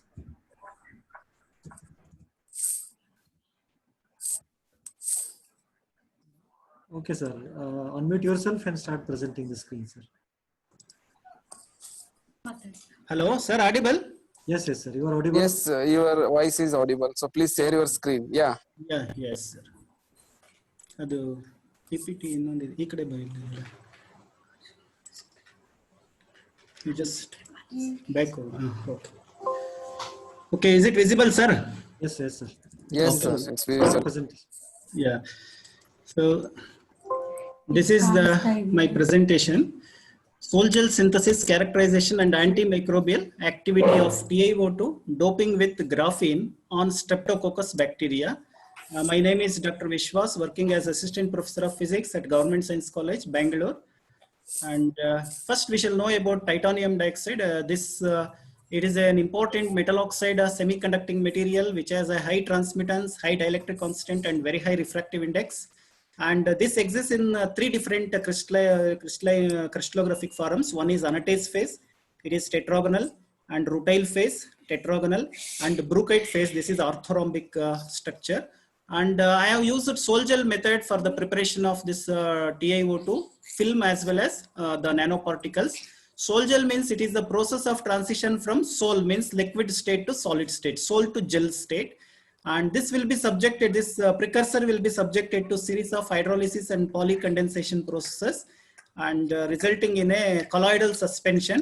And the sol will be condensed into a new form called gel formation. And there are two methods in sol gel. One is the spin coating process, means we have to first prepare the sol and we have to drop it on a spinner and we have to spin it at a very high speed so that it becomes a thin film on the substrate surface. You can use any substrate like glass or silicon or quartz or anything we can use. This is a simple technique.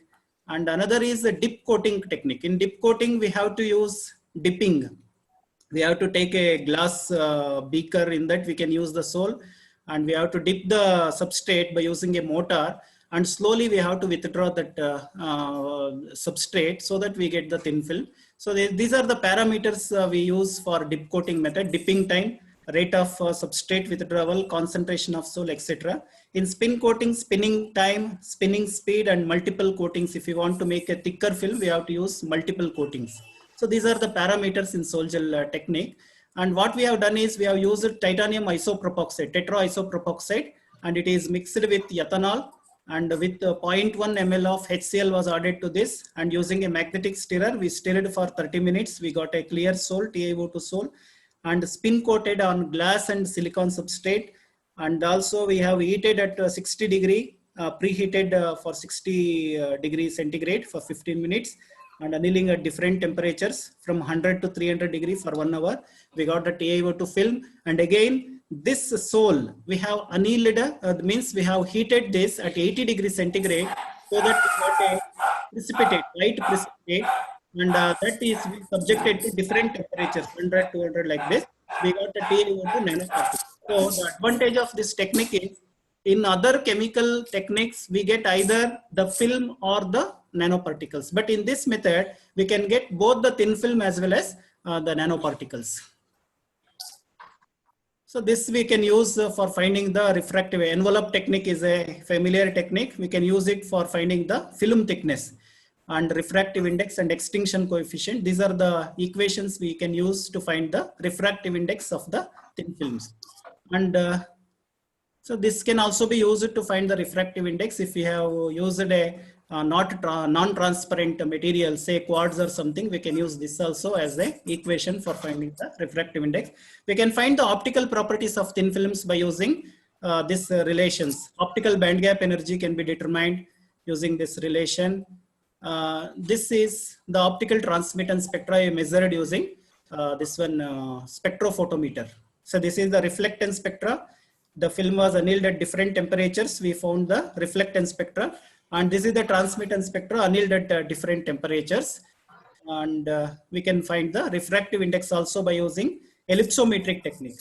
So this is ellipsometric method. One is envelope method to find the refractive index of the given material. Okay, so this is the energy, optical band gap energy. We can find out at different annealing temperatures. We can see that with increasing the annealing temperature, the optical band gap energy was decreased to about 3.15. From 3.28 to 3.15, it has been decreased because of change of morphology of the thin film. And this is the XRD spectra of TiO2 coated on ITO coated glass substrates. So after annealing at 300 and higher temperatures, after 350 also you will get a highly polycrystalline TiO2 material. Anatase phase of the TiO2 can be obtained after annealing at 350 and higher temperatures. Means before that, the TiO2 exhibit amorphous phase. After annealing at 350 or higher temperature, it will be exhibit polycrystalline phase. So this is atomic force microscopy of TiO2 film on glass or ITO coated glass substrate. We can see the grains after annealing at 300 and to 200 degrees centigrade. We cannot find any grains on that. Some morphological change can be observed after annealing at higher temperatures. So this is some image of graphene. Actually, we have not prepared the graphene nanoparticles. It is purchased one. This is some image of graphene nanoparticles. What we have done here is we have tested the antimicrobial activity of TiO2 with graphene nanoparticles addition in that. So this is the sum of the graphene nanoparticles. And we have seen that this is the Kirke-Boyer test of graphene with TiO2 doped graphene. B is this one. This is the first one and this is second one, A and B. And we can see that this is a KB test, means Kirke-Boyer test. Here what we have done is we have to grow the streptococcus bacteria, this one glass plates. And after that, we have to make some grills in this. One is the control, another is the sample. After putting the sample here, sample means first we have to use pure TiO2. This is the control. So in pure TiO2, how many zones are exhibited, we have to observe. And similarly, we have done with graphene doping TiO2. And we can see that what happened is the number of zones are increased with addition of graphene in TiO2. So the number of means it is a disintegration. What happened is because the virus, the bacteria has been destroyed, that can be indicated with this color, the change in the that color of that this thing. So this is a turbidity graph using this Langmuir broth. So what we have done here is we have to see the absorbance spectra of the TiO2 and graphene doped TiO2 and the control. Control means some streptomycin or some tablets, this thing we have to use. And here what we do is, for graphene and control, we have higher optical density. Optical density in the sense we have measured the optical absorption spectra.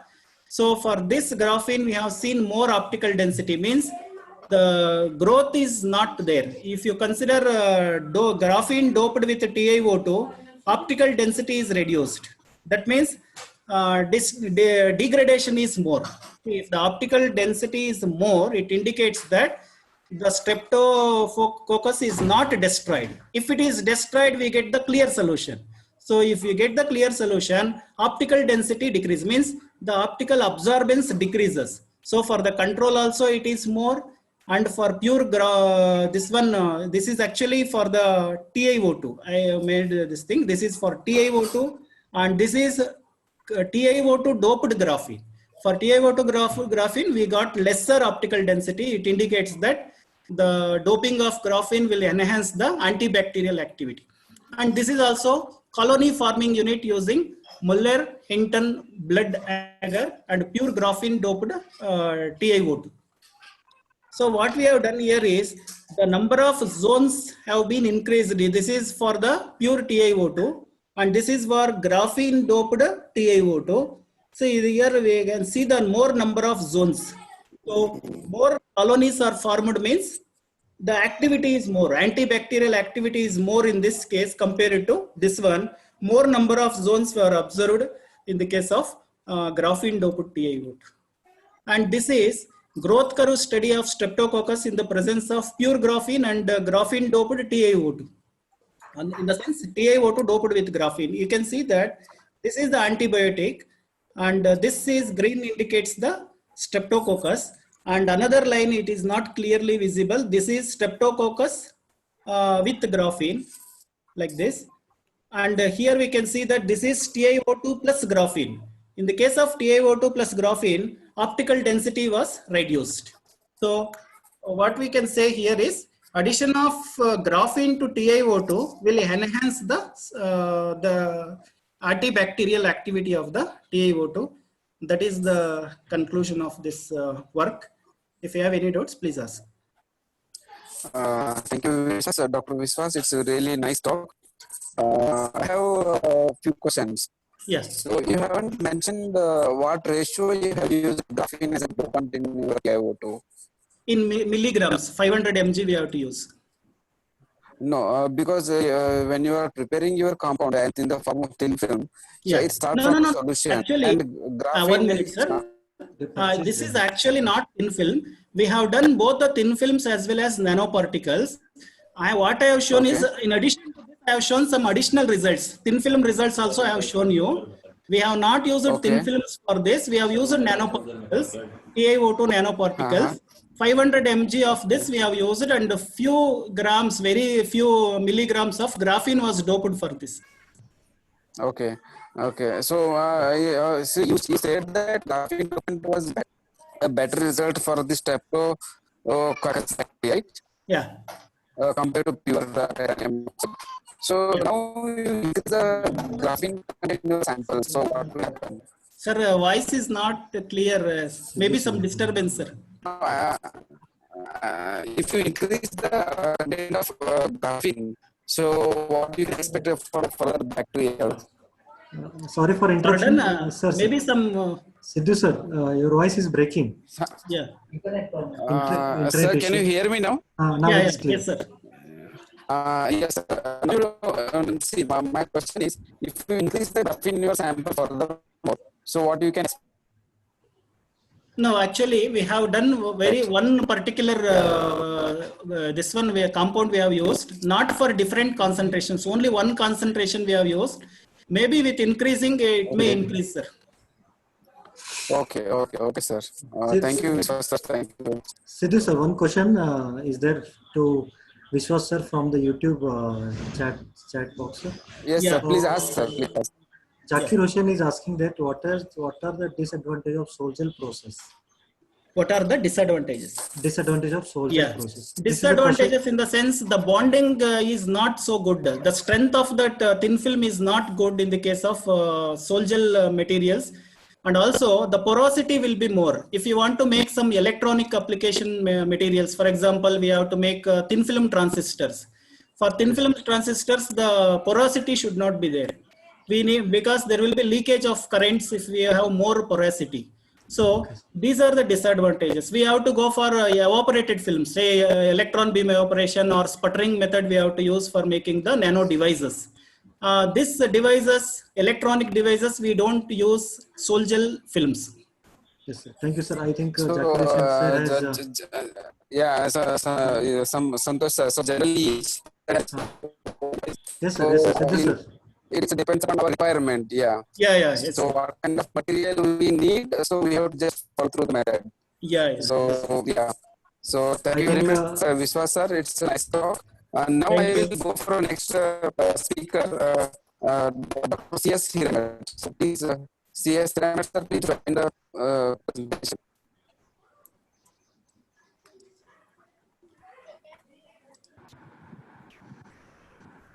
Yes, sir. Hiran, sir. Now you are audible. Hello. Yes, sir. Audible, sir. ಕೇಳ್ತಾ ಇದೆಯಾ? Yes, sir. Audible? Yes, sir. Share the screen, sir. It is audible now.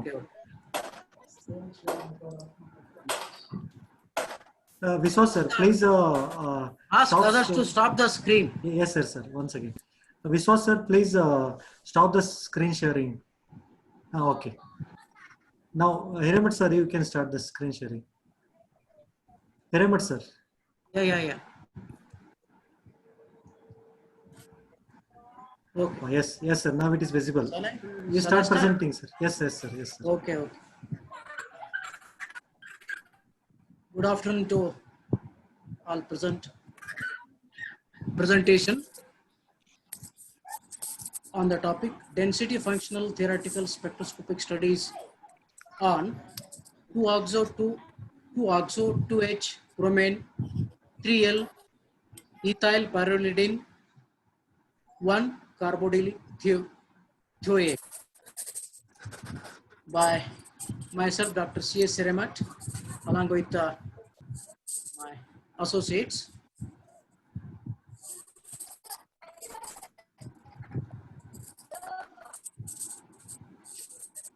Now in the present work, we have carried out the molecular geometry optimization, molecular electronic energy, vibrational frequencies, various molecular properties like NBO, homolomo, etc.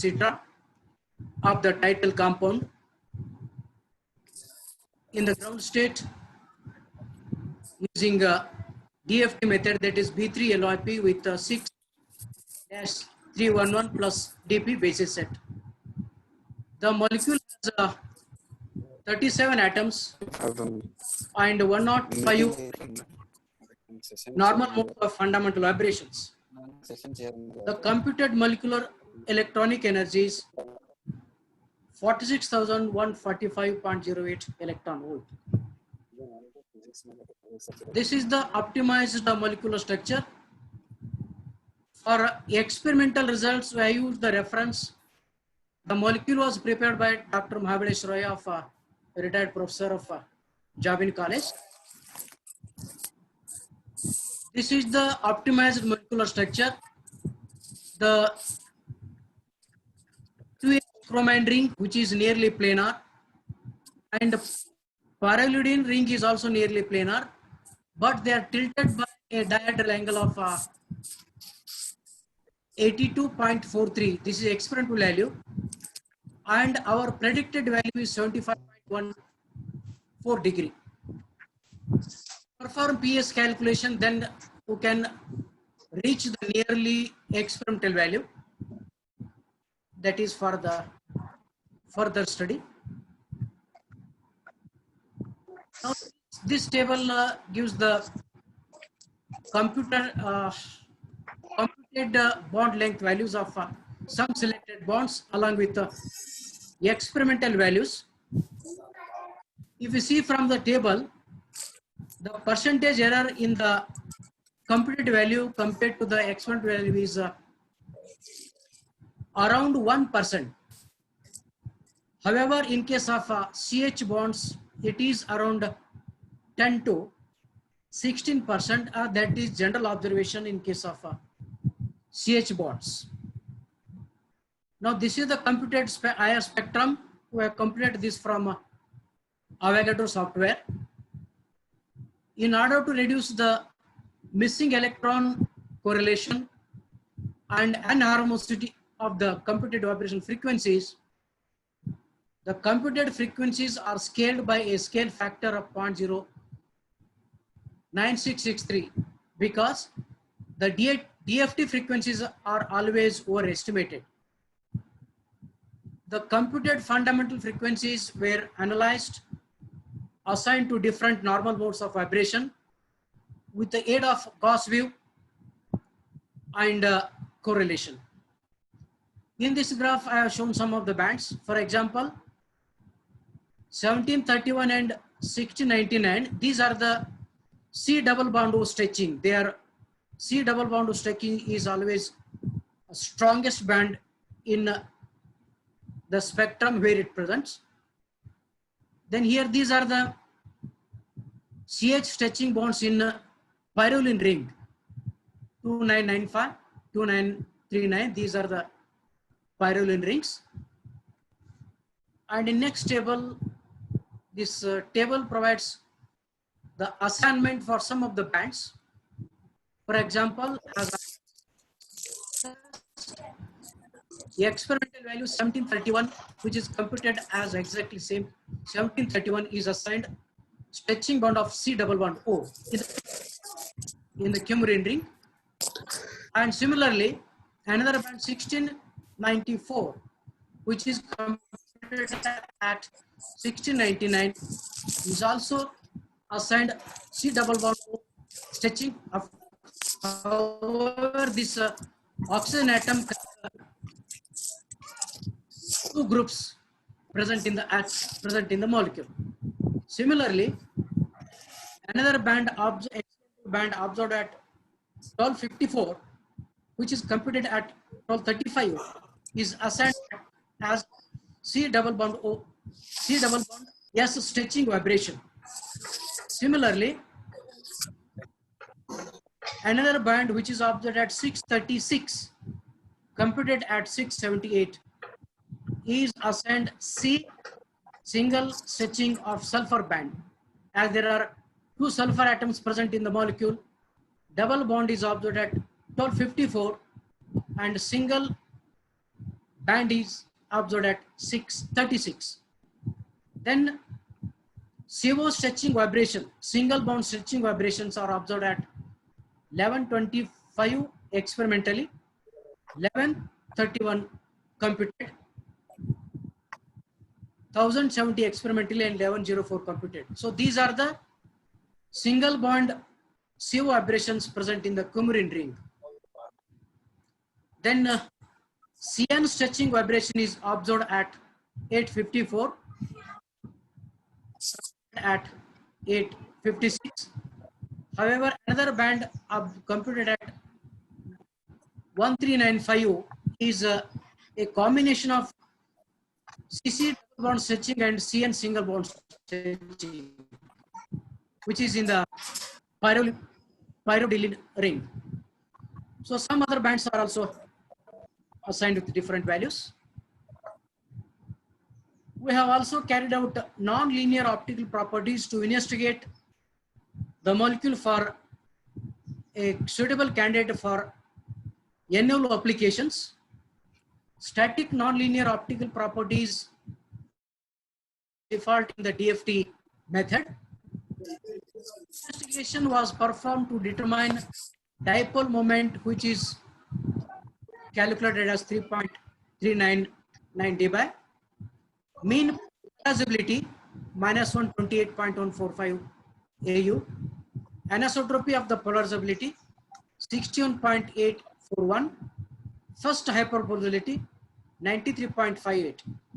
Now, when we compare these values with the standard urea data, generally to study the envelope properties, the properties computed are usually compared with the standard urea data.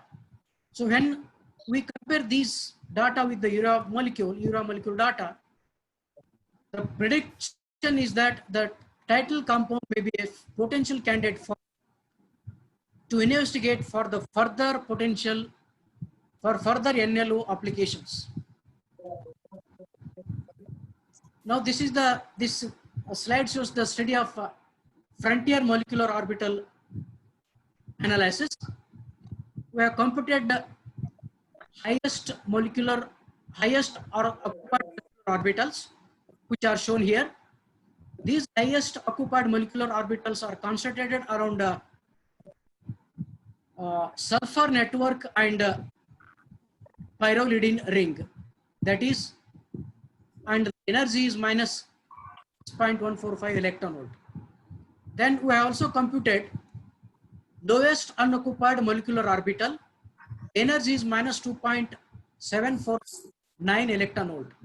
Now, when you move from HOMO to LUMO, there is a clear shift in the charge from the pyrrolidine and from the sulfur chain. The charges transfer towards the coumarin ring, that is 2H chromium ring.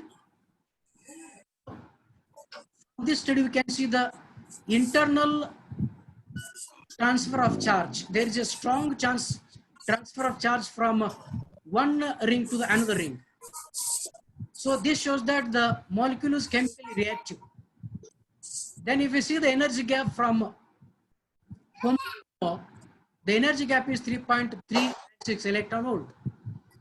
Now this energy range belongs to the visual.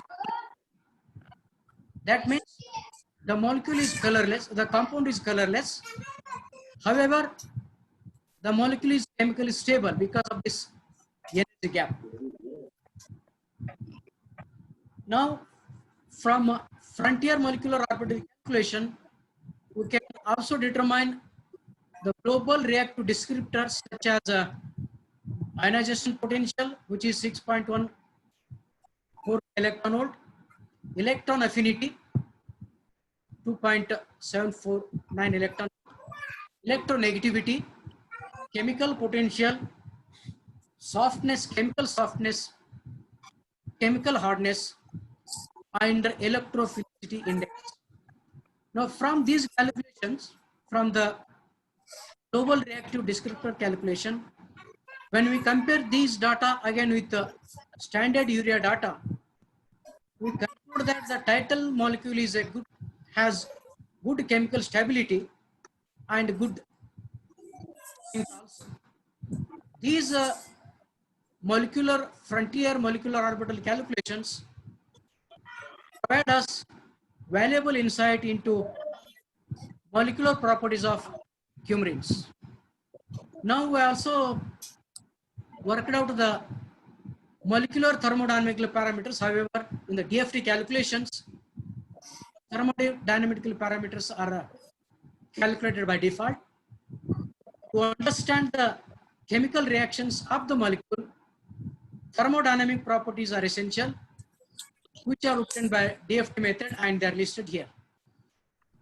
So we have listed, I have discussed only these properties, since still some more discussion is left, that is potential energy calculation and molecular electrostatic surface analysis. However, because of short time span, which I took the preparation of the slide, I will end here only. So if any questions are there from the participants, you are welcome. Thank you very much, sir. It's really nice talk. And it's nice to see you also, sir. Actually, I have some general questions, sir. So, on what base generally you choose molecules? Means what is the criteria that molecules choosing for the DFT Choose calculation? molecule. If any new molecule is prepared, for example, like this one, they only go for structural evaluation. Structural evaluation. For further study like vibrational study and its biological activity or LLO properties. So to investigate those properties, I have carried out this work. Okay, sir. And you use this software is a freely available software, or we have to means one has to pay for? Some softwares are freely available, and Gaussian software, which is available in the Jabin college, which I have purchased. Okay, sir. It costs 1,15,000. Some in 2015, I think. Okay, sir. Okay. Right now, its price might have increased. Okay, sir. Okay. Thank you very much, sir. Nice So if there presentation, is, yes, if there is no question, so thank you once again, Dr. C.S. Hiramet, sir. And now I will call Dr. Sharanappa Chapi for his presentation. So Sharanappa Chapi, please share your screen. Okay. Thank you, sir. Thank you. Thank you, sir. Thank you. My sound is audible? Yes, yes. Yes, you are audible. Please, you share your screen. Sir, say sir. I stopped, I think. Okay, okay, sir. Yes, yes. Thank you, sir. Thank you so much. Okay, thank you.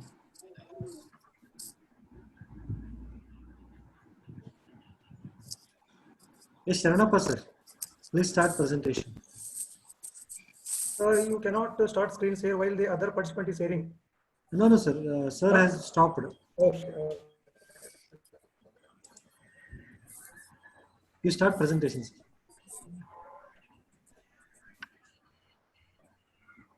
Sir, now visible my PPT? Yes, yes. Yes, you are visible, sir. Please go ahead.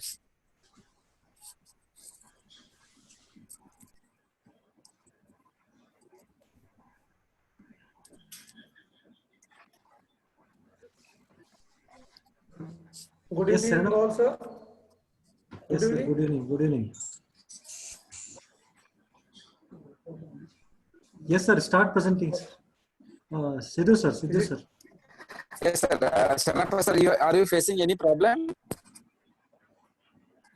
Hello. No, sir.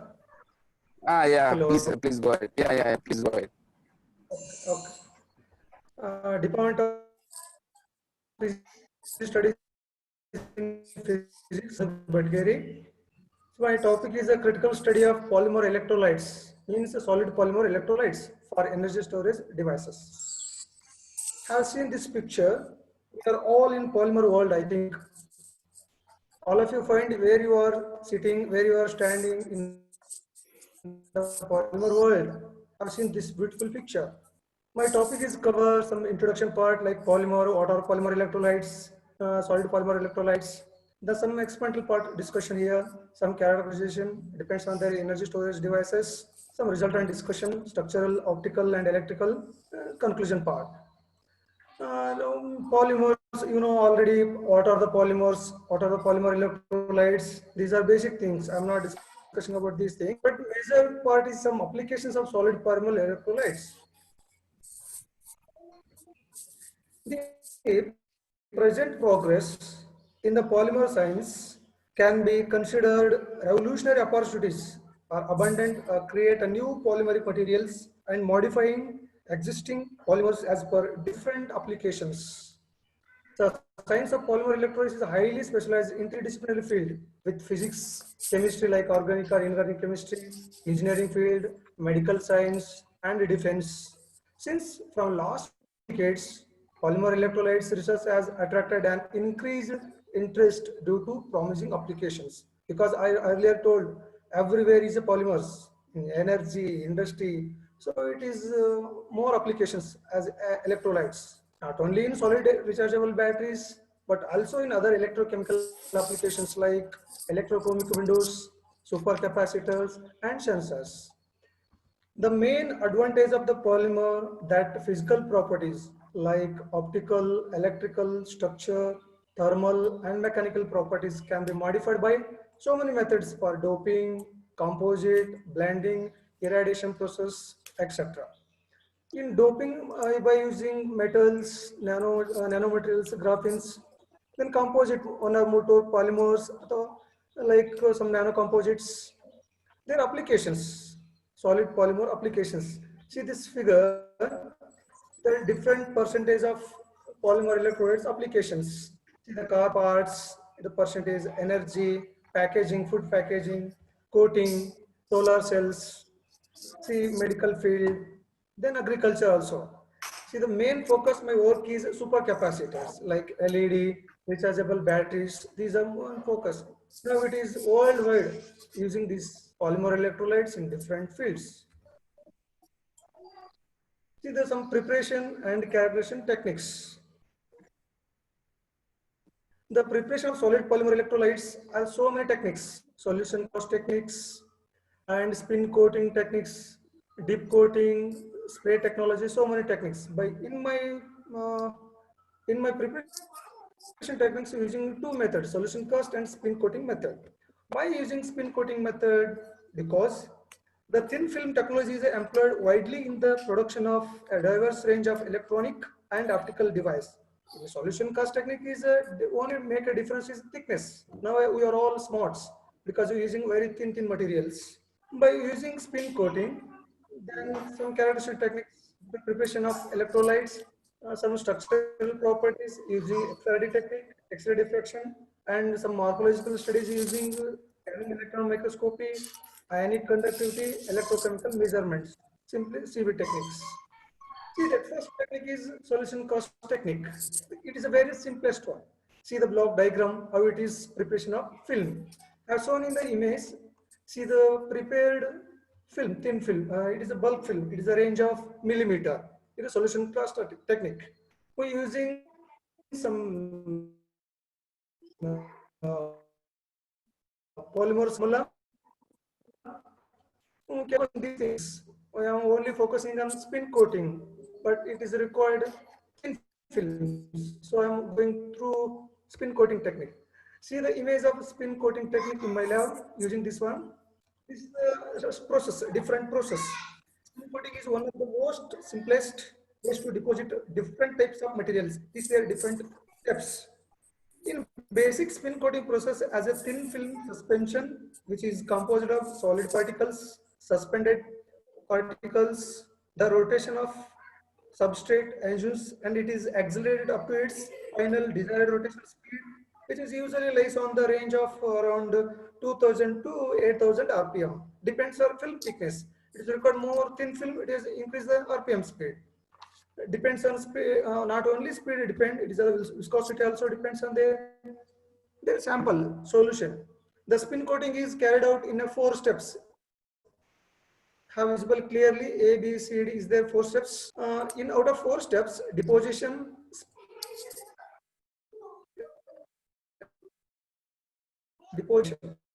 this is a very important step is a very final step. It is very important. High spinning speed results in the thinning of the layer by the drying of the applied layer. See the last figure. Seen clearly, the solvent can be evaporated uniformly due to rapid rotation. The thickness of deposited layer is of rotation is mainly 3 parameters. The spin coating is using only 3 parameters: RPM, viscosity, and rotation. We were using some preparations, so consider some polymers. Okay. Polyethylene oxide. So second one is a vinyl alcohol. Third one is a polymethyl methacrylate, PVA, simply corpolinate, simply called PCl. E1 is a chitosan CS. F1 is a polyvinyl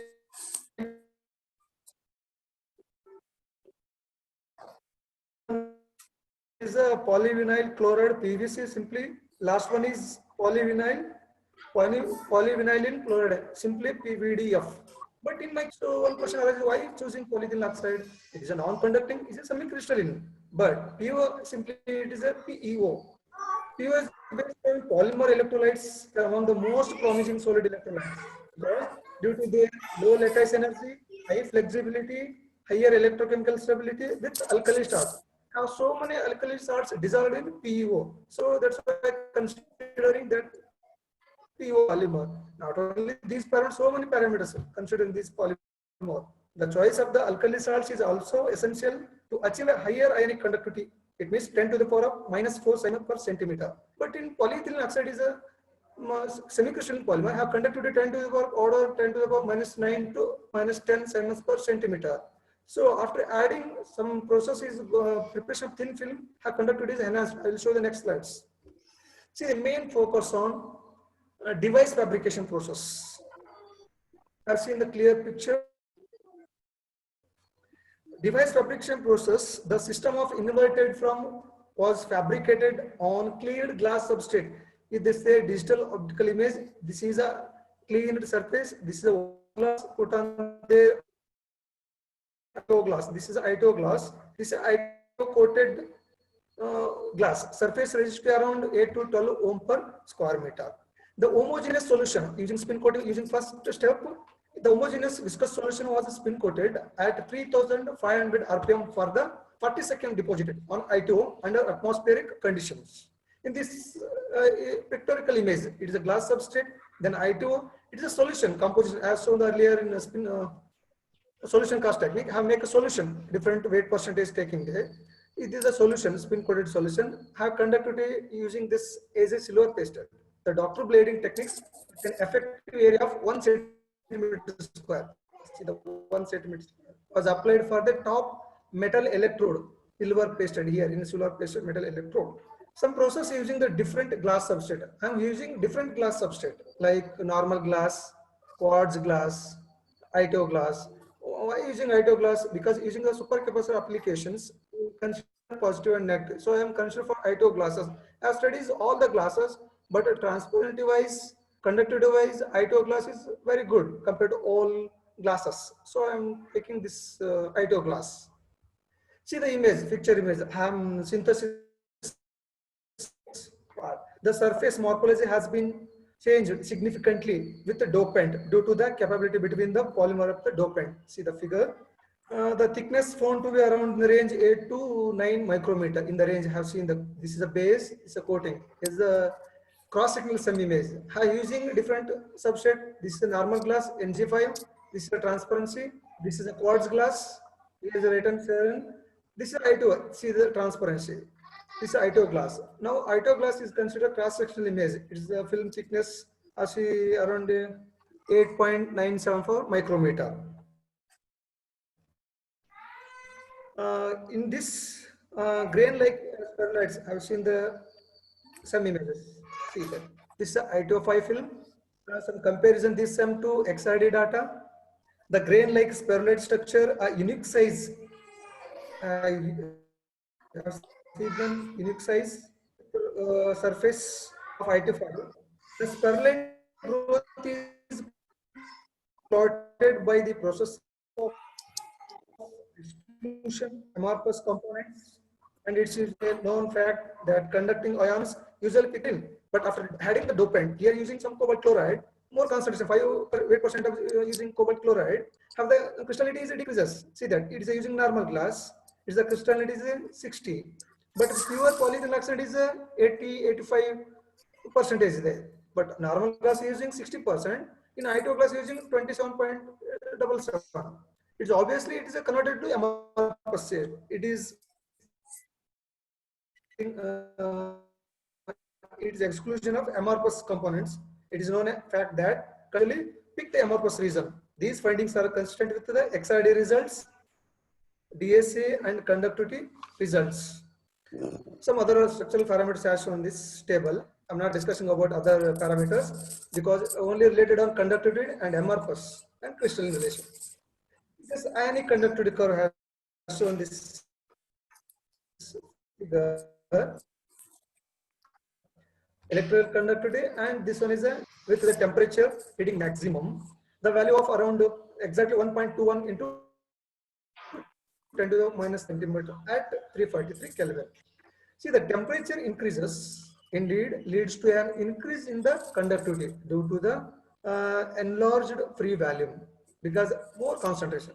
Simply it is quoted as PCl5. PCl5 using I2O, it is named as PCl5 is the most desirable structural framework, thereby promising an increased ionic transport with a polymeric network. See, the second capacitance versus frequency plot. The device at a different temperature, the temperature increases. See that the capacitance also increases. Is low frequency range, whereas the higher frequency range starting with 120 hertz, almost constant. There is no further increases. Is allowed with increase in frequency. The inset figure, here are different temperatures. The inset, the frequency temperature from 303 Kelvin, 300 up to raised to 343 Kelvin, slightly increases and perhaps even monotonically decreases with increasing frequency due to the inclination of the induced dipoles. Sir, we are running out of the time. Sharanappa sir. Sidhu sir. Sir. It's the last slide, Yeah. Last slide. Yes, sir, yes, I understand you. Please, yeah. Because in the thin film, yes, high-to glass considered major properties, sir. This one is a CV, is a major properties. I am telling the application of cyclic voltammeter, the solar cells. These are major properties. The cyclic voltammeters are used in solid or tests the electrochemical properties of various materials. The sample purity as well as its electrochemical stability can be calculated by the reproducible consistent existence of the CV curves. It's a maximum. It is simple. First one is IT5. This is I2. This IT5 means it is a normal glass. It means standard I2O. This is a coated I2O. This is more enhancement. See, the nature of curves is a molecular rectangular symmetry. This is the cyclic photograms, which indicates the better reversibility during the cyclic well-developed capacitance properties. So I conclude that the successfully spin coating method synthesis of thin films, major CO2 ions is a pure films structural, some morphological studies, but higher concentration. It means PCl5 is commonly used. Yes, sir. Yes, sir, Sharanappa sir. So I have a question. Yes. This what you have mentioned, this is a spin coating method only, the one Yes, which sir. you have prepared your compound. So how Yes. it is means basically for preparing the devices, Yes. whether solution casted film is good or spin coated film is good.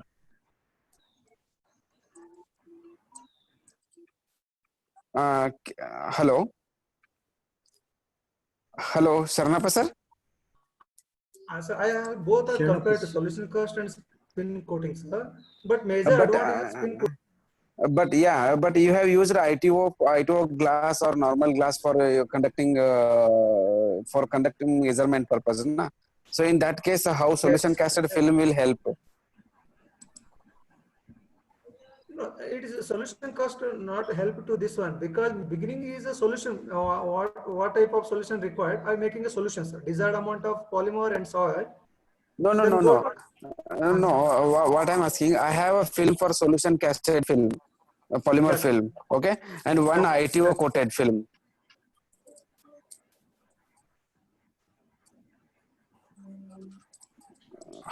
Sorry, actually there is a disturbance. We'll discuss Sharanappa later. I know I have your number, so I can contact you. That's not a problem. Sir, Sidhu sir. Yes, sir. We'll go. Sidhu sir, there's one question in the YouTube chat. Yes, sir. You ask to the speaker. Actually, this question is for the previous talk. That is, what other parameters can we get through DFT method? I think Dr. C.S. Hiramat sir can answer this question. C.S. Hiramat sir is there? CS Hiramat, sir. CS Hiramat, sir. I think CS Ramat sir is not there, I guess. Sir is there, but. So Okay, sir. we'll put the answer in chat box Sure, sir. after We can switch to contacting. next one. We can Yeah, switch to yes, next sir. one. So thank you, Sharanappa sir. Really, it's a nice talk. Thank you, sir. Thank you. Special thanks to convener Dr. Jagdish Angadi, sir, and organizing secretary Dr. Rajesh Nairi, sir. Thank you. Thank you so much. Yes, Yeah. sir. So please, next speaker name announce it, sir. I don't have his name in my list. Sidhu, sir. Dr. D. Srinivas Rao. Dr. Sri Okay. Srinivas Rao. Please unmute yourself and start presenting, sir. Okay, sir. Sharanappa, sir, please stop the share screening. Sharanappa, sir. Dr. Sharanappa, sir. Sir, I am audible, sir. I am Dr. Srinivas, sir. Yes, sir. You are audible. Please go ahead. Sir, one Okay, second. okay. Thank you. Sir, Thank one you. second. Okay. Dr. Sharanappa, sir, please stop screen sharing. Sharanappa, sir. No, okay. Now, Srinivas, sir, you can start. Okay. Thank you so much, sir. It is a warm welcome to sir. I am Dr. Srinivas Rao from APIIT Department of Physics, sir. I am share my screen. It is not visible, sir. It not visible, sir. Okay, okay. Let it. Sir, the host asked you to start your video, sir. Start my video. Okay, video and start screen sharing also. Okay. Now your video. Start screen sharing, sir. Okay, sir. Okay. Thank you so much.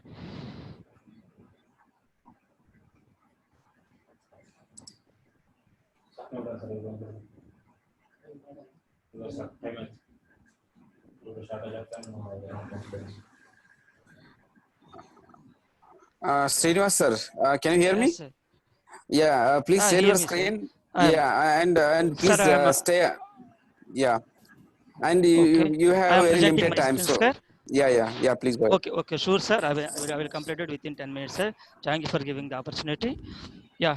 Good evening, sir. I am myself Dr. D. Srinivas Rao, Department of Physics, APIIT Ongole campus, sir.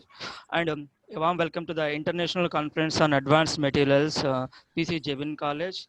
And my paper is green and red light emissions from ASL phosphors doped with eurobium and terbium, sir. This is my presentation outline, sir. Introduction, phosphor synthesis, and how the results and Sorry for performance interruption. Screen is not visible. Screen is not visible, sir. You share your Okay. screen. I'm already screen, sir. Share, sir.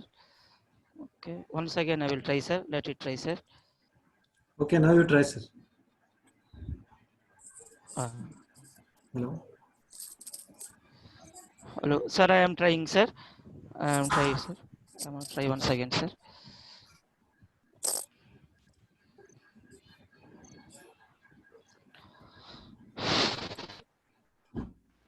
Hello. Yeah, sir. I am visible, sir. The Okay. screen share is not visible, sir. Okay, sir. I'm share, sir.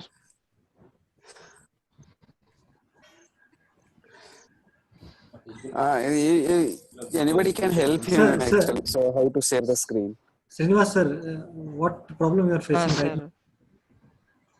Sir, I am sharing the screen, but it does not show, sir. I'm gonna try. Let it try, sir. Just simply share the screen and you just click the link which Share is screen. displayed. That will be displayed in the one pop-up. One pop-up. Sir, first open your PPT. Srinivas, sir. Sir. Okay. First you open your PPT, then go to the Zoom, then the green. Sir, I am my open my PPT, sir. Okay. Then go to Zoom, Okay. Zoom app, sir. There you find. Okay, I am already in Zoom, sir. Okay. Then you click on share screen. Hello. Hello, sir. I am on the online, sir. Okay, I am already open my screen, sir, my PPT, sir. Okay, then you click on share screen in the Zoom app. Sir, is it? No, no, sir. Sir, visible, sir? Is it visible, sir? No, no, no, No, sir. sir. One second, last 1 minute. Sir.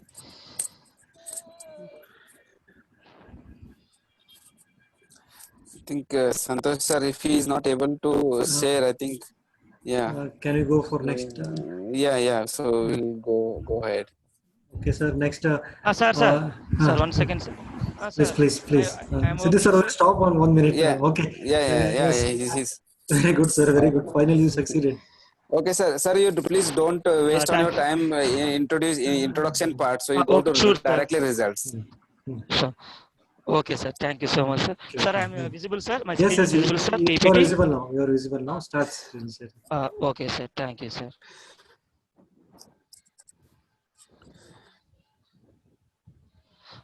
Sir, good morning, good evening, sir. My presentation, sir.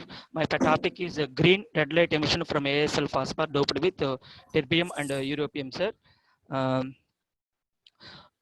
This is my presentation outline, sir. Introduction, phosphor synthesis, result and discussion. What I am be concluding the characterization, PL emission, XRD, SEMSEC, conclusions and acknowledgement. Basically, the presentation in the introduction part, every demand for new tough and opening of display device phosphors zeroed. The aluminate compounds have been utilized as the host materials of lamp phosphors for many years. Because of the phosphors, aluminate phosphors are is the reasonably cost material and lamp applications. The development of the first synthesized aluminate phosphors. These are the electron transitions how to be generally all of this is a typically Jablonski diagram how to the energy transitions will be occurring. Now experimental evidence, sir. I have preparing these materials. All these are to prepare aluminum strontium lanthanum ASL material doped with various concentration of europium. Consist of heating stoichiometric amounts of reactants at 1000 degrees plus centigrade, sir, for 2 hours of a muffled furnace in at laboratory of MS University, Baroda, Maharaja University in Baroda. The European 3 plus activated ASL phosphor was prepared by a high temperature modified solid state reaction. The starting materials are as follows: aluminum oxide. The main materials are I'm be using that compounds are aluminum oxide, transium carbonate, lanthanum oxide, and molar ratios of the earth terbium, europium oxide and terbium oxide. These all are be purchased from National Chemical Laboratory for the research innovation is a clarifications. And next is the mixture of reagents was grounded together to obtain a homogeneous powder in acetone by acetone based. After being around truly in stoichiometric ratios by using the agate and mortar and pestle, so we can grind together up to the homogeneous powder will be becomes a purity, best homogeneity, and reactivity powder was transferred to aluminum crucibles and then heated a muffled furnace 1200 degrees centigrade for 2 hours. The phosphor materials was cooled to room temperature naturally. The samples were found to be very white color, and then after then PL spectra were recorded at room temperature using Shimju spectrophlorometer at MS University, Baroda. These are the result and discussion, sir. This diagram shows the PL peaks, sir. At the main PL peaks are observed at 540, 588, and 627 nanometer with different intensities can be traced back to the 1970s. So these are results be coming after the 1980s. Some of the scientists and some of the research persons are be find out there. And my research is in topic basis to increasing the percentages of European turbine. What the result will be going on here that we can observing the emissions, the light intensities will be have there in the presenting. And next, however, the light emission, the diagram, so 627 nanometer dominates, so all other emissions followed by 540, 488, and 650 nanometers. So all the observed peaks are allowed transitions of europium when excited with 254 nanometer. So these transitions are basically excitation from 3.1 that they are due to be 550 nanometer emitted peak is due to the transition between 5D2 to the 7F transition of europium and is due to the electronic dipole with the energy 2.4 and 540 nanometer emitted peak will be coming from 5D1 to 7F1 transition with the dipole energy of 2.307, and 626 nanometer is emitted peak from 5D0 to 7F3. This transition with the electronic dipole energy 1.985. And this diagram shows the XRD of my base material ASL and ASL is doped with terbium and europium 0.5%. In this criteria, we can conclude that TB doped with ASL around the 33.23 nanometer. This is the XRD result of my samples. And the next one, the morphological investigation is analyzed by the scanning electrosupermasses. By using the scanning electron microscopic process, we can conclude that the phosphor is having the agglomerated, and the size of the sample is 1 to 4 micrometer. Next one, these are the electromagnetic, generally all are the know. This is the evolution of light. My sources, so my investigation in that one is this is useful for green and red light emissions for the elements. Next one, conclusion, sir. These are my conclusions. Finally, I'm by find outing these 4 factors about my samples. So the emission peaks are observed at ASL with the terbium when excited with the 254, 268, 278 nanometer at 540 green, 588 yellow, and 627 nanometer red emissions. An excitation wavelength they observed, the peak intensities are increased. I'm sure at the early stage of my PLO studies graph. However, it is interesting to note that lesser the excitation energy, the more PL output for the 627 nanometer peak, whose intensity is more than 300% when compared to the 254 versus 278 nanosection. The effect of terbium in ASL doped is not seen. The obtained results are ASL with terbium doped with EU phosphorus is suitable for green and red light emission sources by using the EU light is the primary excitations. These are my other acknowledgements and references. So what I am collecting from these manuals and scripts and journals. Thank you so much, sir. Thank you so much giving the opportunity to the management of PC Jabin College and to the great thankful to the organizing committee and to the coordinators, sir. Thank you for kind attention to all the participants. Sorry for the troubling of first 2 minutes. Sorry, extremely. It's okay. Thank you, sir. Srinivas Rao, thank you very much. It's really nice talk. Actually, I have one simple question. Sir, This material is a bulk material or it's a nano material? Sir, this is a bulk material, sir, not the nano material, sir.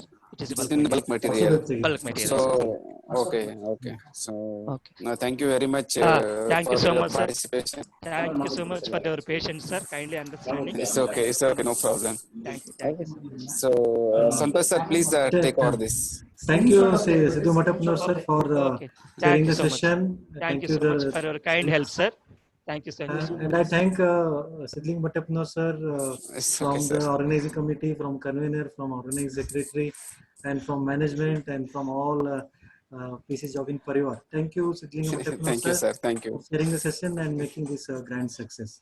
Thank you, and sir. now I request our honorable convener, Dr. Jagdish Angadi sir, to propose vote of thanks. And I request the YouTube viewers, don't leave the YouTube, and we are putting the feedback link in YouTube as well as in the this Zoom app. Okay, thank you. Now I request our convener, Dr. Jagdish Angadi sir, to propose vote of thanks. And now I request all the Zoom participants to open up the camera, and we are taking the documentary of audio. Please, I request all the Zoom participants to open the video. Please, all participants from Zoom. Yes, thank you, sir. Thank you. Please, Rajayan, Kamakshi, hello, Bomlingaya, Hirapad, then HP, Hiramat sir, Dr. Viswas. Please open camera. Please open the camera. CS Hiramat sir. CS Hiramat sir busy tartor. Okay, HP, Kamakshi, hello, then Hirappa, Madalgi, Bomalinga. Please, sir, please. Okay, thank you so much. Wait, sir, 1 second. I am taking the screenshot. Rajesh, sir, please. Sir, anybody want to share the feedback about this conference? You are free to give the feedback. Can I talk, Santosh? Yes, sir. Yes. First, Srinivas, let him talk. Let him talk, Srinivas. Srinivas, sir. No. Yes, sir. It is a very good evening to all, sir. I am very happy, sir. Happy to informing you. Please, I request other people. 1 second, sir. People other to just open the camera when we are taking the documentary. Now, Yeah, yes, I sir. am Taki, Yes, sir. Sir, yes, it sir. is very happy to pleasure, sir. Thanks to the organizing committee and convener, sir. Thanks to the every management to the Yes, sir. successful. First, I think at the morning of stage, I am feel very proud because of in this big college in the institution all over India, you can be selecting my paper and be presenting. It is very thankful to the management and all the coordinators and committee. Thanks to the one and all, sir. And Yes, sir. very happy, sir. Thank you so Yes, much, sir. sir. Yes, sir. Okay. Thank you, sir. Thank you, sir. Uh, Anybody else? Please, And you are also free to. the technical committee is also very helpful, sir. Very helpful family members, sir. Thank you Yes, so sir. much. I never be Yes. forget your cooperation with us. Each and every meet you have been cooperating with all the participants. Thank you Yes, so much. thank you, sir, for your kind-hearted words about this conference. Thank you, sir. Now, okay. anybody else? Sidhu, sir. Sidhu, sir. Yeah. Wait, sir, one second. So I think Shashank Kane, sir, is want to. Yes, sir, Shashank Kane, sir. You unmute yourself and speak some more, sir. Raja N, sir, please stop sharing the screen. Raja N. Hello. Raja N, please stop screen sharing. Hello. Yes, sir. Shashank Kane, sir. You unmute yourself and start speaking. Yes, sir. You are audible. Okay, okay, great. This is it's a nice opportunity to be a part of this conference, to share our ideas, and this is a unique opportunity for students because this is one of the opportunities. Yes. Okay. Hello. Yes, sir, you are audible, sir. You are audible. So this is a very nice opportunity for students to get back to academics for after a while after the lockdown and so on. So this is something quite unique thing. Hello. Okay, and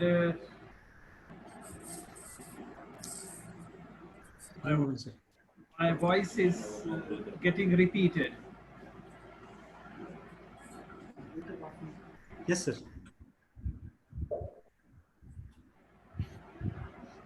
Yes, sir. You are audible. Okay, and of course, now students can gear up for their studies and can go back to work again. So this conference gives them a big start. This is something very important for students. And there was a very nice collection of presentations from colleagues from Russia and Brazil also, and even within the country. A lot of students were very good in their presentation and made very good work, and I congratulate them all. At the same time, I thank organizers for organizing this conference. Yes, thank you, sir. Thank you, sir. Hello, Santosh. Yes, sir. You speak, sir. Hiremat, sir. This Hiremat, sir. webinar Yes, sir.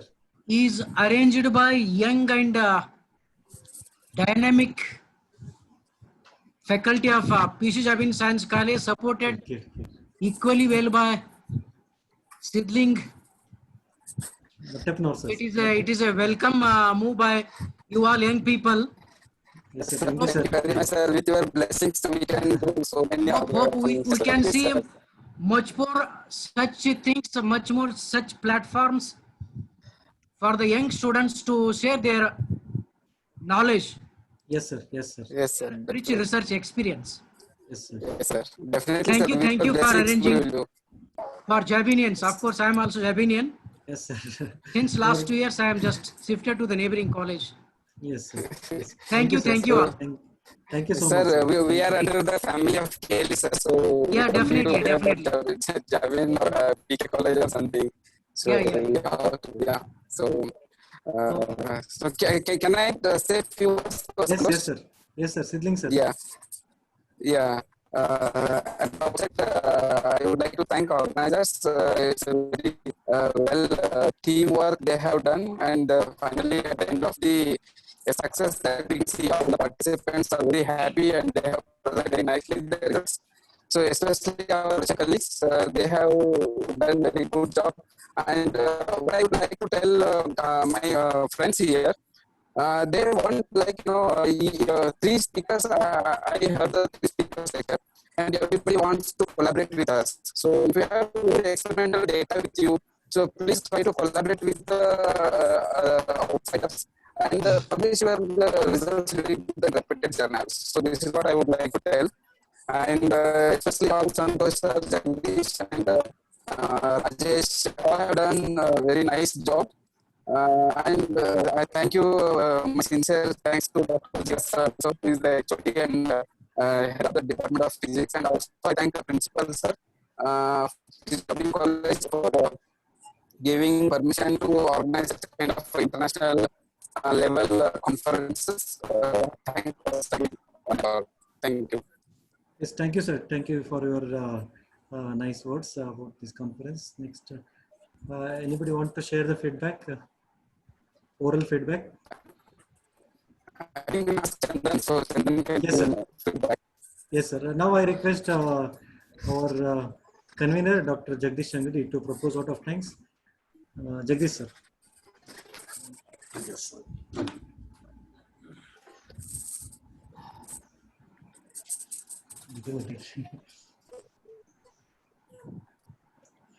Good evening, everyone. I am Dr. Jagdish Shangri, convener of the conference and assistant professor, Department of Physics, PC Jabin Science College, Hubballi, India. It's my great privilege to express vote of thanks on behalf of Department of Physics. I would like to express my sincere thanks to our Honorable Chairman, Dr. Prabhakar B. Kore, sir, KLE Societies, Belagavi, for his constant support. Further, I would like to extend my gratitude to Board of Management and life member of the KLE Society for their encouragement. I would like to express my sincere thanks to Dr. Horkei, Principal, PC Jabin Science College, for giving me opportunity to host this international conference. I would like to also express my gratitude to our speakers, Dr. Stas Kubrin and Dr. Renan, for their valuable lectures in this conference. It was not possible for me alone to host this conference. It was my whole team who worked for the success of this conference. My team is our advisory committee, organizing committee, and our technical support. I would like to extend my thanks to all the team. Continuing, I would like to thanks to our organizing secretary, Dr. Rajesh Nari, and the technical team committee member, Dr. Santosh, for his constant support. Last but not the least, the participant. Without you all, this conference would never be successful. Thank you for your active participation. Hope you all enjoy the conference and gained enormous knowledge about the topic. And also, I hope this conference be helpful for your research. I would like to wish you all the very best for your future environment. Thank you, and all. Thank you.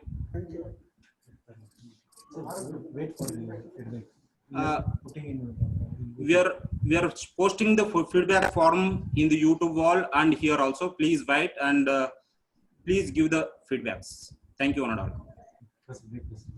Share now. Thank you.